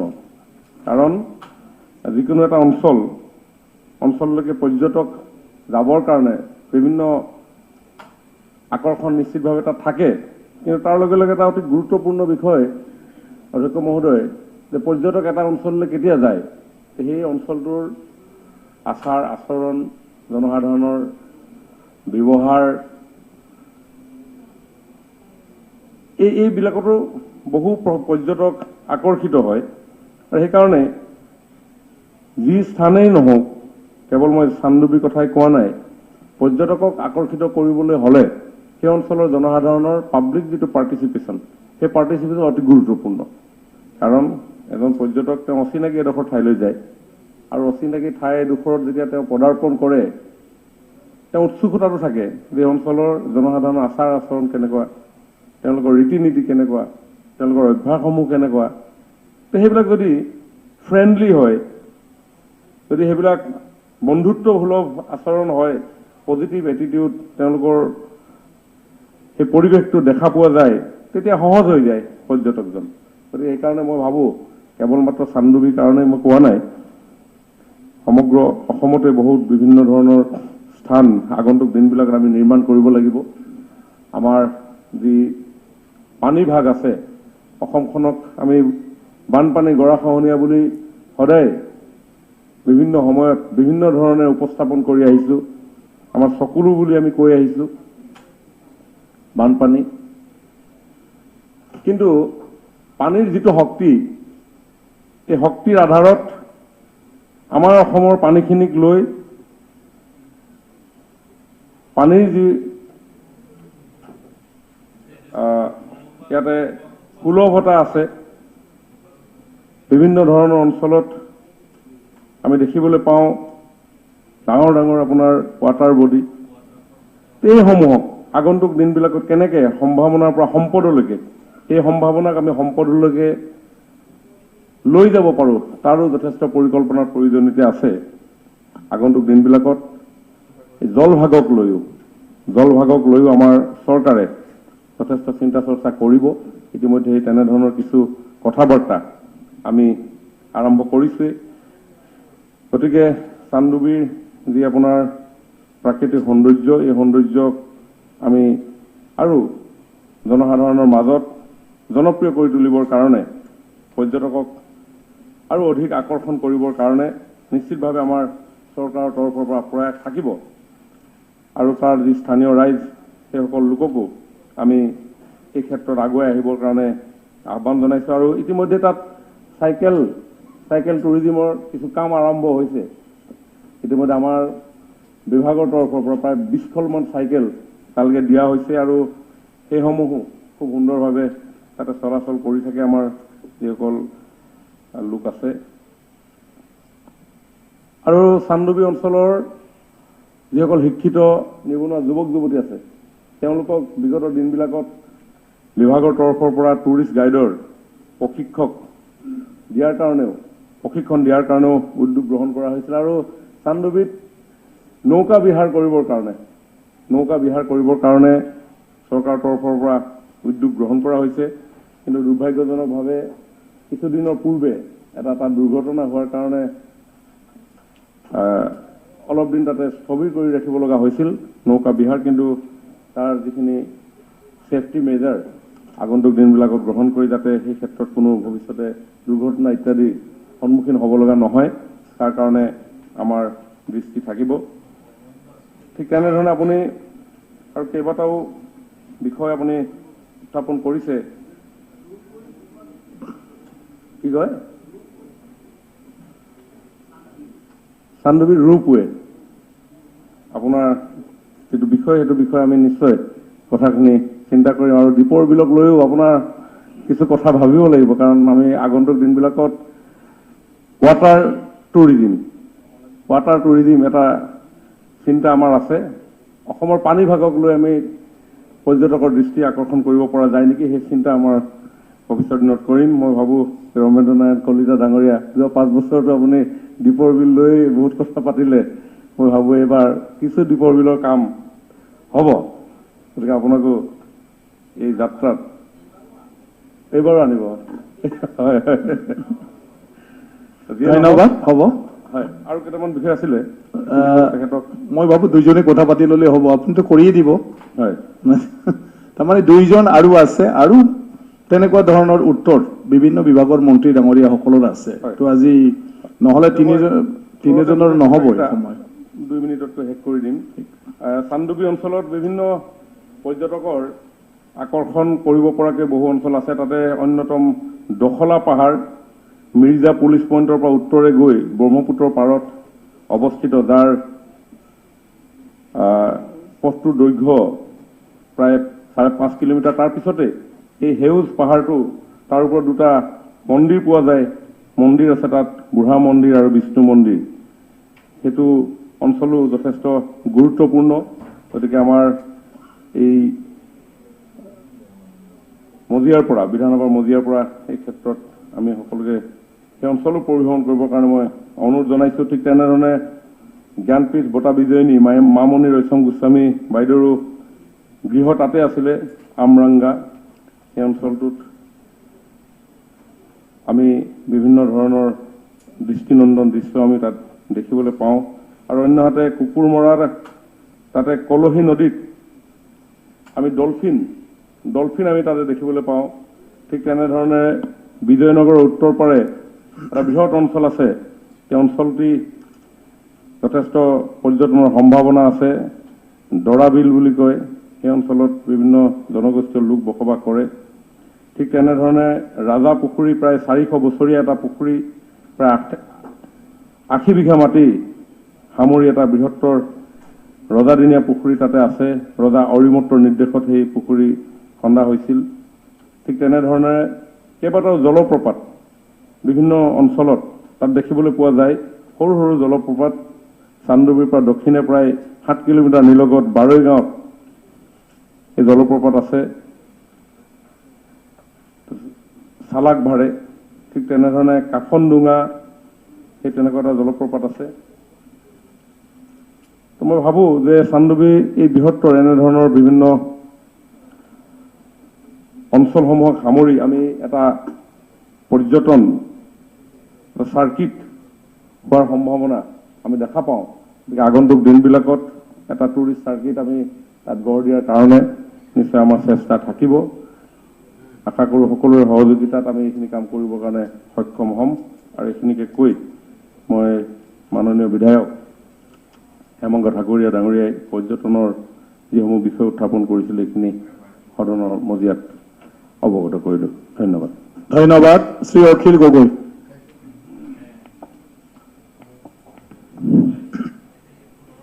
মাননীয় অধ্যক্ষ মহোদয়, অসম বিধানসভাৰ প্ৰক্ৰিয়া আৰু কাৰ্য পৰিচালনাৰ নিয়মাৱলী 23(2)ৰ অধীনত মই মোৰ এই প্ৰস্তাৱ উত্থাপন কৰিছোঁ।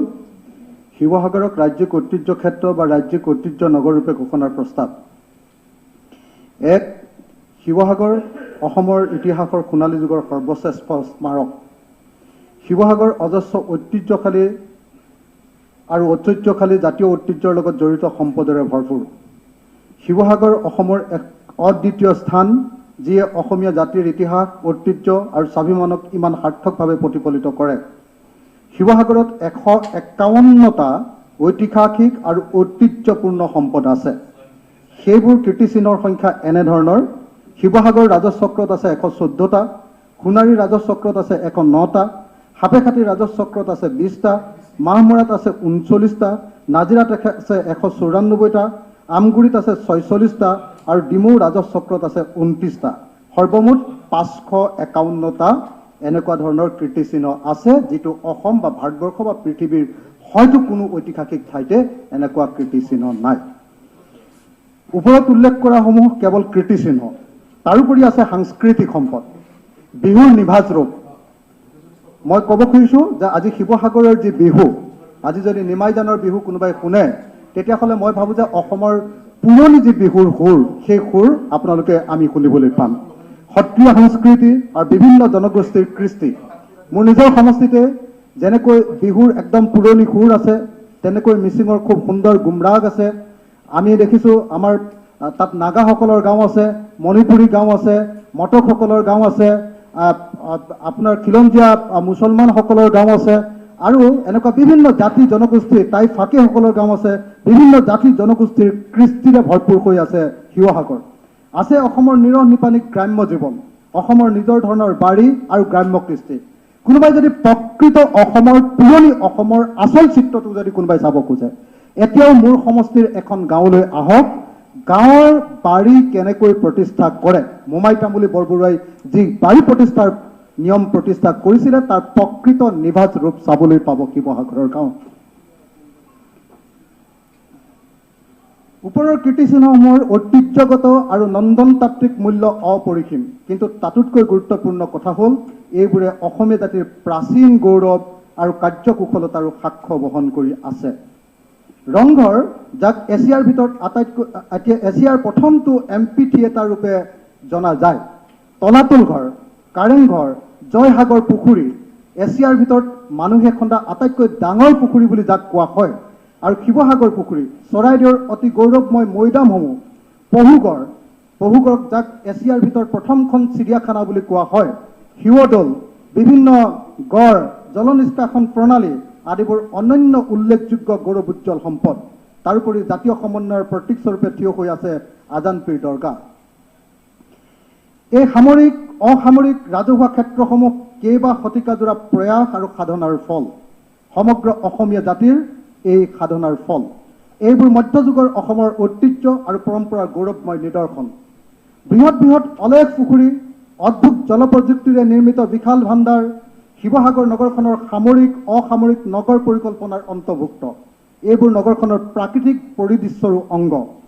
ৰাজধানী নগৰখনক গড়খাৱৈ আৰু চকীৰ সজ্জাৰে সুৰক্ষিত কৰা হৈছিল। শিৱসাগৰৰ ঐতিহ্যমণ্ডিত মন্দিৰবোৰ অতি সূক্ষ্ম অলংকৃত স্থাপত্যৰ উজ্জ্বল নিদৰ্শন। অসমৰ স্থানীয় মন্দিৰ স্থাপত্যকলাৰ দিশৰ পৰা এই মন্দিৰসমূহ পূৰ্ণ বিকশিত বুলি ক'ব পাৰি। এই মন্দিৰ কিছুমানৰ লগত জলপ্ৰণালীও সংযুক্ত হৈ আছে। ঐতিহাসিকসকলৰ মতে শিৱসাগৰৰ এই হিন্দু মূৰ্তিবিদ্যাৰ সৈতে জনজাতীয় মোটিফৰ সংযোগ ঘটিছে। অন্যান্য অট্টালিকাসমূহতো একেই সমন্বিত স্থাপত্যকলাৰ নিদৰ্শন বিদ্যমান। আহোম স্থাপত্যবিদ্যাৰ উৎকৰ্ষৰ চূড়ান্ত নিদৰ্শন এই অট্টালিকাসমূহ। ইয়াত নানাৰঙী সাংস্কৃতিক আৰু ধৰ্মীয় পৰম্পৰাৰ সংমিশ্ৰণ ঘটিছে। গম্বুজ আৰু তোৰণৰ ব্যৱহাৰে ভিন্ন সাংস্কৃতিক পৰম্পৰাৰ সংগ্ৰামৰ উমান দিছে। শিৱসাগৰ নগৰখন চালে দেখা যায় যে স্থানীয় আৰু সৰ্বভাৰতীয় পৰিকল্পনাৰ পৰা আহৃত সাংস্কৃতিক উপাদানৰ সৈতে আহোমৰ ৰাজকীয়, বাণিজ্যিক, সামৰিক আৰু কৃষি সম্পৰ্কীয় উপাদানৰ সংমিশ্ৰণেৰে নিৰ্মিত এখন অনন্য আৰু অতুলনীয় নগৰ হ'ল শিৱসাগৰ। মুঠতে গ্ৰাম্য আৰু নাগৰিক উপাদানৰ সুষম মিশ্ৰণৰ গতিশীল পৰম্পৰাৰে শিৱসাগৰৰ সপ্তদশ আৰু অষ্টাদশ শতিকাৰ ভাৰতবৰ্ষৰ এখন সৰ্বোত্তম ৰাজধানী ৰূপে পৰিগণিত হৈ আছে। আৰ্হি আৰু স্থাপত্যকলাৰ দিশৰ পৰা চালে দেখা যায় ৰংঘৰ নামৰ এই প্ৰাচীন প্ৰেক্ষাগৃহ নিৰ্মাণ কাৰ্যত পাতল ইটা আৰু প্ৰাকৃতিক চিমেণ্ট ব্যৱহাৰ কৰা হৈছিল। সমসাময়িক স্থপতিবিদসকলৰ মতে জৈৱিক সমল ব্যৱহাৰ কৰাৰ বাবে ৰংঘৰৰ ভিতৰ ভাগ এতিয়াও শীতল হৈ থাকে। আহোম সাংস্কৃতিক উৎকৰ্ষতাৰ অন্য এক প্ৰমাণ হ'ল গুড়, মাটিমাহ, শামুকৰ বিজল, চূণশিল, মাছতেল, শালগছৰ এঠা আদিৰে কাৰিকৰসকলে তৈয়াৰ কৰা প্ৰাকৃতিক চিমেণ্ট। ৰংপুৰৰ কাৰেং নামেৰে জনাজাত 7 খলপীয়া আহোম ৰাজকাৰেংটো আহোম যুগৰ সৰ্ববৃহৎ প্ৰকল্প। ইয়াত এটা গুপ্ত পথেৰে নদীৰ সৈতে সংযোগ হৈ থকা অন্য এটা 3 খলপীয়া কাৰেং পৰৱৰ্তী সময়ত এই ৰাজকাৰেঙৰ সৈতে সংযোগ কৰা হৈছিল। এই কাৰেংসমূহ আহোম ৰাজত্বৰ অন্তিম পৰ্বৰ উত্থান পতনৰ নিৰ্বাক সাক্ষী। যথোপযুক্ত সামগ্ৰী আৰু যথোপযুক্ত প্ৰযুক্তিৰে শিৱসাগৰৰ এই চমৎকাৰ অট্টালিকা আৰু সৌধসমূহক দীৰ্ঘকালীন স্থায়িত্ব প্ৰদান কৰি আহিছে। শিলৰ সাঁকোসমূহ আহোম যুগৰ স্থাপত্য ভাৱনাৰ গুৰুত্বপূৰ্ণ নিদৰ্শন। এইবোৰ উপাদানৰ উপস্থিতিয়ে গড়খাৱৈ আৰু শিৱসাগৰ নগৰক পূৰ্ব ভাৰতৰ ভিতৰতে এখন অতি গুৰুত্বপূৰ্ণ ঠাইলৈ ৰূপান্তৰিত কৰিছে। চৰাইদেউত থকা বিভিন্ন মৈদামসমূহত সৎকাৰৰ প্ৰযুক্তি ইজিপ্তৰ পিৰামিডৰ লগতহে তুলনা কৰিব পাৰি। 2014 চনৰ 15 এপ্ৰিল তাৰিখে ইউনেস্কোৱে এই মৈদামসমূহক বিশ্ব ঐতিহ্য ক্ষেত্ৰৰ অস্থায়ী তালিকাত ইতিমধ্যে অন্তৰ্ভুক্ত কৰিছে। শিৱসাগৰৰ স্থাপত্য ভাস্কৰ্যই বিভিন্ন সময়ত অসম ভ্ৰমণলৈ অহা প্ৰখ্যাত লোকসকলক চমৎকৃত কৰি তুলিছে। ব্ৰিটিছ প্ৰশাসকেই হওক, মোগল সাম্ৰাজ্যৰ পৰা অহা পৰিব্ৰাজকেই হওক বা ইউৰোপৰ পৰা অহা আন লোকসকলেই হওক, ভাৰতীয় লেখকেই হওক, এই স্থাপত্যসমূহৰ আৰ্হি আৰু নিৰ্মাণ শৈলীক প্ৰশংসা নকৰাকৈ কোনেও থকা নাই। দিখৌ নৈৰ কাষৰী হৰাগুৰি চাপৰি, ফকীৰে সজালে মঠ, চকুৰি ভকতে লয় আল্লাৰে নাম, মাদুৰী বনৰে কঠ। এয়া এটা লোকগীত। এইদৰে বৰ্ণিত ব্যক্তিজন আছিল শ্বাহ মিৰাণ বা শ্বাহ মিলান। তেওঁ এজন চুফি সাধক আছিল। সুদূৰ বাগদাদৰ পৰা আহি খৰাগুৰি চাপৰিত তেওঁ বসবাস কৰিছিল। সপ্তদশ শতিকাৰ মাজভাগত স্বৰ্গদেউ প্ৰতাপ সিংহৰ দিনত তেওঁ আহিছিল। আজানপীৰ দৰগাহ খৰাগুৰি চাপৰিৰ সেই ঠাইত নিৰ্মিত হৈছে, যি ঠাইত আজান পীৰে 120 জন ভকতক লৈ তাতে ধৰ্ম প্ৰচাৰ কৰিছিল। শিৱসাগৰৰ দৰ্শনীয় স্থাপত্যসমূহৰ পটভূমিৰূপে আছে ব্ৰহ্মপুত্ৰ, দিখৌ, দিচাং আদি নদীসমূহ, দক্ষিণ দিশে থকা পাহাৰসমূহ আৰু বিশাল সমভূমি অঞ্চল। নগৰখনত অৱস্থিত ৰাজকীয় স্মাৰক, দুৰ্গ, নদী পাৰৰ ভূদৃশ্য, প্ৰতিৰক্ষা চকী, বিশাল বিশাল পুখুৰী আৰু গড়খাৰসমূহৰ মাজত সামৰিক, ধৰ্মীয়, আধুনিক, মধ্যযুগীয় আদি ভিন্ন ধৰ্মী উপাদান একেলগে সানমিহলি হৈ আছে। অসমৰ আন আন নগৰত প্ৰাকৃতিক আৰু মানৱসৃষ্ট স্মাৰকৰ এনে সমাৱেশ কেতিয়াও দেখিবলৈ পোৱা নাযায়। এই স্মাৰকসমূহে তাহানি অসমৰ অৰ্থনৈতিক সমৃদ্ধি আৰু ৰাজনৈতিক অৱস্থাৰ স্বাক্ষৰ বহন কৰি আছে। ঐতিহ্য নগৰ হিচাপে শিৱসাগৰৰ গৌৰৱ অষ্টাদশ শতিকাতে শেষ হোৱা নাই। ঊনবিংশ শতিকা আৰু পিছৰ কালছোৱাতো এই চহৰৰ অন্যান্য সাংস্কৃতিক যাত্ৰাত বহু নতুন দিশ জড়িত হৈ পৰিছে। নগৰখনৰ চুকে কোণে ঔপনিৱেশিক যুগৰ স্মাৰকেৰে ভৰি আছে। ঊনবিংশ শতিকাৰ নিৰ্মাণ প্ৰযুক্তিৰ নিদৰ্শন দিখৌ নদীৰ কপি লগা দলঙে অসমৰ বহু মানুহক এতিয়াও বিস্ময়াভিভূত কৰি আহিছে। শিৱসাগৰ নগৰৰ লগত অসমীয়া সাহিত্যৰ আধুনিক যুগৰ তাৎপৰ্যপূৰ্ণ ইতিহাস জড়িত হৈ আছে। প্ৰথম ছপাশাল, অৰুণোদয় আলোচনীৰ প্ৰতিষ্ঠাই হওক বা ঊনবিংশ শতিকাৰ সাহিত্যিক কৰ্মৰাজিয়ে হওক, 1946 খ্ৰীষ্টাব্দত আমেৰিকান বেপ্টিষ্ট মিছনেৰে প্ৰকাশ কৰা অৰুণোদয়ে অসমীয়া সাহিত্যত আধুনিক যুগৰ শুভাৰম্ভ ঘটাইছিল এই শিৱসাগৰতে। কিয় ঐতিহ্য নগৰী হিচাপে ঘোষণা কৰিব লাগে শিৱসাগৰক? শিৱসাগৰৰ বেছিভাগ ভৱন, অন্যান্য স্থান, চৌপাশৰ অঞ্চলসমূহ বিভিন্ন ৰাজ্যিক আৰু কেন্দ্ৰীয় চৰকাৰৰ আইনৰ অধীনত এতিয়াও সংৰক্ষিত হৈ আছে। নগৰখনৰ এইসমূহ আপুৰুগীয়া সম্পদ সংৰক্ষণ আৰু প্ৰতিপালনৰ বাবে সীমিত পুঁজি এতিয়াও যোগান ধৰি থকা হৈছে। সেয়েহে এই কীৰ্তিচিহ্নসমূহ বৰ্তমান আংশিকভাৱে ভাল বা মধ্যমীয়া সংৰক্ষণ ব্যৱস্থাৰেহে সংৰক্ষিত হৈ আছে। এইবোৰৰ প্ৰকৃত যথোপযুক্ত সংৰক্ষণ, সংবৰ্ধন আৰু সৌন্দৰ্যকৰণৰ কামবোৰ সঠিকভাৱে কৰিবলৈ শিৱসাগৰক ৰাজ্যিক ঐতিহ্য ক্ষেত্ৰ, ষ্টেট হেৰিটেজ চাইট বা ৰাজ্যিক ঐতিহ্য নগৰী, ষ্টেট হেৰিটেজ চিটি ৰূপে ঘোষণা কৰিব লাগে। শিৱসাগৰত থকা কীৰ্তিস্তম্ভসমূহৰ চৌপাশৰ প্ৰাকৃতিক পৰিৱেশে অসমীয়া জাতিৰ পৰিশীলিত বসতি পৰিকল্পনাৰ আভাস দিয়ে। এনে পৰিকল্পনাৰ অন্তৰ্গত দৃশ্যাংশত চমৎকাৰ সৌধসমূহৰ সৈতে অতি সূক্ষ্ম ৰূপত সংলগ্ন হৈ আছে খেতিপথাৰৰ মাজে মাজে সজা অসংখ্য আলিবাট আৰু দূৰ দূৰণিৰ পথাৰলৈ যোৱা পথবোৰ। এই সংহত ইণ্টিগ্ৰেটেড প্ৰণালী অক্ষুণ্ণ ৰাখিবলৈ ঐতিহ্য সংৰক্ষণৰ শেহতীয়া পদ্ধতিসমূহ শিৱসাগৰৰ দ্ৰুতগতিত ঘটি থকা বিস্তাৰৰ প্ৰতি লক্ষ্য কৰি এই ঐতিহ্যসমূহ সঠিক পৰিকল্পনাৰে ৰক্ষা কৰা বৰ জৰুৰী হৈ পৰিছে। এই স্মৃতিস্তম্ভসমূহ ৰক্ষা কৰিবলৈ আমাৰ হাতত বিভিন্ন আইনী ব্যৱস্থা আছে যদিও এক সংহত আৰু সুচিন্তিত প্ৰচেষ্টাৰ জৰিয়তেহে স্থানসমূহ ভালদৰে সংৰক্ষণ কৰিবলৈ সক্ষম হ'ব পৰা যাব। এই দিশবোৰ বিবেচনা কৰি শিৱসাগৰক ঐতিহ্য ক্ষেত্ৰ ৰূপে বা ঐতিহ্য নগৰী ৰূপে ঘোষণা কৰা উচিত। কেনেকৈ শিৱসাগৰক ঐতিহ্য ক্ষেত্ৰ বা ঐতিহ্য নগৰী ৰূপে ঘোষণা কৰিব পাৰি? Silent, please. Silent. Assam Heritage Tangible Protection, Preservation, Conservation and Maintenance Act 2020 অধীনত একোখন ঠাইক ঐতিহ্য ক্ষেত্ৰ হেৰিটেজ সাইট ৰূপে ঘোষণাৰ ব্যৱস্থা আছে। উপযুক্ত আইনৰ 3 subsection A, subsection Roman 1, 3 subsection A, Roman 2, 6(1), 6(2), 8, 13 আৰু 14 ধাৰাৰ অধীনত শিৱসাগৰক ঐতিহ্য ক্ষেত্ৰ হেৰিটেজ সাইট ৰূপে বা ঐতিহ্য নগৰী হেৰিটেজ চিটি ৰূপে ঘোষণা কৰিব পাৰি। অথবা the Assam ancient monuments and records act 1959ৰ সংশ্লিষ্ট ধাৰাৰ অধীনত ঐতিহ্য ক্ষেত্ৰ ৰূপে ঘোষণা কৰিব পাৰি। শিৱসাগৰক ঐতিহ্য ক্ষেত্ৰ বা ঐতিহ্য নগৰ ঘোষণা কৰাটো ইউনেস্কোৰ 1972 চনৰ বিশ্ব সাংস্কৃতিক আৰু প্ৰাকৃতিক ঐতিহ্য সংৰক্ষণ ঘোষণাৰ লগত সম্পূৰ্ণৰূপে খাপ খাই পৰে। ৰাজ্য চৰকাৰে শিৱসাগৰক ঐতিহ্য নগৰী ৰূপে ঘোষণা কৰিবলৈ ভাৰত চৰকাৰক অনুৰোধ কৰিব পাৰে। ভাৰত চৰকাৰে the ancient monuments and archaeological sites and remains act 1958ৰ অধীনত এনে ঘোষণা দিব পাৰে। মই মাননীয় সাংস্কৃতিক মন্ত্ৰী ডাঙৰীয়াক অনুৰোধ কৰিছোঁ মনোযোগ দিবৰ কাৰণে। মই এই কথাটো উল্লেখ কৰিছোঁ, the ancient monument and archaeological sites and remains act 1958 Bharat চৰকাৰৰ এই আইনে এখন ঠাইক ঐতিহ্য নগৰী ৰূপে ঘোষণা কৰিব পাৰে। আনহাতে ৰাজ্য চৰকাৰে কেন্দ্ৰীয় চৰকাৰক শিৱসাগৰক national heritage city development and augmentation যোজনা অন্তৰ্ভুক্ত কৰিবলৈ অনুৰোধ কৰিব পাৰে। ভাৰতবৰ্ষৰ 13খন এনেকুৱা ঠাই আছে যি 13খন নগৰক ইতিমধ্যে এনেকৈ ভাৰত চৰকাৰে হেৰিটেজ নেশ্যনেল হেৰিটেজ সূত্ৰে ঘোষণা কৰিছে।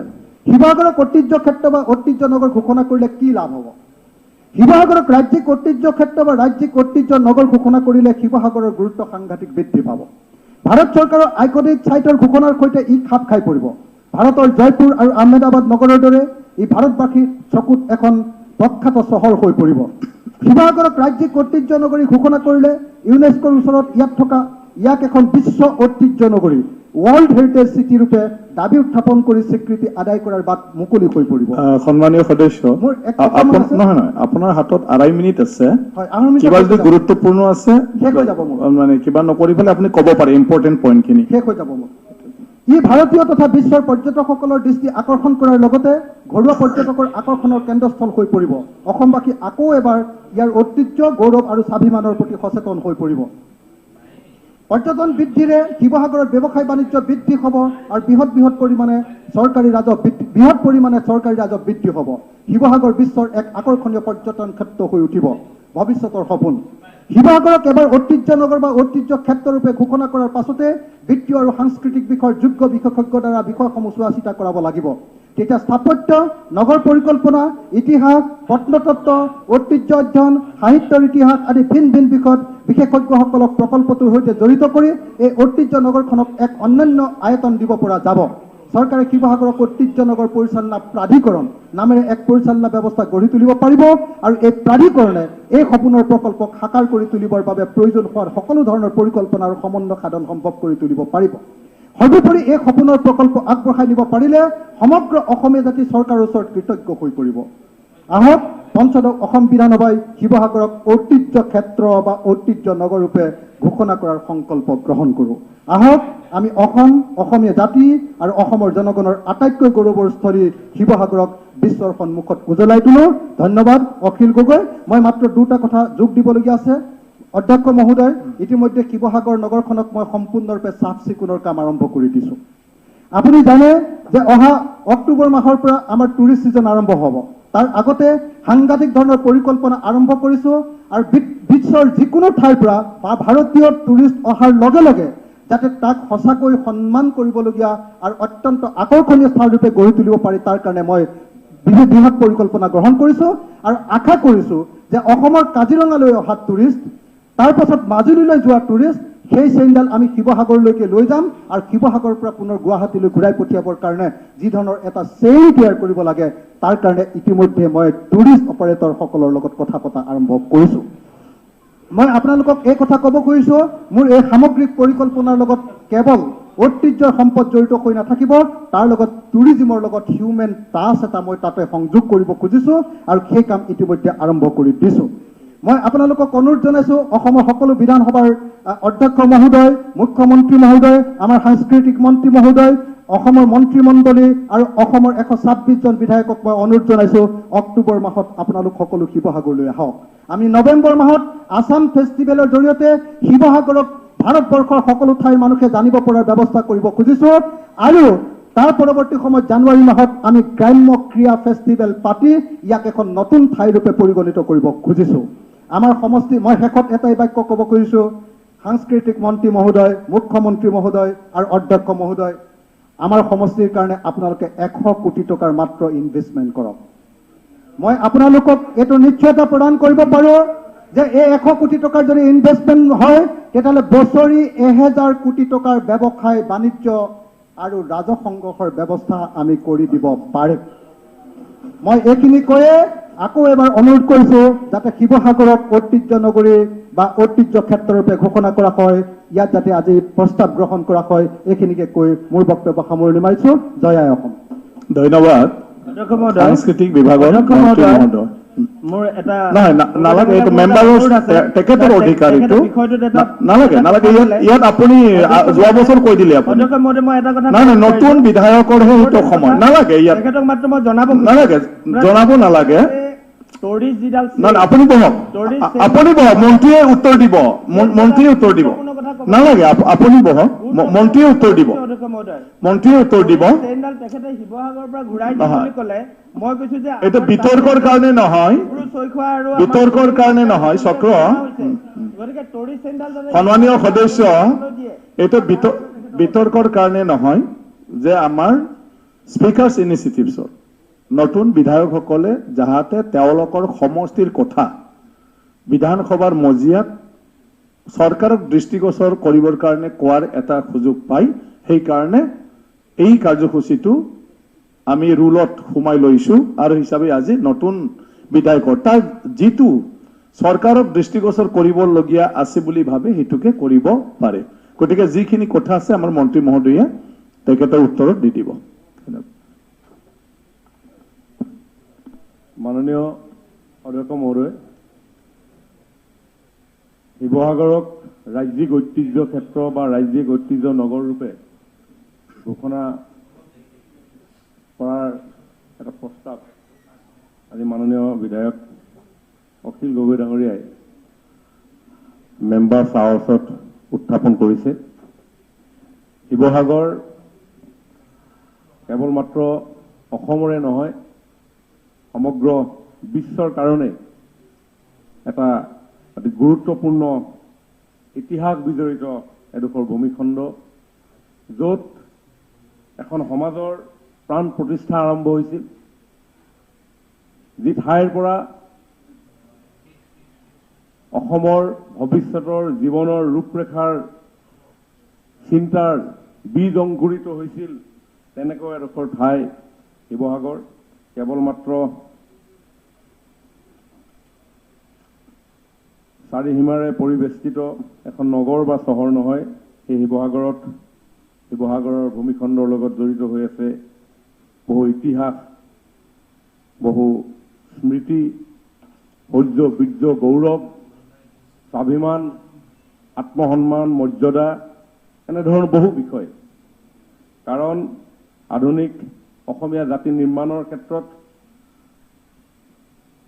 স্বৰ্গদেউ চাওলুং চুকাফাই সাতৰাজদিনী একৰাজ প্ৰতিষ্ঠা কৰি বাৰে ৰহণীয়া বৰ্ণাঢ্য বিভিন্ন ভাষা ভাষী জাতি জনগোষ্ঠীৰে পৰিবেষ্টিত এই বৃহৎ অসমীয়া সমাজখনক এক কৰি লৈ যোৱাত শিৱসাগৰৰ গুৰুত্ব সদায় অপৰিসীম ৰৈ ৰ'ব। কাৰণ প্ৰশাসনিক ব্যৱস্থাটো সেই 600 বছৰীয়া গৌৰৱ উজ্জ্বল ইতিহাসে সমগ্ৰ বিশ্বৰ প্ৰশাসন ব্যৱস্থাটো যথেষ্ট গৱেষণাৰ এতিয়াও অৱকাশ আছে। কাৰণ আজিৰ পৰা সেই 800 বছৰ আগত, 900 বছৰ আগত এনে এক ব্যৱস্থা প্ৰৱৰ্তন কৰিছিল, যি ব্যৱস্থাৰ আধাৰত বিভিন্ন ধৰণৰ চিন্তা, বিভিন্ন ধৰণৰ অভ্যাস, বিভিন্ন ধৰণৰ ৰীতি নীতিৰ লগত জড়িত হৈ থকা লোকক একত্ৰিত কৰি একেডাল সূতাৰে বান্ধ খুৱাই এটা যে জাতি নিৰ্মাণ কৰিব পৰা যায়, এটা প্ৰশাসন ব্যৱস্থা নিৰ্মাণ কৰিব পৰা যায়, সেই চিন্তা এই সমগ্ৰ শিৱসাগৰখনৰ লগতে সম্পৃক্ত হৈ আছিল। গতিকে নিশ্চিতভাৱে শিৱসাগৰ আমাৰ চিৰস্মৰণীয়, শিৱসাগৰ আমাৰ প্ৰাতঃস্মৰণীয়। প্ৰাতঃস্মৰণীয় কেৱল ব্যক্তিয়ে হ'ব নোৱাৰে। প্ৰাতঃস্মৰণীয় কেৱল কোনোবা এজন ব্যক্তিকে আমি স্মৰণ কৰিব লাগে ৰাতিপুৱা সময়ত, এনেধৰণৰ নহয়। আমি আমাৰ শৌৰ্য, বীৰ্য, ত্যাগ, ইতিহাস এইবিলাক লৈ আমি প্ৰাতঃস্মৰণ কৰিব পাৰোঁ। উচ্চ হিমালয়, আমাৰ ভাৰতবৰ্ষৰ যি চাৰিসীমা, সেই চাৰিসীমা যদি আমি মন কৰোঁ, গৰ্বেৰে যেন উত্তৰ দিশত গিৰিৰাজ হিমালয় সদম্বে থিয় হৈ আছে, ঠিক তেনেদৰে ভাৰতবৰ্ষৰ অন্যান্য 3টা দিশ যদি আমি চাওঁ, দেখিম যে দক্ষিণে মহাসাগৰ, পূবেও মহাসাগৰ, পশ্চিমেও মহাসাগৰ। অনন্য প্ৰাকৃতিক এটা পৰিৱেশ আছে আমাৰ দেশৰ, য'ত 10 বাৰ ভগৱানে অৱতাৰ গ্ৰহণ কৰিছিল। সেইকাৰণে আমি প্ৰাৰ্থনাত গাওঁ যে মৎস্য কুৰ্ম নৰসিংহ, বামন পৰশুৰাম, হলিৰাম বৰাহ শ্ৰীৰাম, বুদ্ধ কল্কি নামে দশ আকৃতি ধৰিছা কৃষ্ণ, তজুপয় কৰোহু প্ৰণাম। তাৰমানে যেন বিশ্বখন নিয়ন্ত্ৰণ কৰিবৰ কাৰণে ভগৱানে ভাৰতবৰ্ষখন তেনেধৰণে সৃষ্টি কৰিছিল। তিনিওফালে আপোনাৰ সাগৰ, জলৰাশি, এফালে সুউচ্চ হিমালয়। আৰু সেইকাৰণে এই ভাৰতৰ পবিত্ৰ ভূমিত ঐতিহাসিকভাৱে আজি 5,000 বছৰীয়া যি ভাৰতীয় সভ্যতা সংস্কৃতি, এই 5,000 বছৰীয়া ভাৰতীয় সভ্যতা সংস্কৃতিত প্ৰাণ পাই উঠিছিল বহু এনে নতুন চিন্তাৰ, যি চিন্তাসমূহে আজিৰ আধুনিক সমাজ ব্যৱস্থাত, আজিৰ আমাৰ এই বিবৰ্তমান পৃথিৱীখনত যেন লাহে লাহে লাহে লাহে আমাৰ এই চিন্তাৰ প্ৰাসংগিকতাসমূহ আমি আজিৰ তাৰিখত প্ৰাসংগিক হৈ পৰিছে। আজি পৌৰাণিক ভাৰতবৰ্ষৰ যি ইতিহাস, সেই ইতিহাসে আমাক আজিৰ আধুনিক ভাৰতৰ লগত, আধুনিক সমাজখনৰ লগত জীয়াই থকাৰ আমাক প্ৰেৰণা দিছে। COVID-19 ব্যস্তময় এই জীৱনত আমি কেতিয়াও ভবা নাছিলো যে পৃথিৱীখন যদি বন্ধ হৈ যায় আমাৰ জীৱনবিলাক নচলিব, এনেধৰণৰ এটা ধাৰণা আছিল। কিন্তু সমগ্ৰ বিশ্ব COVID-19ৰ কাৰণে স্তব্ধ হৈ গ'ল। আমি ভাবিছিলো যে বজাৰত পোৱা বস্তুবিলাক নহ'লে আমাৰ জীৱনবিলাক নচলিব নেকি, কিন্তু বজাৰ বন্ধ হৈ গ'ল, জীৱনবিলাক চলিলে। তাৰ লগত এতিয়াও আমি যুদ্ধ কৰি আছো। বজাৰত নোপোৱা বস্তুবিলাক নচলিলে আমাৰ জীৱন। শিৱসাগৰখন তেনেকুৱা নহয়, সেইকাৰণে আপুনি বুজি পোৱা নাই ডাঙৰীয়া। মই 5,000 বছৰৰ কথা কৈ আছো, ঠিকে কেনেকে থাকিলে আপুনি কথাতে বুজা নাই কিয়? চেঙা কথা কোৱাৰ লগে লগে বেলেগ উঠি যায়, আপুনি শিৱসাগৰ কোৱাৰ লগে লগে উঠি যায়, এইবিলাক কেনেকুৱা কথা? গতিকে আপোনালোকে কথাবিলাক ক'ত আপোনাৰ 5,000 সভ্যতা সংস্কৃতিৰ কথা কৈ আছো, জলবায়ুৰ কথা কৈ আছো, আপোনাৰ হিমালয়ৰ কথা কৈ আছো, মহাসাগৰ, বংগোপ মহাসাগৰ, ভাৰত মহাসাগৰৰ কথা কৈ আছো, আপুনি ঘপকৈ কৈ দিছে কথাটো। প্ৰশ্নটো তেনেকুৱাটো নহয়। মাননীয় মহোদয়, শিৱসাগৰ মোৰো হয়। শিৱসাগৰৰ জহি হৈ যোৱা ৱালবিলাক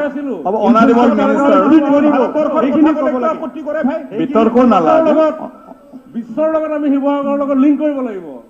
শিৱসাগৰ কি ৰাস্তাকেইটা বনাই দিলে শিৱসাগৰ ঐতিহ্য ক্ষেত্ৰ হ'ব নেকি? নাই। বিশ্ব ঐতিহ্যৰ কথা ক'বলৈ হ'লে হিমালয়ৰ কথা ক'বই লাগিব, 5,000 বছৰীয়া ভাৰতীয় সভ্যতা সংস্কৃতিৰ কথা ক'বই লাগিব, আয়ুৰ্বেদৰ কথা ক'বই লাগিব, জ্যোতিৰ্বিজ্ঞানৰ কথা ক'বই লাগিব, তক্ষশিলা নালন্দা বিশ্ববিদ্যালয়ৰ কথা ক'বই লাগিব। মন্ত্ৰী ডাঙৰীয়া, আপুনি কৈ গৈ থাকক। প্লিজ শুনিব, সকলোৱে শুনিব, ইম্পৰ্টেণ্ট বিষয়। সেই তেনেধৰণে সেই দৃষ্টিৰে আমি চাব লাগিব। ইমান স্থূলভাৱে কেৱল পলিটিক্সৰ নামত কথা কৈ থাকিলেতো নহ'ব। অখিল গগৈ ডাঙৰীয়াই শিৱসাগৰক ৰাজ্যিক ঐতিহ্যৰ কথা কৈছে, আৰু মই প্ৰসংগটো আনিছো বিশ্ব ঐতিহ্যলৈকে। শিৱসাগৰ কেৱল অসমৰ নহয়, শিৱসাগৰ কেৱল ভাৰতৰ নহয়, শিৱসাগৰ কেৱল এই আমাৰ এই আঞ্চলিকতাবাদী এনেকুৱা ধৰণৰ এটা চিন্তাৰ মাজত আমি আবদ্ধ কৰি ৰাখিলে নহ'ব। আমি শিৱসাগৰ বিশ্ব দৰবাৰ মানে কি? বাৰ্লিন বিশ্ব দৰবাৰ নেকি? আমেৰিকা বিশ্ব দৰবাৰ নেকি? শিৱসাগৰ বিশ্ব দৰবাৰ হ'ব পাৰে। শিৱসাগৰৰ পৰা আমি ক'ব পাৰোঁ। সেইকাৰণে কৈছো 600 বছৰ ৰাজত্বৰ ইতিহাসৰ, গৌৰৱোজ্জ্বল ইতিহাসৰ কথা। সেইকাৰণে কৈছো প্ৰশাসন ব্যৱস্থাটোৰ কথা। সেইকাৰণে কৈছো 7 ৰাজধানী 1 ৰাজ প্ৰতিষ্ঠা কৰি স্বৰ্গদেউ চাওলুং চুকাফাই কেনেকৈ বৃহত্তৰ অসমীয়া জাতি গঠন কৰিলে তাৰ কথা। আৰু সেই কথাবিলাক আহিছে ক'ৰ পৰা? সেই কথাবিলাক আহিছে 5 বছৰে ভাৰতীয় সভ্যতা সংস্কৃতিৰ পৰা। সেই কথাবিলাক আহিছে সুউচ্চ হিমালয়ৰ পৰা। সেই কথাবিলাক আহিছে বংগোপসাগৰৰ পৰা। সেই কথাবিলাক আহিছে যুগ সাধনাৰ জৰিয়তে। সেই কথাবিলাক আহিছে আয়ুৰ্বিজ্ঞান, জ্যোতিৰ্বিজ্ঞানৰ পৰা। সেই হৈছে 5 বছৰীয়া সভ্যতা সংস্কৃতি, ভাৰতীয় ইতিহাস। আৰু সেই ইতিহাসক জেৰ টানি আমি বিশ্ব ঐতিহ্য ক্ষেত্ৰ আমি ভৱিষ্যতৰ দিনত ষ্টাব্লিছ কৰিবৰ কাৰণে আমি কাম কৰিব লাগিব। কেৱল আলি পদূলি, কেৱল মাত্ৰ কিবা কাৰণ স্বৰ্গদেউসকলৰ যি বিজ্ঞানসন্মত চিন্তা, আজি বৃহত্তৰ শিৱসাগৰ পুখুৰী, জয়সাগৰ পুখুৰী, তাৰ যি বিজ্ঞানসন্মত চিন্তা, এইটো আপোনাৰ আমাৰ আজিৰ চিন্তা নহয়, আজি কেইবাশ বছৰ আগৰ চিন্তা। তাৰ যি পানীৰ জলভাগ, সেই জলভাগ কেতিয়াও আমি দেখা নাপাওঁ কমি যোৱা। বাৰিষা দিনতো নকমে, খৰালি দিনতো নকমে। তো বিজ্ঞানসন্মত চিন্তা আছিল। আজি সেই চৌপাশে 4টা যমুনা, জয়াপাৰ, কলমচু পাৰ, ভটিয়া পাৰ আৰু এটা পাৰ। তো সেই তেনেধৰণে এই যে বিজ্ঞানসন্মত চিন্তা, কাৰণ পানী, মই অলপ আগতে কৈছিলো আমাৰ চান্দুবি বিলৰ কথা। তেতিয়া কৈছিল যে পানী আমাৰ সম্পদ। আৰু ৰজা মহাৰজাসকলে য'তে যেতিয়াই বিভিন্ন স্থানত আহোম স্বৰ্গদেউসকলে ৰাজধানী নিৰ্মাণ কৰিছিল, পোন প্ৰথমে তেওঁলোকে সন্ধান কৰিছিল পানী কেনেধৰণে সংৰক্ষণ হ'ব। আৰু সেইকাৰণে শিৱসাগৰ মাজ মজিয়াত আমি শিৱসাগৰ পুখুৰী দেখোঁ, আমি জয়সাগৰ পুখুৰী দেখোঁ, আমি ন পুখুৰী দেখোঁ, য'তেই তেনেধৰণে। গতিকে মই ভাবোঁ যে এই চিন্তাৰে আমি আগন্তুক দিনবিলাকত যাব লাগিব। শিৱসাগৰ কেৱল মাত্ৰ ৰাজ্যিক ঐতিহ্য নহয়, অখিল গগৈ ডাঙৰীয়াই কোৱাৰ ধৰণে ঐতিহ্য হিচাপে আমি ঘোষণা কৰিলে কথাবিলাক শেষ হৈ নাযায়, বৰঞ্চ সেই কাম আমি ইমান দিনে চলি আহিছে। যোৱা চৰকাৰখনেও প্ৰায় 23 কোটিতকৈও অধিক তাত বিভিন্ন আঁচনিৰ জৰিয়তে পৰ্যটনেই হওক, আমাৰ আৰ্কলজিয়ে হওক, বিভিন্ন ধৰণৰ আমাৰ কাম কাজ তাত চলি আছে। আগন্তুক দিনবিলাকত শিৱসাগৰক লৈ আমাৰ চিন্তা থাকিব। আমি এখন ভাল সমগ্ৰ বিশ্বৰ জনমানসত যাতে আমি শিৱসাগৰৰ দৃষ্টি আকৰ্ষণ কৰিব পৰা যায়, তাৰ চিন্তা নিশ্চয় আমাৰ দুইখন চৰকাৰ, কেন্দ্ৰীয় চৰকাৰ আৰু ৰাজ্য চৰকাৰৰ চিন্তাত আছে। ইউনিয়ন বাজেট 2020-21ত আমাৰ কেন্দ্ৰীয় বিত্তমন্ত্ৰীয়ে বাজেট উত্থাপন কৰি পিনি কৈছে যে 5 archaeological sites to be developed as iconic sites with on site museum. 5টা স্থানৰ কথা কৈছে যে ৰাক্ষগুৰি, হস্তিনাপুৰ, ধলাবিৰা আৰু চানালুৰ। সেই হস্তিনাপুৰৰ লগত আজি শিৱসাগৰ 5টা চাইট। সেইকাৰণে মই বিশ্ব ঐতিহ্যৰ কথা কৈছোঁ, সেইকাৰণে মই ভাৰতীয় সভ্যতা পৰম্পৰাৰ লগত জড়িত কৰি শিৱসাগৰখনক আগুৱাই লৈ যোৱাৰ কথাটো কৈছোঁ। গতিকে কেৱল মাত্ৰ শিৱসাগৰ কেন্দ্ৰিক কথা নহয়, আজি বিশ্বৰ গোটেই পৰ্যটনেই নহওক, যিয়ে নহওক, সেইটো আমি কেনেধৰণে গ্ৰহণ কৰিম বেলেগ ধৰণৰ কথা। কিন্তু শিৱসাগৰখন যে আমাৰ মৰ্যাদা সম্পন্ন এটা পৰিৱেশ আগন্তুক দিনবিলাকত আমি নিৰ্মাণ কৰিব লাগিব, সেই কাম ইতিমধ্যে আমাৰ আৰম্ভ হৈছে। আইকনিক 5টা যি চাইট কেন্দ্ৰীয় চৰকাৰৰ তৰফৰ পৰা ঘোষণা হৈছে, সেই ক্ষেত্ৰত আমি কাম কৰিম। ঠিক তেনেধৰণে হয়, প্ৰধানমন্ত্ৰী নৰেন্দ্ৰ মোদী ডাঙৰীয়াক এই উদ্যোগ লোৱাৰ কাৰণে মই ভাবোঁ অসম বিধানসভাৰ সকলো সন্মানীয় সদস্যই তেখেতক এটা ধন্যবাদ জনাব লাগে। তাৰ লগে লগে এটা কথা আমি মনো কৰিব লাগিব, আমাৰ যথেষ্ট সম্ভাৱনা আছে। আজি মিছৰৰ পিৰামিড যেনেকৈ বিশ্ব আশ্চৰ্য, ঠিক তেনেধৰণে আমাৰ চৰাইদেউৰ মৈদামসমূহ, সেই মৈদামসমূহৰো যথেষ্ট গুৰুত্ব আছে। এই মৈদামসমূহ 2014 চনতেই ইউনেস্কো যি ৱৰ্ল্ড হেৰিটেজ আছে, তাৰ সেই হেৰিটেজৰ সম্ভাৱ্য তালিকাত অন্তৰ্ভুক্ত হৈ আছে। কিন্তু মই সদনৰ জ্ঞাতাৰ্থে জনাব বিচাৰিছোঁ যে এই এনেধৰণৰ কথাখিনিক আগুৱাই লৈ যাবৰ কাৰণে কিন্তু বহু নিয়ম নীতিৰ মাজেৰে যাব লগা হয়। মোৰ সৌভাগ্য হৈছিলে যোৱা 5টা বছৰ মাজুলীৰ বিধায়ক সৰ্বানন্দ সোণোৱাল ডাঙৰীয়া মুখ্যমন্ত্ৰী হোৱাৰ পৰিপ্ৰেক্ষিতত তাতে কিছু কাম কাজ চোৱাৰ, আৰু তেতিয়া মাজুলীবাসী ৰাইজৰ এটা আহ্বান আছিল যে মাজুলীক বিশ্ব ঐতিহ্য ক্ষেত্ৰ হিচাপে ঘোষণা কৰিব লাগে। পৰৱৰ্তী সময়ত মাননীয় আমাৰ মুখ্যমন্ত্ৰী ডক্টৰ হিমন্ত বিশ্ব শৰ্মা ডাঙৰীয়াই মোক এই কালচাৰেল মিনিষ্ট্ৰীৰ দায়িত্ব দিলে, আৰু তেতিয়া গোটেই বিষয়টো যেতিয়া সোমাই গ'লোঁ, মাজুলীক আমি কিয় বিশ্ব ঐতিহ্য ক্ষেত্ৰ আমি কৰিব পৰা নাই, তেতিয়া দেখা পোৱা গৈছে যে বিশ্ব ঐতিহ্য ক্ষেত্ৰ হ'বৰ কাৰণে বহুখিনি কথা মানি চলিব লগা হয়, যাতে আমি সেই তেনেধৰণৰ যি আধুনিকীকৰণ, সেই আধুনিকীকৰণৰ পৰা আমি বিৰত থাকিব লাগিব ঐতিহ্য ক্ষেত্ৰৰ যিটো মৰ্যাদা পাবৰ কাৰণে।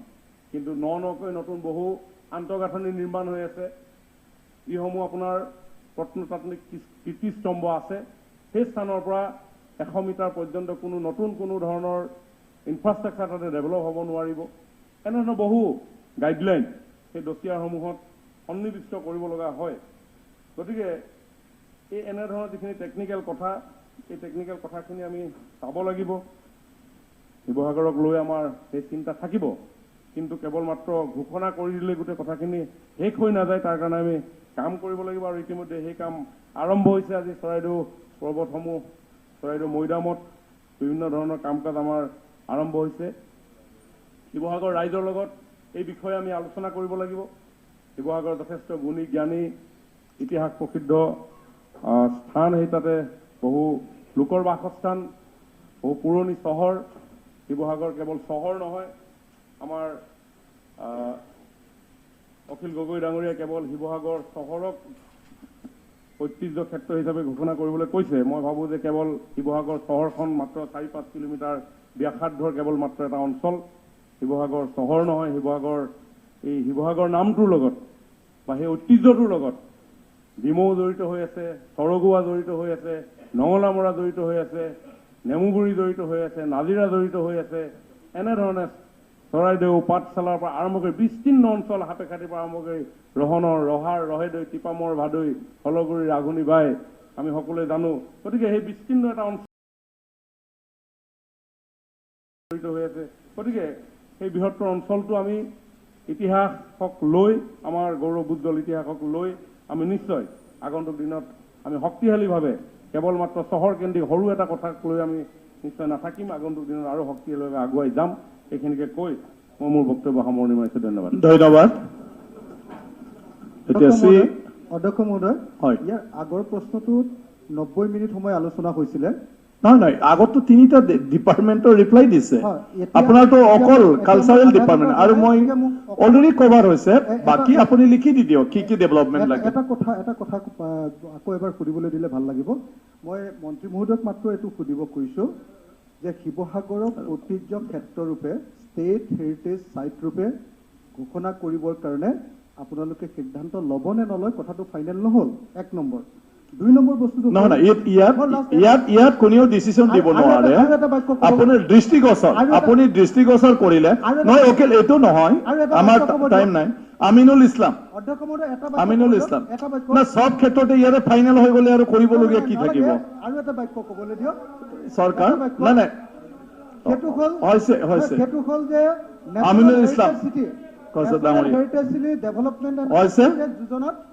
অলৰেডি তেখেতে ৱৰ্ল্ড হেৰিটেজ লৈকে কি লৈ আছে আৰু গভৰ্ণমেণ্ট অফ ইণ্ডিয়াৰ পৰা কি লৈছে এইখিনি কথাও ক'লে। নাই, আপোনাৰ কথাখিনিয়ে কৈছে। এইটো শিৱসাগৰৰ যিটো হেৰিটেজৰ কথা। আমিনুল ইছলাম ডাঙৰীয়া। মাননীয় অধ্যক্ষ মহোদয়, মাননীয় অধ্যক্ষ মহোদয়, প্লিজ সাইলেন্ট, প্লিজ অখিল। শিৱসাগৰৰ কাৰণে ঐতিহ্য ক্ষেত্ৰৰ কাৰণে চৰকাৰে কমিটমেণ্ট নিদিয়ে নহয় জানো? চৰকাৰে কমিটমেণ্ট নিদিয়ে নহয় জানো? ঐতিহ্য নোজোখে। মাননীয় অধ্যক্ষ মহোদয়, তেখেতে কৈ আছে পইচা। কি ঘোষণা কৰিব? ঘোষণা মানে কি? পইচা কিমান পইচা? 100 কোটি 200 কোটি 100 কোটি শিৱসাগৰ হয় নেকি? তেখেতে কৈছে 100 কোটি লাগে। আৰে তাতকে আমি বেছি কোটি দিম। বেছি কৰি দিব। শিৱসাগৰ জোখে নেকি? শিৱসাগৰ পইচাও জোখে নেকি? শিৱসাগৰক ইতিহাসৰ তেখেতে কৈছে, এছেম্বলিত কৈছে শিৱসাগৰৰ কাৰণে গভৰ্ণমেণ্টৰ মানে কোনো নিৰিখ নাই পইচা। ৰেকৰ্ডতে থাকিব। 100 কোটিতকৈ বেছিকে দিম বুলি ৰেকৰ্ডেড হ'ব লাগে। বিতৰ্ক নহয়, ভালদৰে কথা পাতিব। অনাৰেবল মিনিষ্টাৰ কৈ আছে। মাননীয় সদস্য অধ্যক্ষ ডাঙৰীয়া, মাননীয় সদস্যগৰাকীয়ে বুকুতে কলটো পকাব বিচাৰে।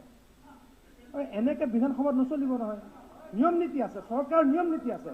তেখেতে এটা প্ৰশ্ন কৰিব, লগত উত্তৰ দিব লাগিব। নহ'ব। আমিনুল ইছলাম ডাঙৰীয়া হৈছে। এইটো এনেকুৱা তৰ্কৰ কাৰণে নহয়। বিধানসভা তৰ্কৰ কাৰণে নহয়। সন্মানীয় সদস্য, 20 তাৰিখে জাননী দিছো আৰু ইয়াত নিশ্চয় এটা আমি কমিটমেণ্ট পাম বুলি ভাবিবই পাৰো। কমিটমেণ্ট দিছে তেখেতে। নাই, কমিটমেণ্ট দিলে হৈছে। কমিটমেণ্ট দিছে মাননীয় অধ্যক্ষ মহোদয়। হৈছে মাননীয় অধ্যক্ষ মহোদয়, এক মিনিট আধা মিনিট হৈছে। শিৱসাগৰ 100 কোটিৰে নোজোখে। কথাটো বুজি পাইছেনে? তাতকে বহুত বেলেগ ধৰণে আমি ধন্যবাদ।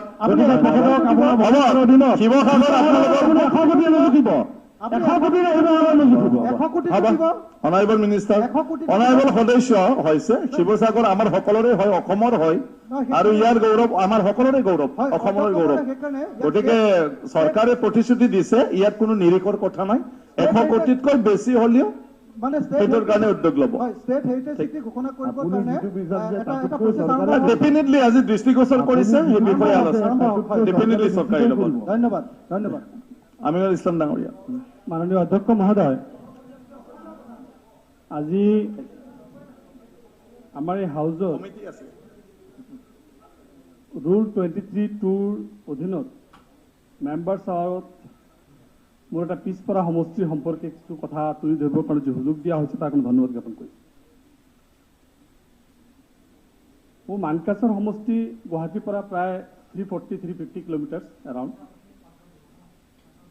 আৰু আমি মানকাছৰ সমষ্টিত আমি দেখিছোঁ যোৱা 25 বছৰে কোনো প্ৰশ্ন ইয়াত উত্থাপন হোৱা নাই, কোনো ধৰণৰ কথা ইয়াত উত্থাপন হোৱা নাই। সেইকাৰণে মোৰ অলপ সময় লাগিব পাৰে, প্লিজ সেইটো লক্ষ্য ৰাখিব। মোৰ সমষ্টিখন 3টা ছাইড, 2টা ছাইড বাংলাদেশ, 2টা ছাইড মেঘালয় আৰু 1টা ছাইডৰ ব্ৰহ্মপুত্ৰ আগুৰা। আজিৰ এই মুহূৰ্তত মানকাছৰ সমষ্টি এটা পেৰিফেৰী, মষ্ট পেৰিফেৰী প্ৰান্তীয় অঞ্চল, তাৰ সিপিনে আৰু নাই। মানকাছৰ সমষ্টিৰ পৰা মোৰ বেলেগ নেইবাৰিং সাউথ চালমাৰা সমষ্টিলৈকে যাবলগীয়া এটা কানেক্টিভিটি ৰোড নাই। মোৰ নেইবাৰিং সমষ্টি একমাত্ৰ মোৰ বৰ্ডাৰ সমষ্টি অসমৰ দক্ষিণ চালমাৰা সমষ্টি, আৰু দক্ষিণ চালমাৰা সমষ্টিত যাব লগা কোনো ৰোড কানেক্টিভিটি নাই। মই জনামতে প্ৰত্যেকটো জিলা NH বা নেশ্যনেল হাইৱে লগত সম্পৰ্ক হ'ব লাগে, কিন্তু আমাৰ জিলাখন বেলেগ এটা সমষ্টিৰ লগত কানেক্টিভিটি নাই, বেলেগ এটা ডিষ্ট্ৰিক্টৰ লগত কানেক্টিভিটি নাই। এতিয়া মানকাছৰ মই যাব লগা হ'লে 140-130 কিলোমিটাৰ মেঘালয়ৰ মাজেদি যাব লাগে। 100% আমাৰ জিলাখন বা মোৰ সমষ্টিখন মেঘালয়ৰ ওপৰত ডিপেণ্ডেবল। আমি লক্ষ্য কৰিছোঁ, ৰোড কমিউনিকেশ্যনত মই ক'ব বিচাৰিছোঁ প্ৰথমে, যে আজি আগিয়াৰ পৰা ইচ্ছা কৰিলে নেশ্যনেল হাইৱে এক্সটেনশ্যন কৰি মানকাছৰ ইনক্লুডিং ভায়া ফুলবাৰী হৈ হেলডিগঞ্জ হৈ মানকাছৰ হৈ মানকাছৰ ইণ্টাৰনেশ্যনেল পোৰ্ট, মহেন্দ্ৰগঞ্জ ইণ্টাৰনেশ্যনেল পোৰ্টলৈ কানেক্টিভিটি এটা বঢ়াব পাৰি। আমাৰ হাতচিঙিমাৰীৰ পৰা বা মানকাছৰ মোৰ সমষ্টিৰ পৰা যিহেতু মেঘালয়ত আহিব লাগে, আপোনালোকে সবেই জানে মেঘালয়ত কেতিয়াবা 500 ঘণ্টা বন্ধ, কেতিয়াবা 1000 ঘণ্টা বন্ধ, তাৰ বাহিৰে কোনো বিকল্প ৰাস্তা নাই। আৰু আপোনালোকে নিশ্চয় জানে, ইতিমধ্যে মই অলৰেডি ইয়াৰ আগতেও যেতিয়া মই বিধায়ক নাছিলোঁ, মই দিল্লীতো ধৰ্ণা দিছোঁ, দিছপুৰতো ধৰ্ণা দিছোঁ। ইমান বেছি কিডনেপিং, ইমান বেছি এক্সটৰ্শ্যন, ইমান বেছি কিলিং মোৰ মানকাছৰ সমষ্টিত হৈ থাকে মেঘালয়ৰ উগ্ৰপন্থীবিলাকৰ জৰিয়তে। আৰু মেঘালয়ৰ পৰা বিকল্প ৰাস্তা অসমে যদি আমি মানকাছৰ পৰা শুকচৰ হৈ সাউথ চালমাৰা হৈ ফকিৰগঞ্জ হৈ আইৰিকাটা হৈ লক্ষীপুৰ হৈ আমবাৰী হৈ গোৱালপাৰা কানেক্টিভিটি ৰোড, ইয়াৰ আগৰ মুখ্যমন্ত্ৰী ডাঙৰীয়া যেতিয়া আমাৰ মানকাছৰ ভ্ৰমণ গৈছিল প্ৰথমবাৰ মুখ্যমন্ত্ৰী হৈ প্ৰথম মাহতে, তেতিয়া এই ৰাস্তাটোৰ প্ৰকল্পৰ কথা কৈছিলে যে এইটো অহাবাৰ এই ৰাস্তাইদি আমাৰ প্ৰাক্তন মুখ্যমন্ত্ৰী ডাঙৰীয়া মানকাছলৈ আহিব। কিন্তু আজিলৈকে সেই ৰাস্তাটো কি হৈ আছে আমি নাজানো, কোনো ধৰণৰ প্ৰস্তাৱ, কোনো ধৰণৰ কথা বতৰা আজিলৈকে কিন্তু হৈ থকা নাই।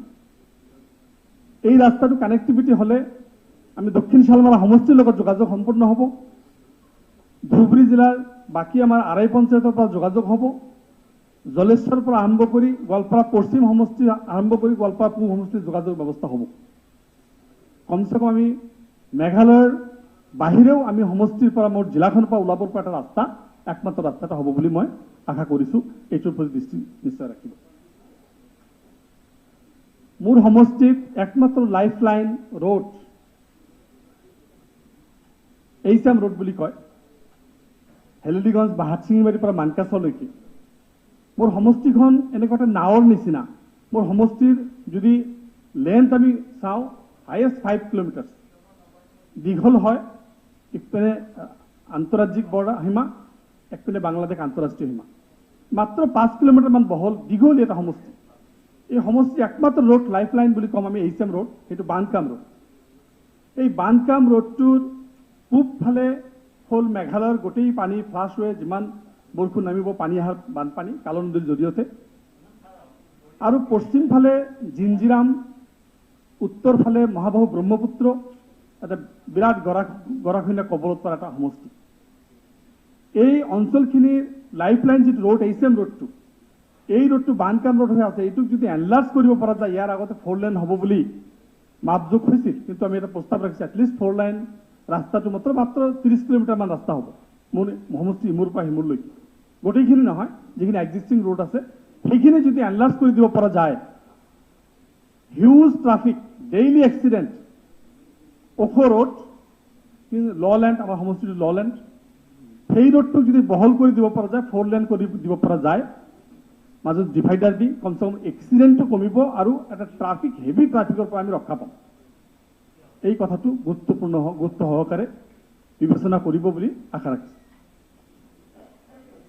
আমাৰ IBB road, Indo Bangla border road যিটো আছে, শিশুমাৰাৰ বা হাটচিংমাৰীৰ পৰা আৰম্ভ কৰি বৰ্ডাৰ ৰোড আছে আপোনাৰ আপ টু মানে লাষ্ট হিমালয়কে, যিটো IBB ৰোড, তাৰ এটা ফেন্সিং আছে। এই ফেন্সিং ৰোডটো প্ৰত্যেক বছৰে, প্ৰতি 2 বছৰে 1 বছৰ পিছে পিছে ৰোডটো ভাঙি যায়। ফ্লাড, বাংলাদেশৰ ফ্লাড বা আমাৰ ব্ৰহ্মপুত্ৰৰ পানী ভাঙি যায় আৰু বিস্তাৰিত গোটেই সমষ্টিটো পানীৰ তললৈ গুচি যায়। এই IBB ৰোডৰ চাইডে চাইডে যদি এটা নেক্সট আৰু এটা ৰোড কৰি দিয়া যায়, IBB ৰোডত মানুহ উঠিব নোৱাৰে, বানপানী আহিলে গৰু ছাগলী উঠাব নোৱাৰে, কোনো ধৰণৰ বস্তু যাতে পাব্লিক ইউজ কৰিব নোৱাৰে IBB road, international border road. সেই ৰোডটোৰ চাইডে চাইডে যদি আৰু এটা ৰোড বনাই দিয়া যায়, দুটা কাম হ'ব। এটাটো হ'ল যে সেই ৰোডটো যিটো বাংলাদেশৰ লগত বানপানী ভাঙি গৈ যিটো ছাবমাৰ্জ হৈ যায়, বাংলাদেশৰ লগত একাকাৰ হৈ যায়, সেইটো এটা চিকিউৰিটি থ্ৰেটৰ পৰা, ইণ্টাৰনেশ্যনেল চিকিউৰিটি থ্ৰেটৰ পৰা ৰক্ষা কৰা এটা ছিষ্টেম আমি ল'ব পাৰি। ছেকেণ্ড হ'ল ইণ্টাৰ সমষ্টিৰ পৰা কানেক্টিভিটিৰ মানুহৰ কাৰণে এটা ব্যৱস্থা তাত কৰিব পাৰি, এনেকুৱা এটা ব্যৱস্থা কৰিব পাৰি। আপোনালোকে নিশ্চয় জানে যে আজি আমাৰ যিটো NH 27B 02 Dhubri Phulbari road, মানে আমাৰ যিটো NH 27B, সেই ৰোডটো এনলাৰ্জ কৰি আমাৰ হাটচিংবাৰীৰ পৰা বাগাপাৰা হৈ যাব পাৰে, ৰয়ডুবা হৈ মেঘালয় লাইনলৈ যাব পাৰে, আদাৰৱাইজ মাৰ্কেজৰ মাজলৈ যাব পাৰে। সেইটো আমাৰ কানেক্টিভিটি কৰাৰ এটা সম্ভাৱনা আছে। এই কথাখিনি আমি এইকাৰণে ক'ব বিচাৰিছোঁ যে অসমৰ যিমান বানপানী, যিমান উপনৈ আজি ভূটানৰ পৰা আহক, নেপালৰ পৰা আহক, আমাৰ হিমালয়ৰ পৰা যিখিনি ব্ৰহ্মপুত্ৰ দি আহক, বিভিন্ন নৈ উপনৈৰ পানী, একমাত্ৰ আউটডোৰ ৰোড মানকাছৰ। ইয়াৰ সকলো পানী মানকাছৰে ওলাব লাগিব বংগোপসাগৰ পৰিবৰ কাৰণে, কাৰণ আমাৰ এই উত্তৰ পূৰ্বাঞ্চলৰ পানীখিনি বা বিশেষকৈ অসমৰ এই অঞ্চলৰ পানীখিনি বংগোপসাগৰৰ বাহিৰে বেলেগ ৰাস্তা নাই। আৰু এই গোটেইখিনি পানী ফ্ল'টো, প্ৰেছাৰটো মানকাছৰত পৰে, মোৰ সমষ্টিত পৰে আৰু বৃহত্তৰ অঞ্চল প্ৰত্যেক বছৰে গৰাখহনীয়াত পৰে। এইটো আমাৰ প্ৰত্যেকজন বিধায়ক যিবিলাক চৰ অঞ্চল আছে তেখেতসকলে গম পায়। গোটেই পানীখিনি মানকাছৰ মাজত যাব লাগিব। আমাৰ কথাটো হৈছে একফালে মেঘালয় ব্ৰহ্মপুত্ৰৰ বানপানী, যিটো ঢল পানী আহে, প্ৰত্যেক বছৰ ৰোডবিলাক ইৰ'শ্যন হয়, একপিনে জিঞ্জিৰাম আৰু ব্ৰহ্মপুত্ৰৰ গৰাখহনীয়া। এইবাৰ আপোনালোকে শুনি আচৰিত হ'ব, বেৰাভাংগা, মোৰ চুকস্তৰ অঞ্চলে বেৰাভাংগা এটা অঞ্চল এইবাৰ প্লাবিত মানে গৰাখহনীয়া হৈছে, যিটোৰ জৰিয়তে কমচে কম 150 বছৰীয়া 2-3টা গাঁও তাত আজি উঠি গৈছে। এইবিলাকৰ কাৰণে মই বিচাৰিছোঁ যে যাতে অতি গুৰুত্ব সহকাৰে মোৰ সমষ্টিৰ ৰোড আৰু ব্ৰিজবিলাক এটা গুৰুত্ব সহকাৰে ল'ব লাগে। ইণ্টাৰনেশ্যনেল আৰু ইণ্টাৰষ্টেট বৰ্ডাৰ, মেঘালয়ৰ বানপানীপণ আৰু ব্ৰহ্মপুত্ৰৰ বানপানীপণ চবকেইটা মোৰ তাত এফেক্ট কৰে। তাৰ কাৰণে ৰোড কমিউনিকেশ্যনৰ পৰা এটা ব্যৱস্থা ল'ব লাগে। মই বিভাগীয় মন্ত্ৰী মহোদয়ক অনুৰোধ কৰিব বিচাৰিছোঁ ইয়াৰ জৰিয়তে যাতে এটা বেলেগ বিহিত ব্যৱস্থা লয়। মোৰ দ্বিতীয় ইছ্যুটো হেল্থ এণ্ড ফেমিলি। দ্বিতীয় ইছ্যু মোৰ যিটো হেল্থৰ কথা মই আগতেও ক'লোঁ যে মোৰ মানকাছৰ সমষ্টিৰ হেল্থৰ কথা ক'বলৈ গ'লে এটা বেলেগ পিকচাৰ ইয়াত আগত আহিব, আপোনালোকে নিশ্চয় অলপ ধৈৰ্য ধৰি শুনিব। আৰু বিভাগীয় মন্ত্ৰী মহোদয়ৰ মই অধ্যক্ষ মহোদয়ৰ জৰিয়তে দৃষ্টি আকৰ্ষণ কৰিব বিচাৰিছোঁ। মোৰ সমষ্টিৰ পৰা এটা চিভিল হস্পিটেল পাবলৈ হ'লে গোৱালপাৰা যাব লাগিব 140 কিলোমিটাৰ। এটা 140 কিলোমিটাৰ যাবলৈ ৰোড কমিউনিকেশ্যন ইমান বেয়া, মেঘালয় NEC ৰোড 5 আৱাৰ্ছ লাগে মোৰ সমষ্টিৰ পৰা গোৱালপাৰা যাওঁতে, 4 কিলোমিটাৰ যাওঁতে 5 ঘণ্টা লাগে গোৱালপাৰা পাবলৈ। আৰু ধুবুৰী যদি নেক্সট আমি যাওঁ, ব্ৰহ্মপুত্ৰ উজনিমুৱাকে যদি যাব লগা হয় প্ৰায় 48 কিলোমিটাৰ যাব লাগে মানকাছৰ পৰা, তাতেও 5.5 ঘণ্টা 6 ঘণ্টা সময় মানকাছৰ পৰা ধুবুৰী পাওঁতেলৈকে উজনিমুৱাই গ'লে। আমি যদি বেক চাইড আহোঁ, উভতি আহোঁ, তেতিয়াহ'লে 3 ঘণ্টাত হৈ যায়, কিন্তু উজনিমুৱা প্ৰায় 5-6 ঘণ্টা লাগি যায়। তো আমাৰ মানে মোৰ সমষ্টিটোত যিকোনো চিভিল হস্পিটেলত কানেক্টিভিটি হ'বলৈ 5 আৱাৰ্ছৰ আগত আমি নাপাওঁ। নেক্সট মেঘালয় তুৰাত যদি আমি যাওঁ, তুৰাত তেখেতসকলে গোটেই তাৰ লোকেল মেঘালয়ৰ পেচেণ্টখিনি দেখাৰ পিছত 4টাৰ পিছতহে আমাক সময় দিয়ে। ইম্পৰ্টেণ্ট মেটাৰটো হ'ল যে আমি তাত জাষ্টিছটো নাপাওঁ তুৰাত, কাৰণ তেখেতসকলৰ ষ্টেট, তেখেতসকলৰ মেটাৰ আমি ক'ব নোৱাৰোঁ। কিন্তু আমাৰ এই হস্পিটেলৰ যিটো অৱস্থা, আজি অসমৰ 5টা নতুনকৈ জিলা হ'ল, 4টা জিলাত অলৰেডি এতিয়ালৈকে ডিষ্ট্ৰিক্ট চিভিল হস্পিটেল ডিক্লেয়াৰ হ'ল, মোৰ মানকাচৰত হোৱা নাই, মই নাজানো কিহৰ কাৰণে। আজি মানকাচৰত আপোনালোকে মানকাচৰ CHC যিহেতু আপোনালোকৰ হিচাপত মই এতিয়া কেইবাটাও হস্পিটেল কমিটিৰ চেয়াৰমেন হৈছোঁ, অলপ বস্তু হেল্থ ডিপাৰ্টমেণ্টৰ বস্তুখিনি লক্ষ্য কৰিব বিচাৰিছোঁ। মানকাচৰ CHC FRU ইউনিট হ'ব 25 বছৰ হ'ল ডিক্লেয়াৰ হ'ব, 25 ইয়াৰ্ছ হৈছে, বিল্ডিং হৈছে, ইনফ্ৰাষ্ট্ৰাকচাৰ হৈছে, আজিলৈকে এজনো স্পেচিয়েলিষ্ট ডক্টৰ দিয়া হোৱা নাই, এটা ব্লাড বেংক দিয়া হোৱা নাই, এটা এক্সৰে চেণ্টাৰ নাই। ডেট মিনছ বাস্তৱত কোনো ছাৰ্ভিচ তাত নাই। 25 বছৰ FRU ইউনিট ডিক্লেয়াৰ হোৱাৰ পিছত, ফাৰ্ষ্ট ৰেফাৰেল ইউনিট হিচাপে ডিক্লেয়াৰ হোৱাৰ পিছত আজিলৈকে কোনো ধৰণৰ চিকিৎসা ব্যৱস্থা তাত উন্নত হৈ থকা নাই। মোৰ সমষ্টিত একমাত্ৰ মডেল হস্পিটেল হিচাপে শুক্তৰ হস্পিটেলখন মিনি CHC পৰা এইটো ডেভেলপ কৰি মডেল হস্পিটেল দিয়া হৈছে। মই দেখিছোঁ আজিৰ দিনত মডেল হস্পিটেলৰ নামত 4টা পোষ্ট দিয়া আছে, কিন্তু অতি পৰিতাপৰ বিষয় মডেল হস্পিটেল আজিলৈকে মাটি অধিগ্ৰহণ কৰা নাই, হস্পিটেল বনোৱা নাই। On papers it is a model hospital, but তাত এটা সৰু ঘৰৰ মাজত চলি আছে। মই ক'ব বিচাৰিছোঁ যে বাগাপাৰা যিটো CHC আজিৰ পৰা 4 বছৰ আগত আমাৰ প্ৰাক্তন স্বাস্থ্যমন্ত্ৰী ডাঙৰীয়া বৰ্তমান মুখ্যমন্ত্ৰী ডাঙৰীয়া ইনিগ্ৰেশ্যন কৰিছে, আজিলৈকে তাত কোনো ডক্টৰছ ব্যৱস্থা এতিয়ালৈকে কৰা হোৱা নাই। মোৰ সমষ্টি নহয়, মোৰ ডিষ্ট্ৰিক্টত আজিলৈকে এটা স্পেচিয়েলিষ্ট, লাগিলে চাইল্ড স্পেচিয়েলিষ্ট হওক, লাগিলে গাইনী হওক, লাগিলে এজন MS হওক, MD হওক, কোনো ধৰণৰ বাকী অৰ্থ সেইবিলাক নাযাওঁ, নিউৰটো এইবিলাক নাযাওঁ, বেছিক যিখিনি এটা লেবাৰ পেইন উঠিলে এজন মানুহক আমি 5 ঘণ্টা যাব লাগিব গোৱালপাৰ, আৰু ৰোড কণ্ডিশ্যন ইমান ডিটৰিয়াছ, এটা কল্পনা কৰিব নোৱাৰে। আৰু এই ব্যৱস্থাটো আজি আমি অতি পৰিতাপেৰে জনাব বিচাৰিছোঁ এই কথাখিনি, যে ইয়াৰ কাৰণে যাতে আমাৰ বিভাগবিলাকে চিন্তা কৰিব লগা হয়। আজি 66 PHC আছে, সেই PHC বিলাকৰ মেক্সিমাম ডক্টৰ নাই, তেখেতসকলে মাটিবিলাক অধিগ্ৰহণ কৰা হৈছিল, কাৰোবাৰ মাটি। মই বিধায়ক হোৱাৰ পিছত এইবিলাক বস্তু অলপ পৰ্যবেক্ষণ কৰিছোঁ, মানুহবিলাকে মোৰ দৃষ্টি আকৰ্ষণ বিচাৰিছে, আৰু মই দেখিছোঁ যে মেক্সিমাম PHCত এতিয়া নিজে নিজে ঘৰ বনাই ফেমিলি থাকে, ডাক্তৰৰ কোনো বালাই নাই। এইবিলাক ডাক্তৰ হেল্থ সন্মানৰ কৰিছোঁ, 2 মিনিট আছে আৰু আপুনি ইম্পৰ্টেণ্টটো বিচাৰি লওক। হয়, মই কৈ আছোঁ অলপ মই আগতে পাৰ্মিশ্যন বিচাৰিছোঁ যে মোক অলপ ক'ব দিব লাগিব। সময় নাই না, সেই কথাটো মানে সময় নাই।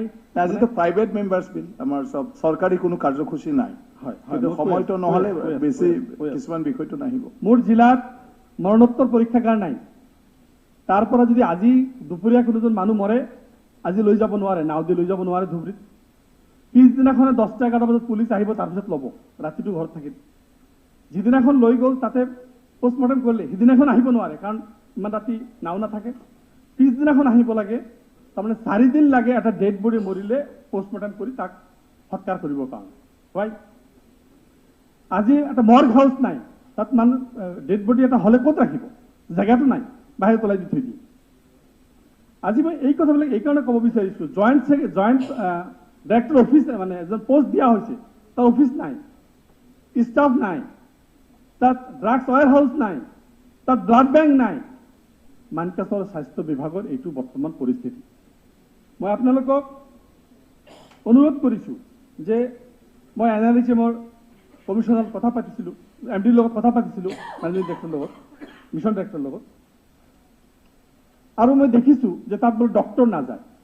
মই এই কথাটো দৃষ্টি আকৰ্ষণ কৰিব বিচাৰোঁ অধ্যক্ষ মহোদয়, যে যদি তাত ডক্টৰ নাযায়, যেনেকুৱাকৈ মাজুলীত আজি ডাবল চেলাৰী দি বা ডিমা হাছাওত ডাবল চেলাৰী দি ডক্টৰৰ ব্যৱস্থা কৰিছে, যোৱাকালি দেখিছোঁ MD আৰু MS বিলাকৰ ৰিজাল্ট ওলাইছে, যথেষ্ট স্পেচিয়েলিষ্ট যোৱাকালি ওলাইছে।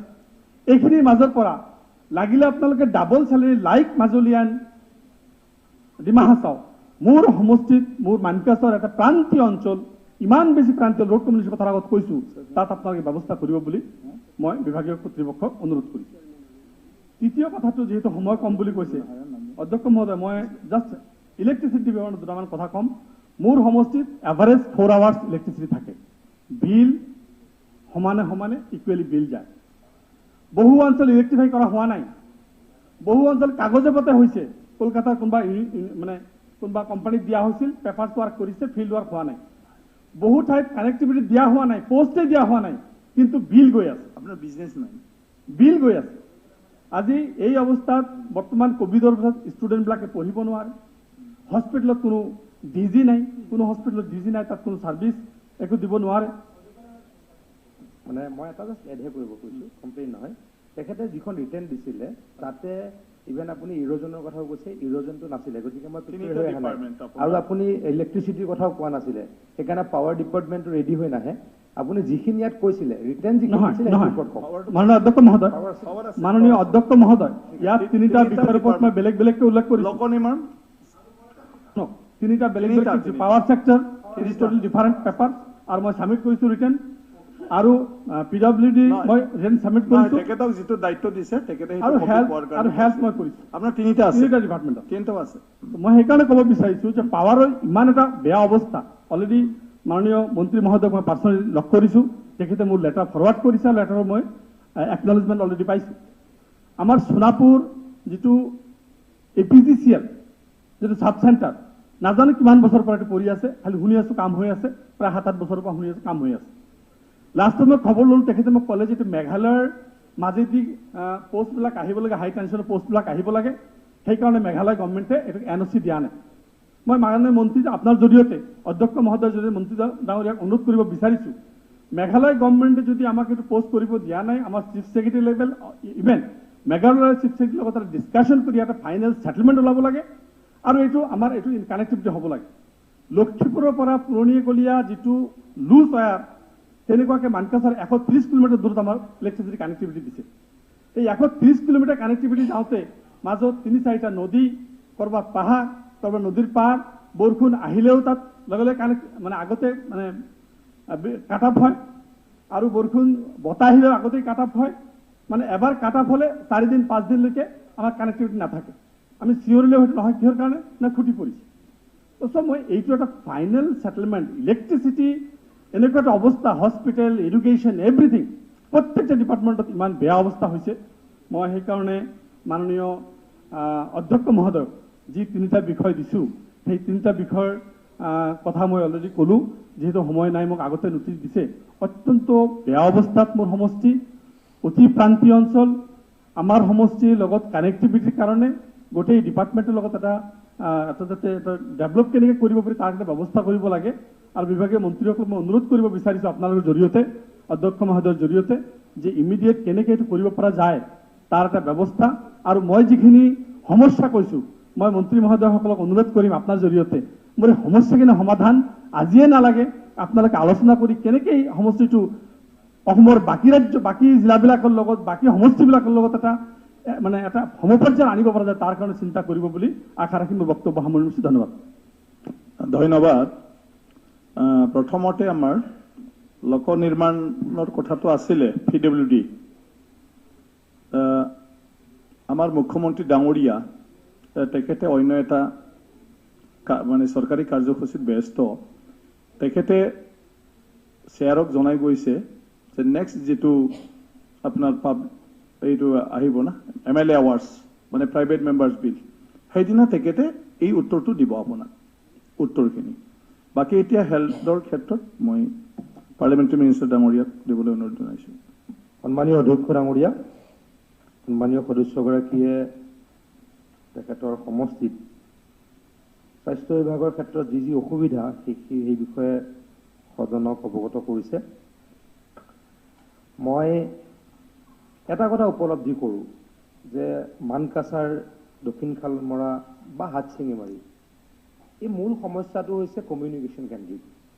তেখেতে গুৰুত্ব সহকাৰেই সেই বিষয়টোৰ ওপৰত ইয়াত উপস্থাপন কৰিছে। আচলতে তাতে ডক্টৰ যাব নোখোজে, অন্য অফিচাৰো যাব নোখোজে, কিন্তু আমাৰ কাৰণে এটা ভাল খবৰ, কেন্দ্ৰীয় চৰকাৰে, নৰেন্দ্ৰ মোদী ডাঙৰীয়াই ধুবুৰী ফুলবাৰীৰ যিখন ব্ৰিজ ইতিমধ্যে আৰম্ভ কৰাৰ কাৰণে জৰীপ আৰম্ভ কৰিছে, সেইখন যেতিয়া সম্পূৰ্ণ হৈ যাব, এই দক্ষিণ খালমৰা বা মানকাছাৰ বা হাটশিঙিমাৰীৰ এই সমস্যাবিলাক আপোনা আপুনি নাইকিয়া হৈ যাব। এই কামটো কোনে কৰিছে? এই কামটো নৰেন্দ্ৰ মোদী ডাঙৰীয়াই কৰিছে। সকলোকে নৰেন্দ্ৰ মোদী ডাঙৰীয়াক ধন্যবাদ দিবলৈ মই অনুৰোধ কৰিম। মই এটা কথা ইতিমধ্যে কৈছোঁ যে কমিউনিকেশ্যনৰ কাৰণে তালৈকে মানুহ যাব নোখোজে।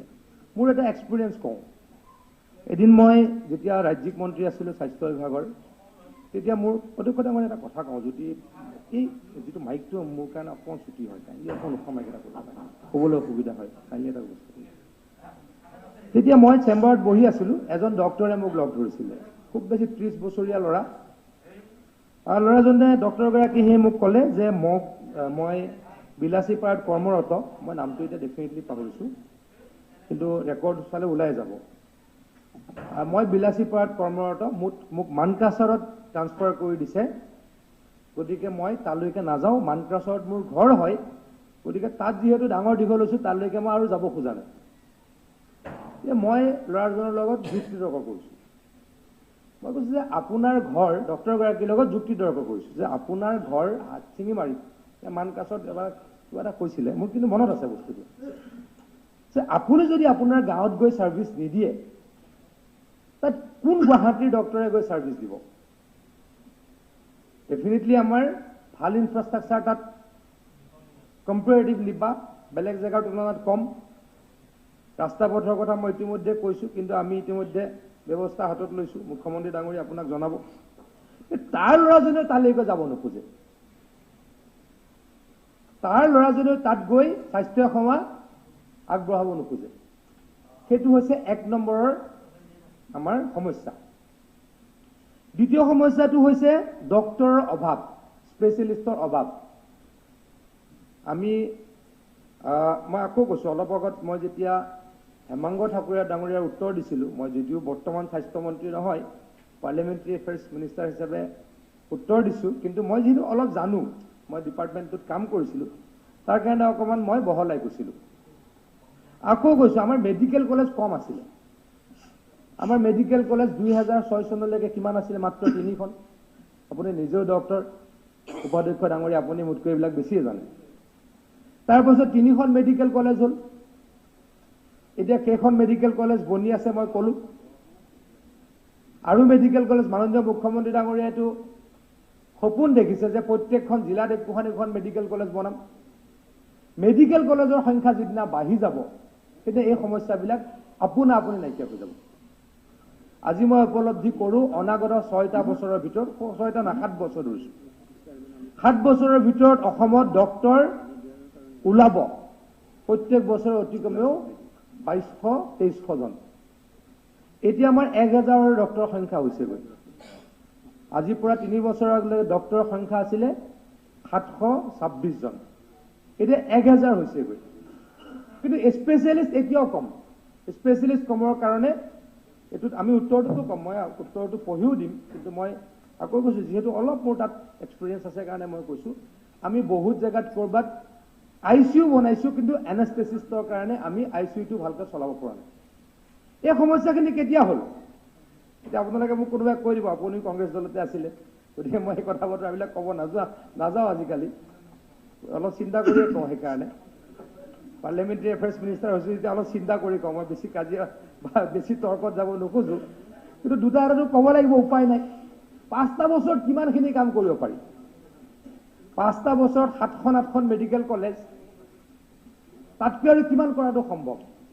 গতিকে সেইখিনি কৰি লৈছোঁ। 5টা বছৰত যিমান পাৰি তাতকৈ হয়তো বেছি কৰিছোঁ। গতিকে ইয়াৰ ফল ভোগ কৰিবলৈকে আৰু 5টা-6টা বছৰ লাগিব।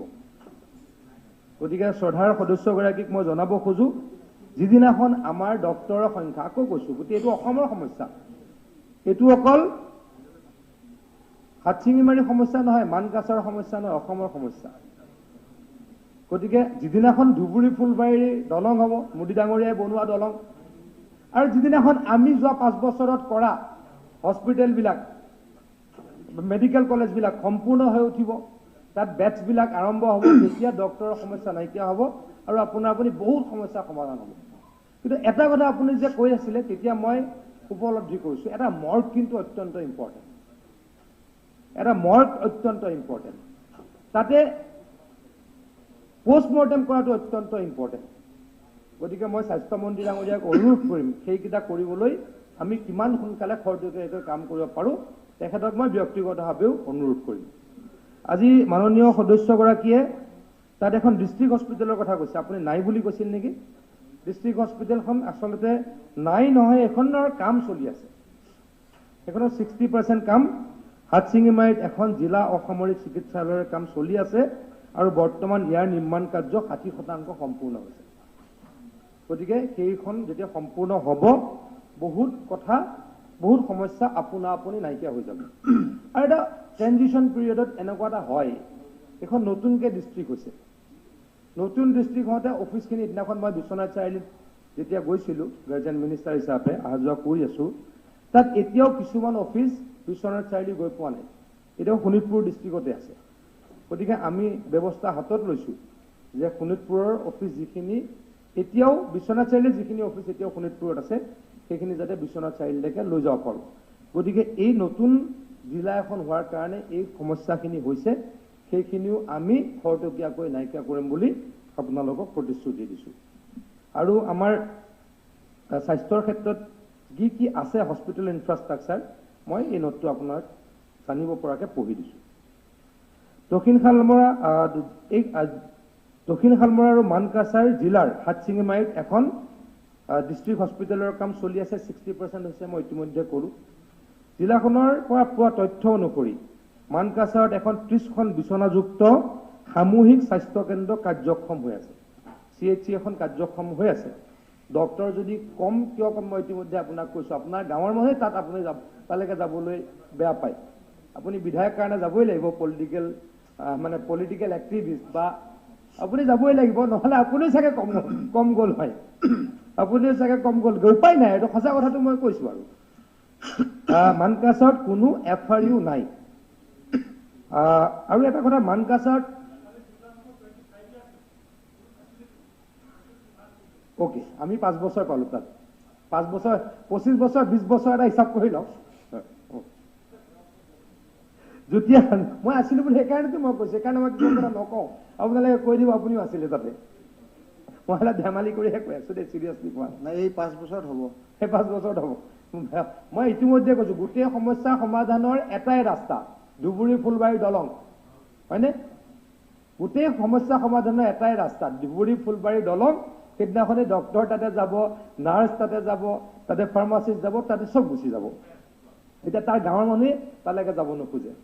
যিকি নহওক যুটীয়া সঞ্চালকৰ পদ সৃষ্টি হৈছে যদিও পদটো বৰ্তমান খালী হৈ আছে, কাৰণ যুটীয়া সঞ্চালকজন বৰ্তমান নিলম্বিত হৈ আছে আৰু তেখেতৰ ঠাইত অন্য এজন বিষয়া কৰ্মৰত হৈ আছে। কাৰ্যালয়ৰ অন্যান্য পদসমূহ সৃষ্টি হৈছে যদিও বৰ্তমান কিছু পদ পূৰণ কৰিবলৈ বাকী আছে। আৰু এই পদসমূহ আপোনালোকে জানে যে আমি 1 লাখ চাকৰি দিবলৈকে বদ্ধপৰিকৰ। ইতিমধ্যে অজন্তা নেওগ ডাঙৰীয়ানীৰ নেতৃত্বত এখন কমিটি আমাৰ চৰকাৰে মাননীয় মুখ্যমন্ত্ৰী ডাঙৰীয়াই গঠন কৰি দিছে। আমি খুব চিৰিয়াছলি আৰু স্পীড ৱেত কাম কৰি আছোঁ।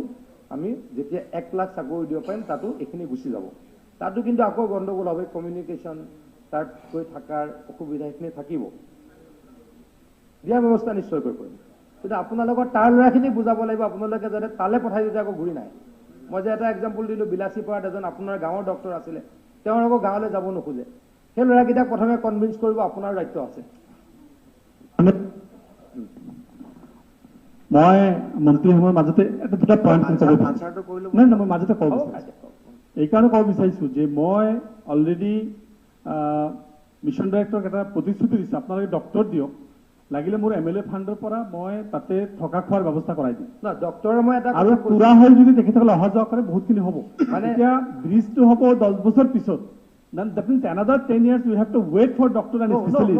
It is not justified. এটা কথা কৈ আছোঁ, It is not justified. নহয়, মই এটা বিধায়ক নহয়, তেতিয়া ইজি হ'ব কৈ আছোঁ। তেখেতে 10 বছৰ ৰখিব কোৱা নাই, মই কৈছোঁ ডক্টৰৰ সংখ্যা তেতিয়াহে হ'ব, ব্ৰিজটো হ'লেহে আমাৰ হ'ব। নহয়, মই সেইটো কথা কোৱা নাই, মই আপুনি ভুল বুজিছে। মই কৈছোঁ তেতিয়া ইজি হৈ যাব, তেতিয়া ইজি হৈ যাব, তেতিয়া চব যাব বিচাৰিব। কিন্তু মই কৈছোঁ ডক্টৰ যেতিয়া 2000 ওলাব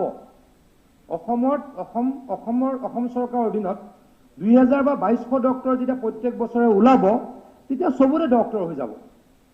আমি এতিয়া কিমান ডক্টৰ পাওঁ? 726 জন, এতিয়া 1000 নতুনকৈহে হৈছে চিট। এতিয়া বৰ্তমান পাই আছোঁ 726 জন।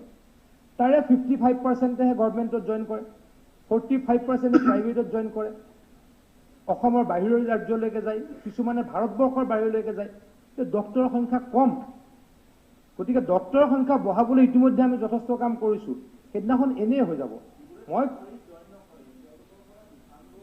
তেনেকুৱা নাই, কিন্তু আমি এক বছৰটো তেনেকুৱা নাই কৰা। মেণ্ডেটৰী এক বছৰটো আমি মেণ্ডেটৰী কৰিছোঁ, মেণ্ডেটৰী এক বছৰটো জানি সকলোৱে। যি কি নহওক এইখিনি সমস্যা লাহে লাহে সমাধান হ'ব। কোখচৰত এখন আদৰ্শ মডেল হস্পিটেল, এখন আদৰ্শ চিকিৎসালয় স্থাপনৰ অনুমোদন 2012-13 বৰ্ষত হৈছিল, কিন্তু উপযুক্ত মাটিৰ অভাৱত ষ্টেট হেল্থ ছ'চাইটি আছামৰ 14 সংখ্যক গভৰ্ণিং বডিৰ মিটিঙৰ সিদ্ধান্ত অনুসৰি কোখচৰত প্ৰস্তাৱিত উক্ত চিকিৎসালয়খন বাতিল কৰা হয়। মানে মাটি নথকাৰ কাৰণে বাতিল হৈছে। ভৱিষ্যতে যদি হস্পিটেল হয় আপুনি মাটি চাই দিব, আপোনালোকে প্ৰস্তাৱ ৰাখিব, মাটিৰ ব্যৱস্থা মই কৰাম, চেষ্টা কৰিম। কোখচৰ MPHC-খন বৰ্তমান কাৰ্যক্ষম হৈ আছে। বাঘপাৰাত 2012-13 বৰ্ষত এখন MPHC নিৰ্মাণৰ অনুমোদন দিয়া হৈছিল। উক্ত চিকিৎসালয়খনৰ নিৰ্মাণৰ কাম আমাৰ হাউচিং বোৰ্ডক দিয়া হৈছিলে। চিকিৎসালয়খন নিৰ্মাণৰ কাম সম্পূৰ্ণ হৈছে প্ৰায়, যদিও MPHC-খন স্বাস্থ্য আৰু পৰিয়াল কল্যাণ ডিপাৰ্টমেণ্টক, মানে হেল্থ ডিপাৰ্টমেণ্টক হাউচিং বোৰ্ডে দিয়া নাই, এতিয়ালৈকে হেণ্ডঅভাৰ কৰা নাই। কিন্তু ইমাৰ্জেঞ্চি অনুভৱ কৰি এজন চিকিৎসক আৰু এগৰাকী নাৰ্ছ দি কাম চলোৱা আৰম্ভ কৰা হৈছে। বাকী কামখিনি স্বাস্থ্য আৰু পৰিয়াল বিভাগে আছাম ষ্টেট হাউচিং বোৰ্ডৰ সহযোগত শীঘ্ৰে সম্পূৰ্ণ কৰাৰ চেষ্টা কৰি আছে। গাজাৰকান্দি BPHC-খনত ছুপাৰভাইজাৰ নাই, এই বিষয়ে আপুনি যদি কয় আমি চেষ্টা কৰিম। জিলাখনৰ বৰ্তমান চিকিৎসক আৰু মাননীয় অধ্যক্ষ মহোদয়, মানে গোটেই অসমৰ এনেকুৱা কোনো ব্লক PHC নাই য'ত ছুপাৰভাইজাৰ নাই। মই আপোনাক ইতিমধ্যে কৈছোঁ, আপুনি এক কাম কৰিব, আমি ইমানখিনিলৈকে লিবাৰেল হৈছোঁ যে মই উত্তৰ দিলে আপুনি এইটোত এনেকুৱা নিয়ম, মই উত্তৰ দিলে আপুনি ক'ব নোৱাৰে। কিন্তু তথাপিতো আপুনি যিটো নতুন বিধায়ক, সেইখিনি অঞ্চলৰ সমস্যা আছে, গতিকে আমি till date level we are liberal, আপোনাৰ কথাখিনি জানিবলৈ সহমৰ্মিতা প্ৰকাশ কৰিছোঁ। কিন্তু মই কৈছোঁ সমস্যা কিছুমানটো আছে, মই ইতিমধ্যে ক'লোঁ ডক্টৰ এতিয়াও আমাৰ ছাফিচিয়েণ্ট নহয়। গতিকে ডক্টৰ যেতিয়া ছাফিচিয়েণ্ট হৈ যাব বা নাৰ্ছ যেতিয়া ছাফিচিয়েণ্ট হৈ যাব, অকল হাত চিঙি মাৰি মান কাছাৰ কিয় অসমৰ প্ৰত্যেকটো জেগাতে ডক্টৰ এভেইলেবল হ'ব যিদিনাখন 2200 ডক্টৰ ওলায়।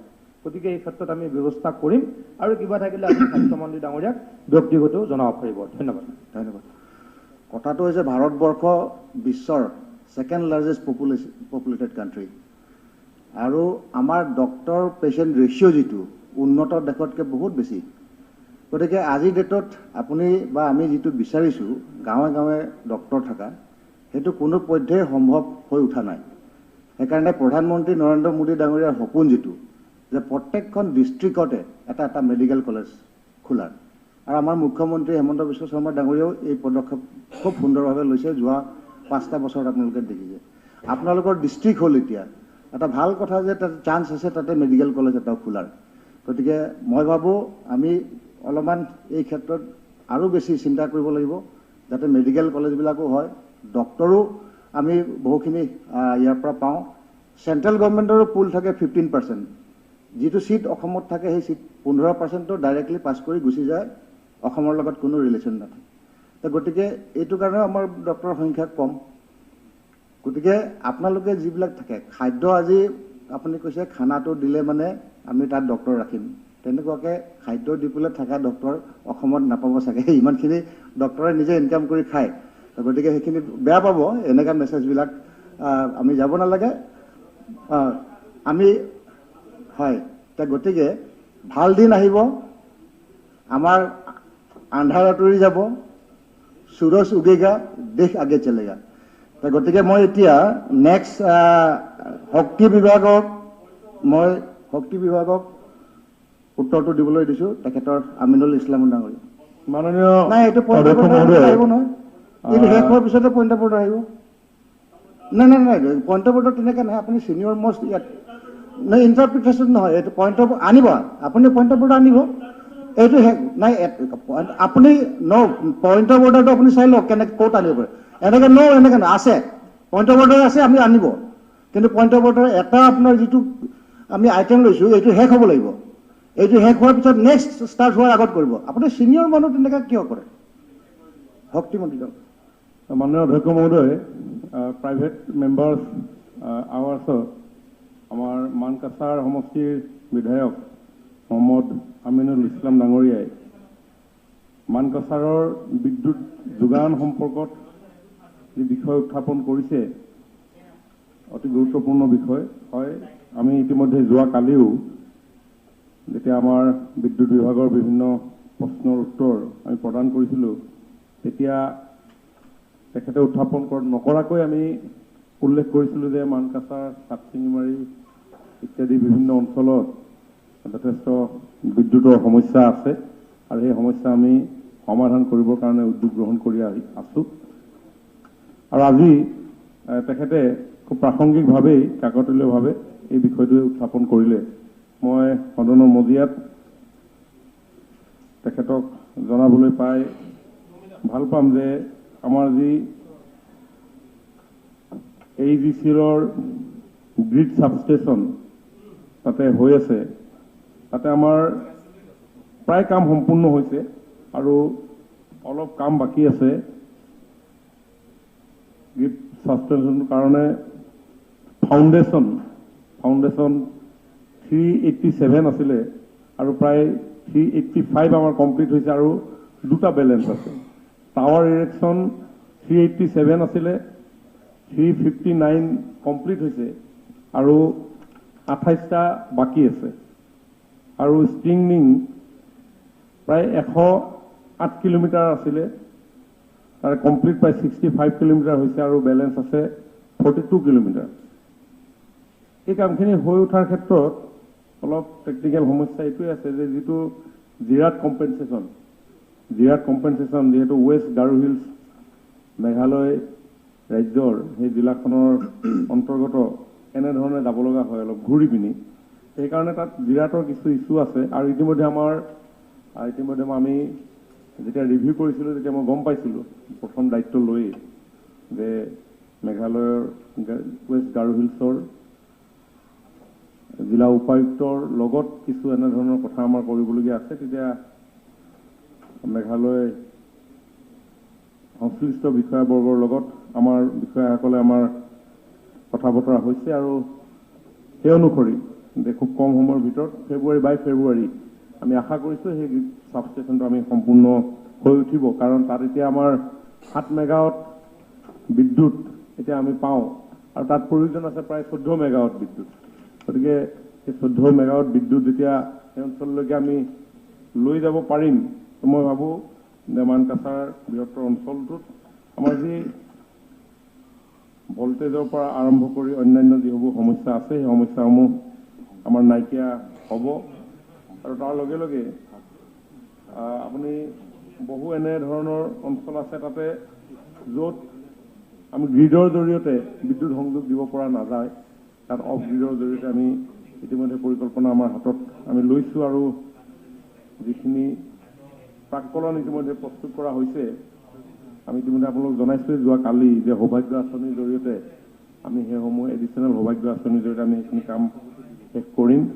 তাৰ প্ৰস্তাৱ ইতিমধ্যে কেন্দ্ৰীয় চৰকাৰলৈ প্ৰেৰণ কৰা হৈছে আৰু আজি স্ক্ৰিনিং কমিটিৰ সভা হোৱাৰ কথা, তাতে এই কথাবিলাক আলোচনা হ'ব। মই ভাবোঁ এইটো এটা পৰ্যায়লৈকে গৈ আছে। গতিকে আগন্তুক দিনত আমাৰ বিদ্যুৎ সম্পৰ্কীয় গোটেই কথাবিলাক আমি লাহে লাহে সমস্যাসমূহ সমাধানৰ দিশে আমি যোৱাৰ ক্ষেত্ৰত অগ্ৰসৰ হৈছোঁ। গতিকে মই ভাবোঁ যে এই ইনফ্ৰাষ্ট্ৰাকচাৰখিনি হৈ উঠিলে মানকাছাৰত আপোনাৰ বিদ্যুতৰ সমস্যা নাইকিয়া হ'ব আৰু এইখিনি কথা নাইকিয়া কৰিবৰ কাৰণে আপুনি বিভাগীয় বিষয়া কৰ্মচাৰীসকলৰ লগত যোগাযোগো কৰি থাকিব, মোৰ লগতো যোগাযোগ কৰি থাকিব, মনত পেলাই থাকিব লাগিব। মনত পেলোৱা এটা আমাৰ পৰম্পৰা আছে, কাৰণ সকলো ব্যস্ত হৈ থাকে, বিষয়াসকলো যথেষ্ট ব্যস্ত হৈ থাকে, ৰেভিনিউ কালেকশ্যনৰ পৰা আৰম্ভ কৰি বিল কালেকশ্যন। গতিকে মই ভাবোঁ যে এই কামখিনি আমি আগন্তুক খুব কম সময়ৰ ভিতৰত কৰিবৰ কাৰণে সক্ষম হ'ম। ধন্যবাদ। হয়, আপোনাৰ পইণ্ট অফ অৰ্ডাৰ কি আছিলে? ছাৰ, পইণ্ট অফ অৰ্ডাৰ মই বিশেষকৈ যিটো মেম্বাৰ্ছ আৱাৰ, হয়, ইয়াত আমাৰ ৰুল 23 ছাবছেকশ্যন 2 এইমতে ছাৰ এজন মিনিষ্টাৰে ৰিপ্লাইটো দিওঁতে 10 মিনিটতকৈ বেছি সময় ল'ব নালাগে, নট মোৰ দেন 10 মিনিটছ। এতিয়া ছাৰ এডুকেশ্যন মিনিষ্টাৰে ৰিপ্লাই দিছে মোৰ দেন হাফ এন আৱাৰ, আৰু পৰ্যটন মন্ত্ৰীও ছাৰ 10 মিনিট 20 মিনিট ৰিপ্লাই দিওঁতে টাইম লৈছে, কিন্তু ৰুল মতে নট মোৰ দেন 10 মিনিট, 10 মিনিটৰ ভিতৰতে তেওঁ ৰিপ্লাইটো কমপ্লিট কৰিব লাগে। আৰু যদি ছাৰ ৰিপ্লাইটো যদি ৰেডি নাথাকে তেখেতে টাইম ল'ব পাৰে, 7 days টাইম তেখেতে ল'ব পাৰে। আফটাৰ 7 days তেখেতে নেক্সট ছেশ্যনত এইটো ৰিপ্লাইটো দিব পাৰে। আৰু যদি 7 ডেজৰ পিছত যদি দিব নোৱাৰে উইদিন 10 ডেজ আৰু 10 দিন টাইম ল'ব পাৰে মিনিষ্টাৰে ৰিপ্লাইটো ডাইৰেক্ট মেম্বাৰটোলৈ পঠিয়াব পাৰে ছাৰ আমাৰ ইয়াত ছাৰ যিটো এতিয়া আৰু এটা আমাৰ ছাবজেক্ট আছে তাৰমানে ৰিজলিউশ্যন আছে এতিয়া ৰিজলিউশ্যন আমাৰ 2টা ৰিজলিউশ্যন আছে তাৰ কাৰণে আমাৰ হাতত এটা টাইম নাই যদি ছাৰ মিনিষ্টাৰ দুজনে যদি টাইমটো 10 মিনিট যদি কনফাৰেন্স ৰাখিলেহেঁতেন আমি টাইম নাপাম বস্তুটো এইকাৰণে ছাৰ এইটো নিশ্চয় ৰুলটো ছাৰ ষ্ট্ৰিক্ট কৰিব লাগে হ'ব ঠিক আছে ধন্যবাদ এতিয়া কাৰ্যসূচী নম্বৰ 3 হ'ব তেখেতে পইণ্টে আনিলে আমি শুনিলোঁ এতিয়া কাৰ্যসূচী নম্বৰ 3 সংকল্প প্ৰস্তাৱ 1 নম্বৰ সংকল্প প্ৰস্তাৱ বেচৰকাৰী সদস্যৰ কাৰ্যসূচীত সংকল্প প্ৰস্তাৱ এটা মাননীয় সদস্য শ্ৰী চেয়াৰমান আলী আহমেদ আৰু শ্ৰী জাকিৰ হুছেইন চিকদাৰৰ নামত আছে এতিয়া মাননীয় সদস্য দুজনৰ এজনে সংকল্প প্ৰস্তাৱটো সদনত উত্থাপন কৰি ইয়াৰ ওপৰত বক্তব্য ৰাখিবলৈ আপোনাক আহ্বান জনালোঁ সংকল্প প্ৰস্তাৱটোৰ ওপৰত সদস্যগৰাকীৰ বক্তব্য মাননীয় অধ্যক্ষ মহোদয় আমাৰ rules of procedure and conduct of business 23-115 আদি ধাৰাৰ অধীনত আপুনি আজি এটা অতি গুৰুত্বপূৰ্ণ বিষয় সম্পৰ্কে সংকল্প প্ৰস্তাৱ উত্থাপন কৰিবলৈ সুযোগ দিয়াৰ কাৰণে প্ৰথমে মই আপোনাক ধন্যবাদ জ্ঞাপন কৰিছোঁ এতিয়া মই প্ৰথমে আণ্ডাৰ ৰুল 121 মই এই সংকল্প প্ৰস্তাৱটো মুভ কৰিব খুজিছোঁ প্ৰস্তাৱটো হ'ল অসমত থকা প্ৰায় 15,000 ৱাকফ সম্পত্তি বেদখলমুক্ত কৰি বাণিজ্যিক ব্যৱহাৰৰ উপযোগীকৈ গঢ় দি সেই ৱাকফ সম্পত্তিসমূহৰ পৰা হোৱা আয়েৰে পশ্চাৎপদ সংখ্যালঘু সমাজৰ শিক্ষা স্বাস্থ্য আদি খণ্ডৰ উন্নতি সাধন কৰা হওক মাননীয় উপাধ্যক্ষ মহোদয় এই ৱাকফ শব্দটোৰ সৈতে আমাৰ বহুতো সদস্য জড়িত নহয় অথচ এই ৱাকফ সম্পত্তিৰ সম্পূৰ্ণ পৰিচালনা মেনেজমেণ্ট বহু পৰিমাণে চৰকাৰৰ ওপৰত নিৰ্ভৰ কৰে চৰকাৰে কঠোৰ আইনো আনে সেইকাৰণে মই বক্তব্য দিয়াৰ আগতে বক্তব্যৰ আৰম্ভণি কৰিব খুজিছোঁ ৱাকফ মানে কি ৱাকফ সম্পত্তি কাক কয় আমাৰ বোধহয় শতকৰা 70-80% সদস্যৰে আইডিয়া নাই তো waqf means the permanent dedication by a person professing Islam of any movable or immovable property for any purpose recognized by the Muslim law as pious, religious or charitable and includes different types of waqf property. মই অসমীয়া অকণ ভাঙনি কৰিব খুজিছোঁ ৱাকফ হ'ল কোনোবা ইছলাম ধৰ্মাৱলম্বী মানুহে তেওঁৰ স্থাবৰ বা অস্থাবৰ সম্পত্তি পায়াস ধৰ্মীয় বা ৰিলিজিয়াছ বা অন্যান্য চেৰিটেবল কাৰণত স্থাবৰ বা অস্থাবৰ সম্পত্তি আল্লাহৰ নামত ঈশ্বৰৰ নামত ভগৱানৰ নামত একেবাৰে উইল কৰা দান দিয়া এই ৱাকফ সম্পত্তি দুই ধৰণৰ আছে এটা হ'ল ফি সাবিলিল্লাহ ৱাকফ ফি সাবিলিল্লাহ অৰ্থাৎ শব্দটো আৰবী মই ভাঙনি কৰি দিছোঁ যে কমপ্লিটলি আল্লাহৰ ৱাস্তে মানে ভগৱানৰ নামত দান কৰি দিছে এইটো হ'ল এটা কেটেগৰী আৰু এটা কেটেগৰী আছে ৱাকফ আলাল আউলাদ মানে মই সম্পত্তি দান কৰিছোঁ আল্লাহৰ ৱাস্তেই কিন্তু মেনেজমেণ্ট বা এইটোৰ কিছু এটা অংশ মোৰ বংশ পৰিয়ালেও পাব দিদ ৱাকফ যেতিয়া কৰে দান যেতিয়া কৰে তেতিয়া এটা ডিড কৰে যিজনে ৱাকিফ মানে যিজনে ৱাকফ কৰিলে তেওঁ এটা ডিড কৰে তাক কণ্ডিশ্যন দিয়া থাকিব যে মোৰ এই সম্পত্তিৰ পৰা হোৱা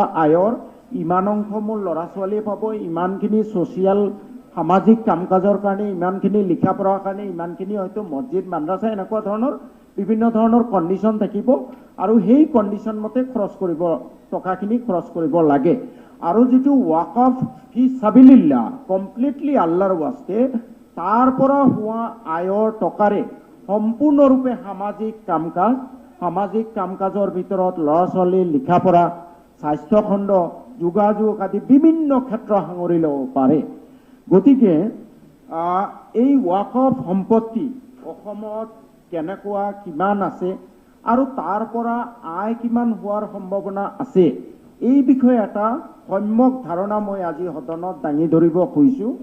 মাননীয় উপাধ্যক্ষ মহোদয়, 1999 চনত চৰকাৰে এই ৱাকফ সম্পত্তিসমূহ, অসমত থকা ৱাকফ সম্পত্তিসমূহ ছাৰ্ভে কৰাৰ কাৰণে এটা অৰ্ডাৰ কৰিছিলে আৰু 1999 চনৰ পৰা 2012 চনলৈ হোৱা ছাৰ্ভেৰ পৰা দেখা গৈছে যে অসমত 14,709টা ৱাকফ সম্পত্তি আছে। 14,709টা ৱাকফ সম্পত্তি আছে আৰু এইখিনি সম্পত্তি সেই ছাৰ্ভে টিমে ছাৰ্ভে কৰি আমাৰ অসম চৰকাৰে RSS 460/90/6 ডেটেড 710 এই ৱাকফ সম্পত্তিখিনি 13 জুন 2013 গেজেট নটিফিকেশ্যন হৈছে। 14,709টা সম্পত্তি, this is number of the property, 14,709। এতিয়া বিঘা বুলি ক'লে এইটোৱে 14,709 বিঘা নুবুজায়। মই এটা উদাহৰণ দিছোঁ, আব্দুৰ ৰহমান বৰলস্কৰ ৱাকফ ইষ্টেট কাছাৰত, তাত 4,000 বিঘা মাটি আছে। 3,500 বিঘাৰ ভুৱন নগৰত এটা চাহ বাগান আছে আৰু তাত থকা মেচিনাৰীয়ে কেইবা কোটি টকা। 3,500 বিঘাৰ এটা চাহ বাগান আৰু 500 বিঘা আৰবান টাউন চহৰত আছে। ঠিক তেনেকে হামিদাবাদ ৱাকফ ষ্টেট, মুঠ সম্পত্তিৰ পৰিমাণ 5,000 বিঘা, তাৰে 50 বিঘা মাটি ধুবুৰী টাউনত আছে, য'ত মাৰ্কেট কমপ্লেক্স আদি চলি আছে। অৰ্থাৎ এই 14,709টা সম্পত্তিত 2015 চনত মই এটা এছেম্বলিয়ে গঠন কৰি দিয়া হাউচ কমিটিৰ কনভেনৰ হিচাপে এটা ছাৰ্ভে কৰোঁতে দেখিছিলোঁ যে 14,709টা ৱাকফ সম্পত্তিৰ অধীনত প্ৰায় 20 লাখ বিঘা মাটি অসমত আছে। এতিয়া মাননীয় অধ্যক্ষ মহোদয়, এই ৱাকফ সম্পত্তিবোৰৰ নেচাৰো দুই ধৰণৰ। এটা হ'ল অত্যন্ত মূল্যৱান সম্পত্তি, টাউনত আছে, আৰু এটা হ'ল কৃষি কৰ্মৰ লগত জড়িত, য'ত কমাৰ্চিয়েলি যিবোৰ সম্পত্তি কমাৰ্চিয়েলি ডেভেলপ কৰিব নোৱাৰি, সেই কৃষি কৰ্ম চলি আছে।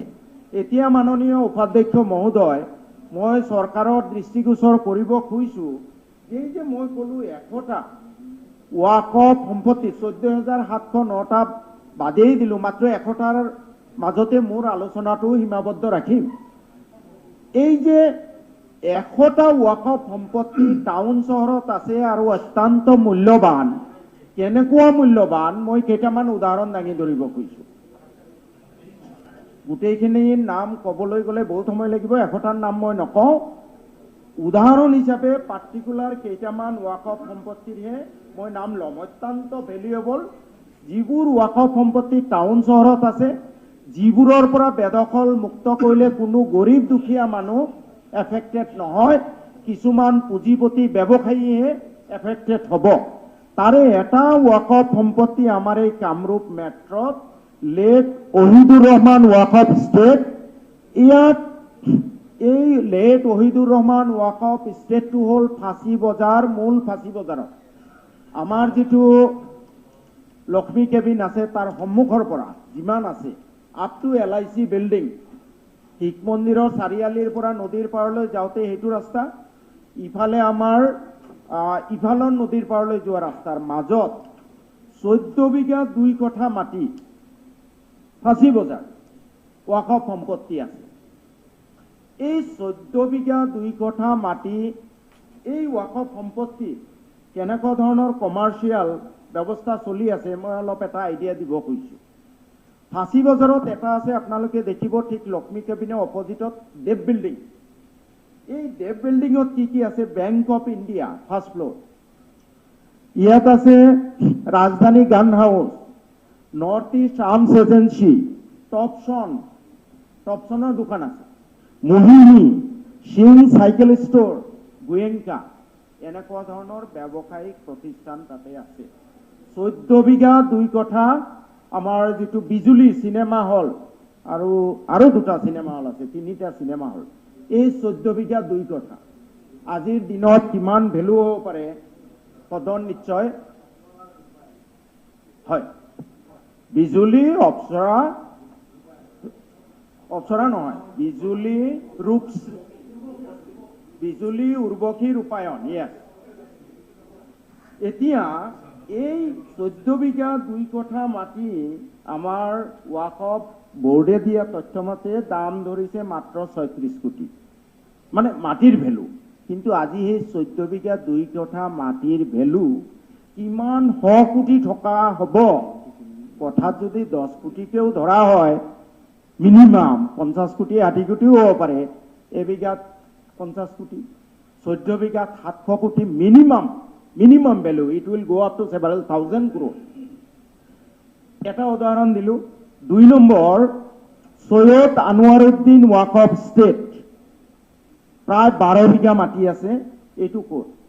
আমাৰ ভাঙাগাঁৱৰ GMC লৈ উপাধ্যক্ষ মহোদয় ভালকে জানিব, যিটো ৰাস্তা গৈছে তাত 2 কাকে 12 বিঘা মাটি চৰকাৰীভাৱে দেখুৱাইছে ইয়াৰ দাম প্ৰায় 29 কোটি, আচলতে several hundred crores। 12 বিঘা মাটি আছে তাত। ঠিক তেনেকে গুলাম রহমান ওয়াকফ স্টেট 30 বিঘা 9 কঠা 4.5 লেচা। গুলাম রহমান ক'ত আছে? পাণবজাৰ আৰু উলুবাৰীত। আমাৰ যিটো মহামায়া হোটেল ৱাকফ সম্পত্তিৰ ওপৰত, LIC আছে, কিবা আছে, ৱাকফ সম্পত্তিৰ ওপৰত। 30 বিঘা 9 কঠা 4.5 লেচা। ডক্টৰ বাকৰুবালী Waqf estate Dihabari main township 4 bigha 2 কঠা আছে। Roshanara education foundation SS road Lakhtokia, ইয়াত আছে। এনেকে মই আৰু গোটেই কামৰূপৰ নকওঁ, বেলেগ ষ্টেটৰ 2-এটা কম। কাছাৰ জিলাত প্ৰায় এনেকুৱা কমাৰ্চিয়েল ভেলু থকা 69টা ৱাকফ সম্পত্তি আছে। মই কেইটামানৰহে নাম কম। এটা ক'লো হাজী আব্দুৰ ৰহমান বৰলস্কৰ ৱাকফ ষ্টেট, 4000 বিঘা মাটি, তাৰে 3500 বিঘা মই নিজে ভিজিট কৰিছো। ভুৱন নগৰত চাহ বাগান চলি আছে, কেইবা কোটি টকাৰ মেচিনাৰী আছে। আৰু 500 বিঘা আছে শিলচৰৰ মালুগ্ৰামৰ দৰে টাউন এলেকা। ঠিক তেনেকে আধানমিয়া ৱাকফ ষ্টেট, মই চব নকওঁ, টাউনত থকা কেইটাহে কৈ আছো। আধানমিয়া ৱাকফ ষ্টেট 379 বিঘা, 5 কঠা 7 ছটাক 10 জি মানে কি কয় বৰাক ভেলীত মই নাজানো। এই 379 বিঘা আছে তাৰাপুৰ, পাৰ্ট 1, 2, 3, 4, 6 শিলচৰ টাউনত, ফাটক বাজাৰ 379 বিঘা। ইয়াৰ পিছত আছাব আলী লস্কৰ ৱাকফ ষ্টেট বালিঘাটত আছে, suburban, very valuable land. Khadim Habibullah Waqf estate 13 bigha main টাউনত, চেশ্ৰী Borkhola main town. Haji Abdul Latif Waqf estate নিজ কাঠিগড়া পাৰ্ট 1 মাৰ্কেট চলি আছে, মাৰ্কেট টাউনত। Kashim Miya Waqf estate Tarapur part 7 Silchar town. Adai Miya Waqf estate 131 bigha Lakhipur town main টাউনত। লেক সুফি মোহাম্মদ আলী লস্কৰ শিলচৰ টাউনত 3 বিঘা। আলহাজ নসিব আলী চৌধুৰী ৱাকফ ষ্টেট মধুৰবন টাউনত, শিলচৰ টাউন মধুৰবন 11 বিঘা। SK আমিৰুদ্দিন ৱাকফ ষ্টেট 12 কঠা 14 ছটাক শিলচৰ মেইন মিউনিচিপালিটি এৰিয়া। হাজী কেৰামতুল্লাহ ৱাকফ ষ্টেট 15 বিঘা শিলচৰ টাউন ৱাটাৰ ৱৰ্কছত ৰোডত আছে 15 বিঘা। এই হ'ল শিলচৰ, মই আৰু বেলেগ নকওঁ। শিলচৰৰ ধুবুৰী হামিদাবাদ ৱাকফ ষ্টেট 5000 বিঘা, তাৰে 50 বিঘা ধুবুৰী টাউনত। হাজী আব্দুল জব্বাৰ ৱাকফ ষ্টেট ধুবুৰী টাউনত 1 বিঘা 13 লেচা। গোৱালপাৰাত হাজী মিৰুল্লাহ ৱাকফ ষ্টেট, গোৱালপাৰাৰ ধানতলা আমবাৰী মেইন টাউন এলেকা, তাত আছে প্ৰায় 150 বিঘা, 95 বিঘা 2 কঠা 11 লেচা এটা প্লট। 41 বিঘা 4 কঠা 13 লেচা, এইটো হ'ল বিজয়পুৰ। 95 বিঘাটো আমবাৰী ধানতলা। হাজী মিৰুল্লাহ ৱাকফ ষ্টেট 3 বিঘা, এইটো আমবাৰী পাৰ্ট 1। হাজি মিৰুল্লা ৱাকফ ষ্টেট 11 বিঘা 4 কঠা 18 লেচা ধানতলা। এনেকে মই কেইটামানহে উদাহৰণ দিলোঁ, বাকীবোৰ উদাহৰণ দিব গ'লে বহু সময় লাগিব।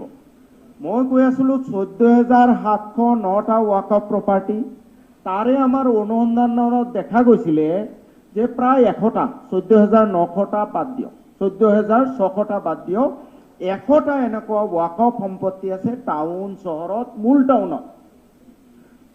কিন্তু এই ৱাকফ সম্পত্তিবোৰৰ পৰা যি আয়, আজি মই বাকীখিনি বাদ ধৰক খেতি বাতি কৰি আছে, খেতি বাতি কৰি থকা সাধাৰণ মানুহক এভিকশ্যন কৰা কথা নাই 14,600টা। তেওঁলোকৰ হয় এটা ৰেট ভাড়া এটা ফিক্স কৰি দিব পাৰি, ৰিভাইজ কৰিব পাৰি। মই অকল কনচেনট্ৰেট কৰিব খুজিছো এই 100টা কমাৰ্চিয়েলি ডেভেলপ কৰিব পৰা ৱাকফ সম্পত্তিৰ ওপৰত।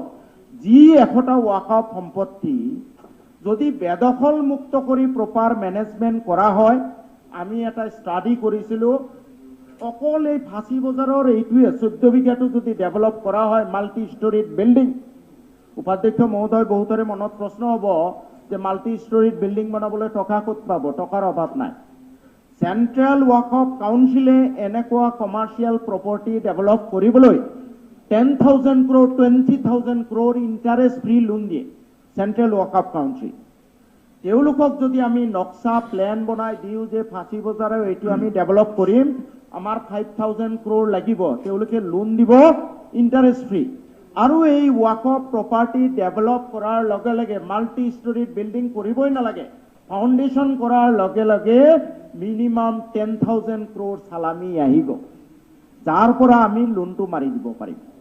আৰু এই প্ৰপাৰ্টি ডেভেলপ কৰাৰ পিছত তাৰ পৰা আয় হ'ব বছৰি, আমি একদম মিনিমাম পাৰ স্কুৱেৰ ফুট ধৰি এটা হিচাপ কৰিছিলোঁ, বছৰি মিনিমাম 500 crore, মিনিমাম 500 crore তাৰ পৰা আয় হ'ব মিনিমাম ধৰিলে।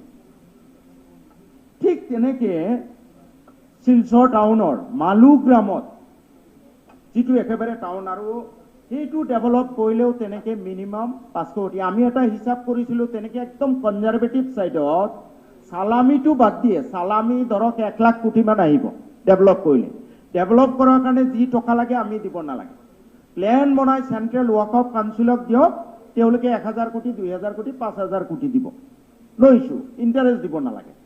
আৰু ডেভেলপ কৰাৰ লগে লগে যিটো চালামি পাব তাৰ 100 ভাগৰ 1 ভাগ টকাৰে মূলধনটো মাৰি পেলাব পাৰিব, আৰু বাকী টকাৰে এই যে শিক্ষা দীক্ষা বা স্বাস্থ্য আদি খণ্ডত খৰচ কৰিব পাৰি। আমি এটা হিচাপ কৰিছিলোঁ যে এই 100টা প্ৰপাৰ্টি নালাগে, মাত্ৰ 15টা প্ৰপাৰ্টি, গুৱাহাটীৰ 4টা প্ৰপাৰ্টি, গুৱাহাটীত মুঠ প্ৰপাৰ্টি আছে আপোনাৰ 16টা এনেকুৱা দৰকাৰী প্ৰপাৰ্টি, বহুত বেছি আছে, কিন্তু মই টাউনত থকা প্ৰপাৰ্টি 16টা। এই 16টাৰ ভিতৰত গুৱাহাটীৰ 4টা, ধুবুৰীৰ 2টা, গোৱালপাৰাৰ 2টা, শিলচৰৰ 5টা মাত্ৰ, শিলচৰৰ মাত্ৰ 5টা, তেনেকে তেজপুৰৰ 2টা। এই প্ৰপাৰ্টিখিনি যদি আমি এনেকুৱা 15টা প্ৰপাৰ্টি উদ্ধাৰ কৰি আমি যদি কমাৰ্চিয়েলি ডেভেলপ কৰোঁ, we will learn about rupees 10,000 crore per year. আপুনি অলপ শৰ্ট কৰিলে ভাল হ'ব, আপোনাৰ আৰু এজন বক্তাই ক'ব চাগে, তাৰপিছত ৰিপ্লাইটো লাগিব। স্যার ফার্স্ট মোবারে মিনিমাম আধা ঘন্টা পাই স্যার, গুরুত্বপূর্ণ বিষয় sir, minimum half an hour. 15 মিনিটে টাইম দিয়া। No I will get 30 minutes minimum. আপনি স্যার রুলটো চাই লওক, 125 rule, I will get minimum 30 minutes. আপোনাৰ আনসাৰটো দিবলৈ কাৰণে আকৌ পিছত no I will get, I think, না উপাধ্যক্ষ মহোদয় আপনি রুলটো চাওক, আপোনাক বোধহয় কোনোবাই মিছগাইড কৰি আছে। Rule 125, the mover of the resolution will get minimum 30 minutes. Minister will get minimum 30 minutes. 30 minute পাব, আপোনাৰ টাইম অলৰেডি 25 মিনিট। গুৰুত্বপূৰ্ণ বিষয় কৈ আছো তো sir, sometime there are a lot of. আপোনাক ষ্টপ কৰিব পৰা নাই, আপুনি ছুটি কৰি পেলাই হেৰি কৰি এটা খালি মোক ডিস্টাৰ্ব কৰি নাথাকিলে ভাল, বহুত গুৰুত্বপূৰ্ণ। এনিৱে যিটো কথা কৈছিলোঁ যে এই 15টা আমি এটা আইডেণ্টিফাই কৰিছিলোঁ যে গুৱাহাটীৰ 4টা, যেনে আপোনাৰ ফাঁচী বজাৰৰ 14 বিঘা, আপোনাৰ পাণবজাৰ উলুবাৰীৰ 30 বিঘা, ভাঙাগড়ৰ 12 বিঘা, আৰু ৰিহাবাৰীৰ 4 বিঘা, 4টা সম্পত্তি। শিলচৰৰ 5টা সম্পত্তি, তেজপুৰৰ 2টা, গোৱালপাৰাৰ 2টা, ধুবুৰীৰ 2টা, ধুবুৰীৰ গোটেই নহয়, যিখিনি কৃষি ক্ষেত্ৰ চলি আছে চলি থাকক, টাউনত থকা এনেকুৱা 15টা প্ৰপাৰ্টি যদি উদ্ধাৰ কৰোঁ, কমাৰ্চিয়েলি ডেভেলপ কৰোঁ, মিনিমাম 10,000 crore পাৰ ইয়াৰ ইনকাম হ'ব। মাননীয় উপাধ্যক্ষ মহোদয়, আৰু এই 10,000 crore দ্বাৰা এই যে আমাৰ মাননীয় মুখ্যমন্ত্ৰী মহোদয়ে জনসংখ্যা মুছলমানৰ মাজত বৃদ্ধিলৈ উদ্বেগ প্ৰকাশ কৰিছে, ময়ো এইটো বিশ্বাস কৰোঁ, মই মানি লওঁ, হয় মুছলমানৰ মাজত জনসংখ্যাৰ বৃদ্ধিৰ হাৰ বেছি, আৰু এইটো কম হোৱাটো মই বিচাৰোঁ, মোৰ ব্যক্তিগত মত। ষ্ট্ৰিক্ট আইন কৰিব লাগে আৰু কিছু আনুষংগিক কথা কাম কৰিব লাগে। তাৰ ভিতৰত নাম্বাৰ 1 কাম হ'ল এই মুছলমান জাতিটোক শিক্ষা দীক্ষাত আগবঢ়াই আনিব লাগে। তাৰ কাৰণে চৰকাৰে এক্সট্ৰা এই এডুকেশ্যনেল ইনষ্টিটিউট 10,000 crore যদি আহে, চৰকাৰে পইচা দিব লাগিব নে এডুকেশ্যনৰ কাৰণে? 1000টা মডেল স্কুল বনাওক, ইঞ্জিনিয়াৰিং কলেজ বনাওক, মেডিকেল কলেজ বনাওক, ফাৰ্মাচী কলেজ বনাওক, এই ৱাকফৰ টকাৰে চৰকাৰে 1 পইচাও দিব নালাগে। স্বাস্থ্য কেন্দ্ৰত উন্নয়ন কৰক, কোৱাৰ্টাৰ বনাই দিয়ক ডক্টৰবোৰত। আজি মানকাছাৰৰ ডক্টৰ নাযায়, ধুনীয়া সকলো ফেচিলিটি থকা যদি কোৱাৰ্টাৰ বনাই দিয়ে ডক্টৰ যাব, মোৰ মন্দিৰত নাযায়, যাব। মই সেইকাৰণে ক'ব খুজিছোঁ যে মাননীয় মুখ্যমন্ত্ৰী যিটো উদ্বেগৰ কাৰণ জনসংখ্যা, মোৰো এইটো উদ্বেগৰ কাৰণ, এই জনসংখ্যা নিয়ন্ত্ৰণ কৰাৰ কাৰণে এডুকেশ্যন ইজ দ্য বেষ্ট কন্ট্ৰাচেপ্টিভ। আৰু এই এডুকেশ্যনত এই জনগোষ্ঠীটো আগবঢ়াই নিবলৈ চৰকাৰৰ ইমান, হয় চৰকাৰৰো এটা লিমিটেশ্যন আছে, ইমান আজি LP স্কুল চৰাঞ্চলত প্ৰায় 7,000 LP স্কুল লাগে, নোৱাৰিব নহয় চৰকাৰে একে বছৰতে। কিন্তু যদি চৰকাৰে মাত্ৰ এনেকুৱা 15-20টা 100টাৰ ভিতৰত ৱাকফ সম্পত্তি উদ্ধাৰ কৰি তাৰ পৰা যদি 10,000 কোটি টকা আয়ৰ ব্যৱস্থা কৰে, মুছলমানৰ উন্নয়ন মুছলমানৰ টকাৰে কৰিব পৰা যাব। আমাৰ মুখ্যমন্ত্ৰী মহোদয়ে একেদিনে 500 মডেল স্কুলৰ ফিতা কাটি ক'ব, what the earlier government did not do I am doing. আৰু এই যিটো জনসংখ্যা বৃদ্ধি যিটো প্ৰৱণতা, এইটো শেষ হ'ব। আজি বোধহয় সকলোৱে একমত, শিক্ষাৰ লগে লগে জনসংখ্যা কমি যায়। আজি doctor, any doctor from any community, চব ল'ৰা ছোৱালী প্ৰায় সমান। সি মিয়া হ'ব পাৰে, অসমীয়া হ'ব পাৰে, হিন্দু হ'ব পাৰে, মুছলমান হ'ব পাৰে, বৌদ্ধ হ'ব পাৰে, সমান। উকিল হাইকোৰ্টত যাওক, ল'ৰা ছোৱালী সমান। আজি যদি শিক্ষাৰ আন্দোলন আৰম্ভ কৰা যায়, অন্ততঃ 20 বছৰ পিছত হ'লেও বেলেঞ্চিং হ'ব। তাৰ লগতে অন্যান্য ব্যৱস্থাও কৰক, সময়ত ছোৱালী বিয়া দিয়া বন্ধ কৰক, তাৰ লগতে আইন আনক, এইবোৰ কৰক। কিন্তু ফাৰ্ষ্ট কাম যিটো পাৰ্মানেণ্ট কাম হ'ব সেইটো হ'ল শিক্ষা। আৰু মই এজন দায়বদ্ধ বিধায়ক হিচাপে অনুভৱ কৰোঁ যে চৰাঞ্চলত যি 7,000 LP স্কুলৰ দৰকাৰ, চৰকাৰৰ ইমান ফাণ্ড নাই যে 7,000 LP স্কুল একে বছৰতে কৰি দিব। But if we have will have way, আমাৰ যদি ইচ্ছা থাকে ৰাস্তা ওলাব। ৰাস্তা মই চৰকাৰক দিছোঁ যে 15টা মান ৱাকফ সম্পত্তি উদ্ধাৰ কৰক এনক্ৰচমেণ্টৰ পৰা। আপোনালোকে একোছে এই 15টা সম্পত্তি সাধাৰণ মানুহ এফেক্টেড নহয়। মই আজি শিলচৰত চাই আহিছোঁ, আমাৰ এই যে এজন বিধায়ক আছে, তেওঁলোকৰ 4,500 বিঘা সম্পত্তি, তাত মানুহে খেতি কৰি আছে, দুৰ্গা মন্দিৰ আছে। মই এইবোৰ মেনশ্যনে কৰা নাই, এইবোৰ দৰকাৰ নাই, মস্ত ডাঙৰ দুৰ্গা মন্দিৰ। সেইবোৰ সাধাৰণ মানুহ এফেক্টেড হোৱা সম্পত্তিত হাত দিব নালাগে। ধাৰাটো ঠিক কৰি লওক, কিন্তু এই কমাৰ্চিয়েলি ডেভেলপ কৰিব পৰা যি সম্পত্তি সেইখিনি উদ্ধাৰ কৰক। And it is possible. নতুন যি ৱাকফ আইন অত্যন্ত ভাল, 2013 চনৰ ৱাকফ আইনখনত কৈ থৈছে যে এনি চেল, এই যে আমাৰ যিটো 10,000 কোটি টকা আয় হ'ব লাগে সেইটো কিন্তু হোৱা নাই। কেনেকুৱা হৈ আছে আপোনালোকে শুনিলে আচৰিত হ'ব।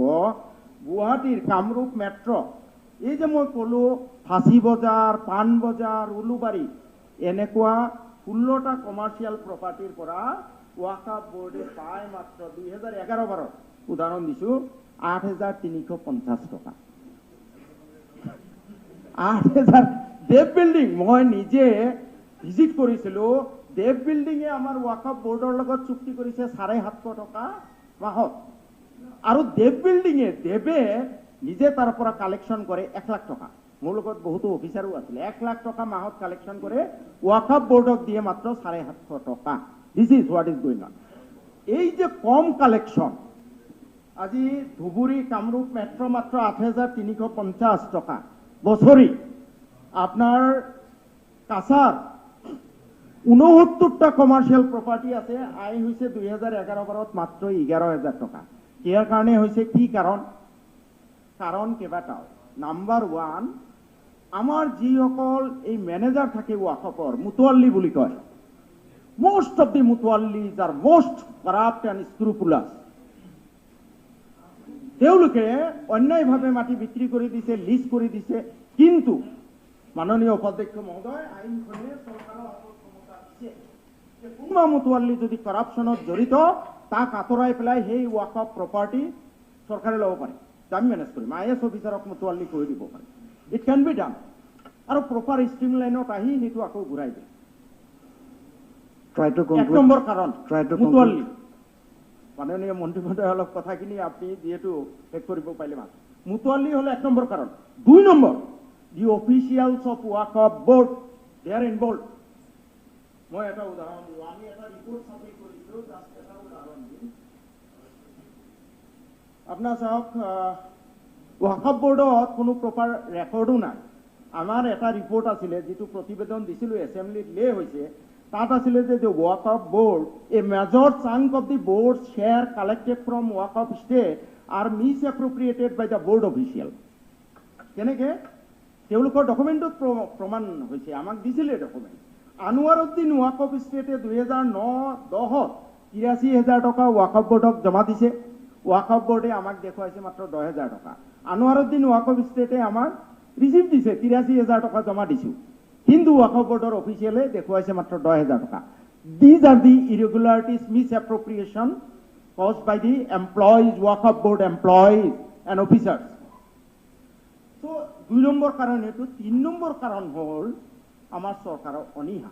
চৰকাৰে কেতিয়াও এই বস্তুটো গুৰুত্ব দিয়া নাই আজিলৈ।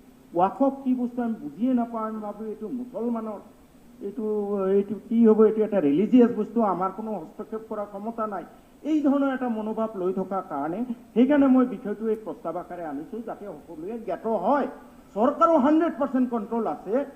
আৰু মাননীয় উপাধ্যক্ষ মহোদয়, conclude please, your time is over. মই বেছি নিদিওঁ, 2টা উদাহৰণ কেনেকুৱা হৈছে চাওক।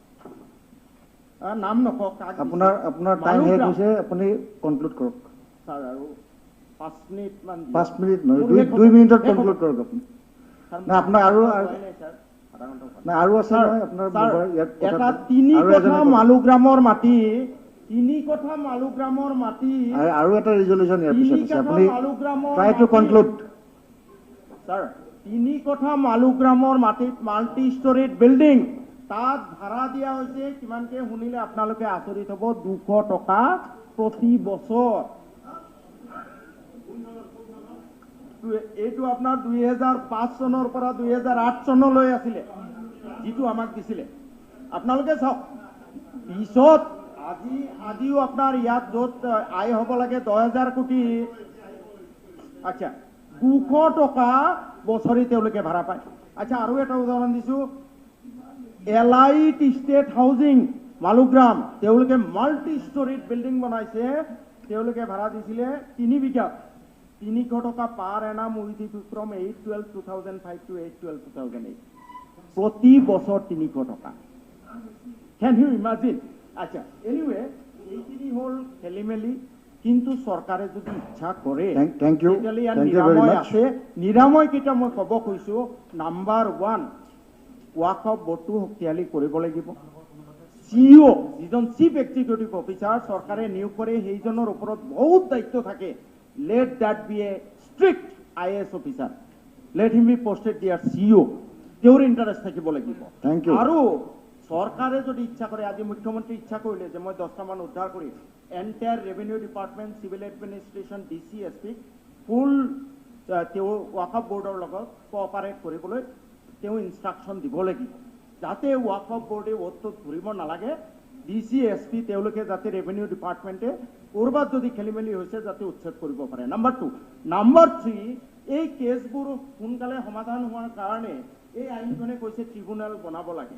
আমাৰ ইয়াতে এখন ট্ৰিব্যুনেল হৈছে, মেম্বাৰ নাই, 3জন থাকিব লাগে, এজন জুডিচিয়েল ছাৰ্ভিচৰ, এজন চিভিল ছাৰ্ভিচৰ, এজন থিঅলজিত এক্সপাৰ্ট, মাত্ৰ এজন মেম্বাৰ, তাকো ফুল ফ্লেজেড নহয়, ভালকে নচলে। ৱাকফ ট্ৰিব্যুনেল অন্তত গুৱাহাটী আৰু শিলচৰত 2টা ৱাকফ, এইবোৰৰ দৰমহা চৰকাৰে দিব নালাগে। এটা সময় আহিব self sufficient, after 3 years self sufficient, 2 years self sufficient হৈ যাব। বৰঞ্চ ৱাকফ বোৰ্ড এটা টাইম আহিব চৰকাৰক 500 কোটি টকা ডনেট কৰিব পাৰিব যে ডেভেলপমেণ্টৰ কাৰণে আমি ডনেট কৰিলোঁ দে কেন ডু ইট কিন্তু প্ৰপাৰ মেনেজমেণ্ট কৰিব লাগিব মাছৰ তেলেৰে মাছ আমাৰ চৰকাৰে ভাজিব পাৰিব যে ইমান 1000খন মডেল স্কুল বনালোঁ আমাৰ মুখ্যমন্ত্ৰী মহোদয়ে ফিটা কাটিব কিন্তু টকা 1 পইচাও দিব নালাগে এই প্লিজ কনক্লুড আৰু কোনোবা মাননীয় সদস্য ইয়াৰ ওপৰত ক'ব বিচাৰে নেকি মাননীয় আৰু সদস্য কোনোবা আছে ইউ ষ্টাৰ্ট প্লিজ আকৌ আৰু নালাগে আৰু আপোনাৰ হ'ল টাইম ইজ অভাৰ নম্বৰ হ'ল আমাৰ এটা ৰিকমেণ্ডেশ্যন আছিলে যে ইয়াত বিভিন্ন বিভাগৰ ওপৰত ষ্টেণ্ডিং কমিটি আছে ৱাকফটো যিহেতু ইমান ইম্পৰ্টেণ্ট এটা ষ্টেণ্ডিং কমিটি হাউচ কমিটি বনাব লাগে নাম্বাৰ 2 যদি বেলেগ আৰু কোনো ডিপাৰ্টমেণ্ট ক'ব নোখোজে তেতিয়াহ'লে আমি নেক্সট প্ৰচিডিউৰত যাম যদিহে চৰকাৰে বিচাৰে নিবিচাৰিলেতো আৰু কথা নাই but it is for the good of the welfare of the entire state third কথাটো হ'ল ৱাকফ বোৰ্ডে প্ৰতি বছৰে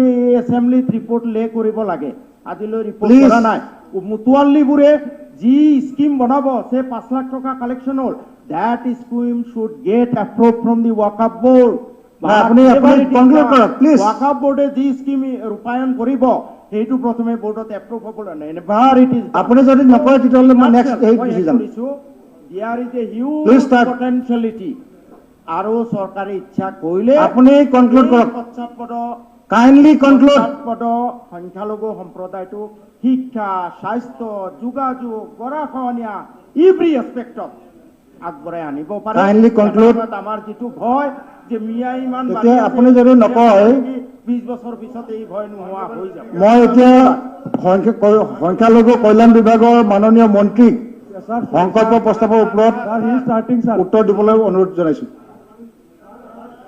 উপাধ্যক্ষ ডাঙৰীয়া আপুনি যিটো মাননীয় বিভাগীয় মন্ত্ৰীক উত্তৰ দিবলৈ কৈছে আমি যিমান দূৰ জানো সংকল্প প্ৰস্তাৱত এই পবিত্ৰ বিধানসভাৰ প্ৰতিজন সদস্য আপোনালোকে যদি ষ্টাৰ্ট নকৰে ষ্টাৰ্ট আপুনি কৰিব যিটো আমি কনক্লুড কৰিব দিছো টাইম যিটো দিয়া আছে 15 মিনিট টাইম তাত যদি আপোনালোকে এক্সিড কৰি থাকে ৰুলটো চাব আৰু ইয়াতে ভাগ ল'ব পাৰিব সকলোকে দিব লাগে মিনিষ্টাৰৰ আনচাৰো আছে ইয়াত বেলেগ মিনিষ্টাৰৰ আনচাৰো আছে ক'ব পাৰে they have right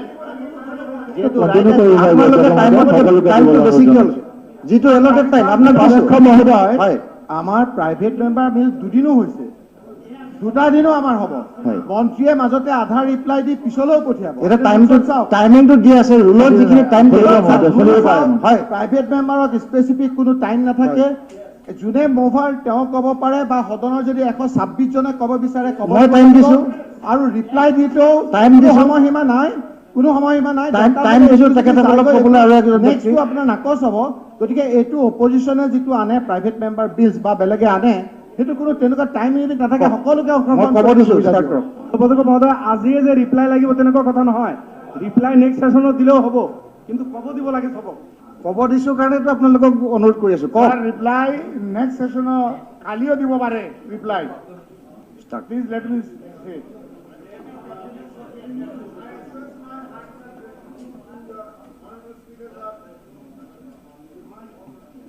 for giving me this opportunity to speak.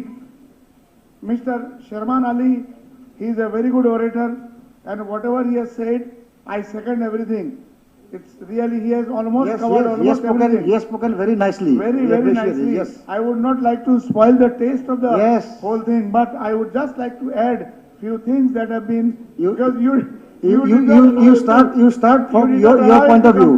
He has already spoken. Sir, it is also said that Waqf estates are a game of land sharks, and which is the truth all over India. But we'll only restrict ourselves to Waqf board and properties in Assam. There are around 5 lakh registered Waqf properties in India, comprising around 6 lakh acres of land. Mr. Sharman Ali has spoken about Assam, our state.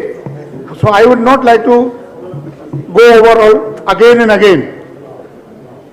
The Assam Board of Waqf is a state level statutory body which was constituted in August 57 by the government of Assam as per Waqf Act 1954. This act was amended several times. till enactment of new Work Act 1995, amended in 2013. The term of the last board has expired 11 September 2017. Since then, no board has been constituted. In Assam, as per the government record, there are 16 numbers of properties, of which 21 are under external litigation.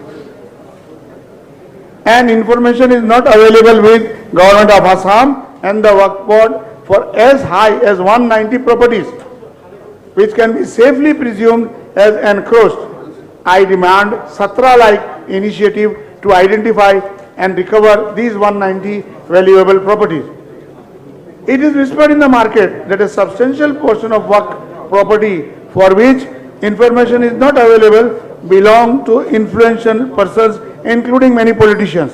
Unfortunately, that the Waqf is most mismanaged matter, as I stated earlier, can be sustained by the evidence that out of 32 Waqf board in India, post of chairman is vacant in 11 of them, 11 states, including Assam. Since 5 years, perhaps for longest period in Assam, there is no chairman. Over the years, almost 70% of the Waqf properties in India had been found lost due to several factors.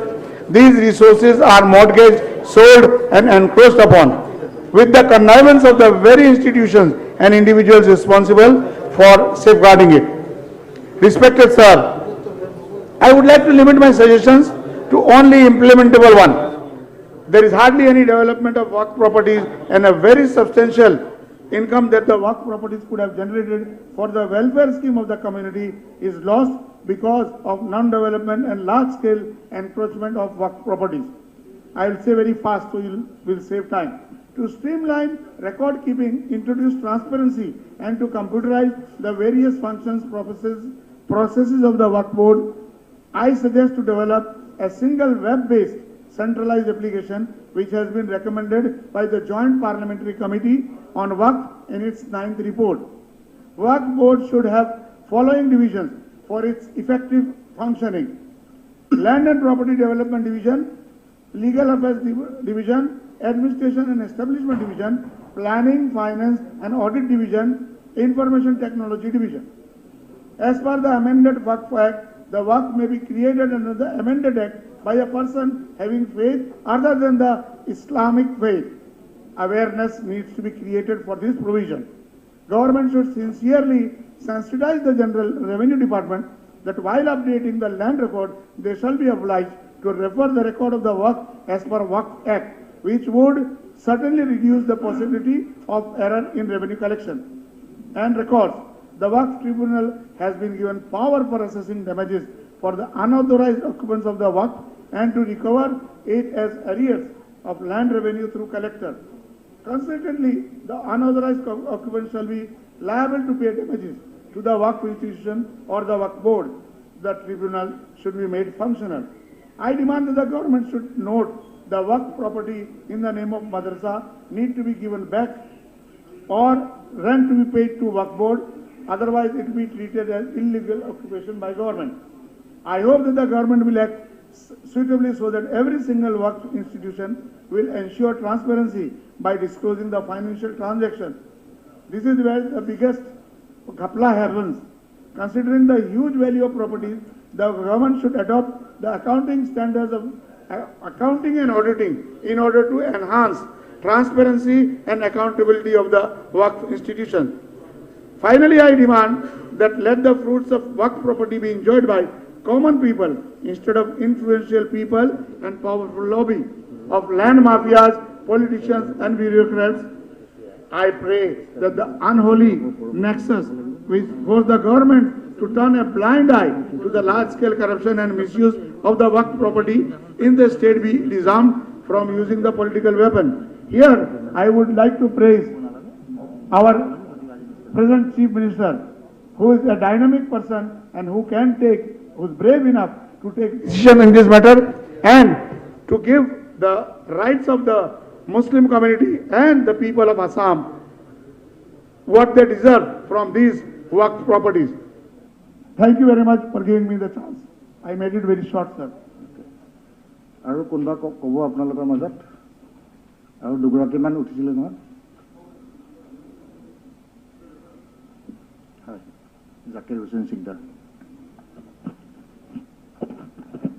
মাননীয় উপাধ্যক্ষ ডাঙৰীয়া আজি সন্মানীয় বিধায়ক chairman Ali Ahmed ডাঙৰীয়াৰ লগতে ময়ো এক সংকল্প প্ৰস্তাৱ আনিছিলোঁ অসমত থকা প্ৰায় 15,000 ৱাকফ সম্পত্তি বেদখল মুক্ত কৰি বাণিজ্যিক ব্যৱহাৰৰ উপযোগীকৈ গঢ় দি সেই ৱাকফ সম্পত্তিসমূহৰ পৰা আইৰে পশ্চাৎপদ সংখ্যালঘু সমাজৰ শিক্ষা স্বাস্থ্য খণ্ডৰ উন্নতি সাধন কৰা হওক এই প্ৰস্তাৱৰ ওপৰত কিছু কথা আলোচনা কৰিব বিচাৰিছোঁ উপাধ্যক্ষ ডাঙৰীয়া যেহেতু 2 বজালৈ আমাৰ সদন চলিব গতিকে বেছি সময় নাই 3 মিনিটমান সময় আছে হয়তো আৰু সন্মানীয় বিধায়কসকলে ভাগ কৰিব গতিকে আজি মই আলোচনাৰ প্ৰথম অংশহে আগবঢ়াব পাৰিম পৰৱৰ্তী অংশখিনি হয়তো পিছত যেতিয়া আহিব সংকল্প প্ৰস্তাৱ তেতিয়া আগবঢ়াব পাৰিম ইতিমধ্যে বিধায়ক চেয়াৰমেন আলী ডাঙৰীয়াই ৱাকফ সম্পত্তি বা ৱাকফ বোৰ্ড কি হয় কি ধৰণে সম্পত্তিবিলাক বেলেগে বেদখল কৰি আছে আৰু এই সম্পত্তিসমূহৰ পৰা যিটো আয় কৰি তাৰ পৰা যিটো আমি লাভজনক সুবিধা ল'ব লাগে তাৰ কাৰণে ৱাকফ বোৰ্ড কিভাৱে ব্যৰ্থ হৈছে মাননীয় চেয়াৰমেন আলী আহমেদ ডাঙৰীয়াৰ বক্তব্য আৰু তথ্যৰ মাজত আমি গোটেই কথাখিনি পাইছোঁ গতিকে মই আপোনাৰ জৰিয়তে বিভাগীয় মন্ত্ৰী আৰু যদিও মাননীয় মুখ্যমন্ত্ৰী সদনত উপস্থিত নাই অন্যান্য সন্মানীয় মন্ত্ৰীসকল আছে তাৰ লগতে সদনত অতি প্ৰথম মোৰ আহ্বান থাকিব যে এই ৱাকফ বোৰ্ডৰ প্ৰায় 15,000টা সম্পত্তি চিনাক্ত কৰি এই পবিত্ৰ সদনৰ জৰিয়তে এটা সদন কমিটি কৰি যিটো সদন কমিটি স্থায়ী এটা সদন কমিটি হ'ব লাগে এই সদন কমিটিৰ জৰিয়তে পৰৱৰ্তী সময়ত যাতে সেই সম্পত্তিৰ পৰা বৰ্তমান সময়ত উপযুক্তভাৱে আমি ৱাকফ বোৰ্ডৰ লগতে অসম আৰু অসম চৰকাৰ লাভান্বিত হ'ব পাৰে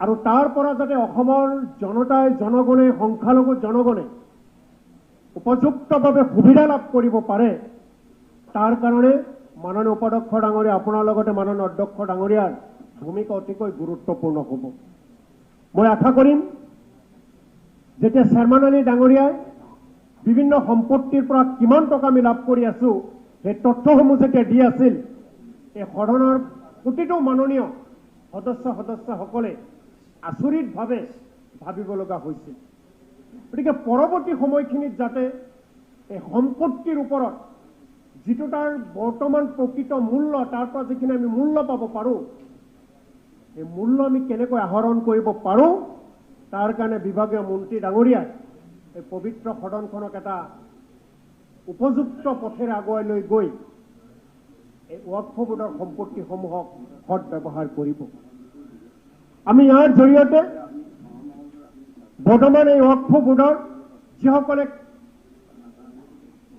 বিষয়া কৰ্মচাৰী যিসকলৰ হাতত ইয়াৰ দায়িত্ব দিয়া অৰ্পণ কৰা হৈছে এই দায়িত্ব অৰ্পণ কৰা বিষয়াসকল কাৰ দুখত কাৰ কৰ্তব্যৰ হেমাহিৰ বাবে নাইবা কাৰ কুটিল ষড়যন্ত্ৰৰ কাৰণে নাইবা কোনোবাৰ ব্যক্তিগত স্বাৰ্থ লাভৰ বাবে এই সম্পত্তিসমূহ আজি যি পৰ্যায়ত হৈ পাইছেগৈ এই বিষয়সকলক আমি চিনাক্ত কৰিব লাগিব ইয়াৰ লগত দুখী ব্যক্তিসকলক আমি চিনাক্ত কৰিব লাগিব আৰু দৃষ্টান্তমূলক শাস্তি আমি দিব লাগিব যাতে পৰৱৰ্তী সময়খিনিতে এই সম্পত্তিৰ ওপৰত বেয়া নজৰ কোনো দিব নোৱাৰে মাননীয় বিধায়ক মহোদয় আজি আমাৰ সময় হৈছে অহা মঙলবাৰে যেতিয়া হ'ব আপুনি আকৌ সেইদিনাৰ পৰা কণ্টিনিউ কৰিব আপোনাৰ টাইমটো দিয়া হ'ব আজি 5 মিনিট আপুনি ক'লে মনত ৰাখিব যাতে অহাবাৰটো তাত কেলকুলেট কৰি পেলাই হেৰি কৰে সদন ইংৰাজী 14/7/2021 তাৰিখৰ পুৱা 9:30 বজালৈ স্থগিত ৰখা হ'ল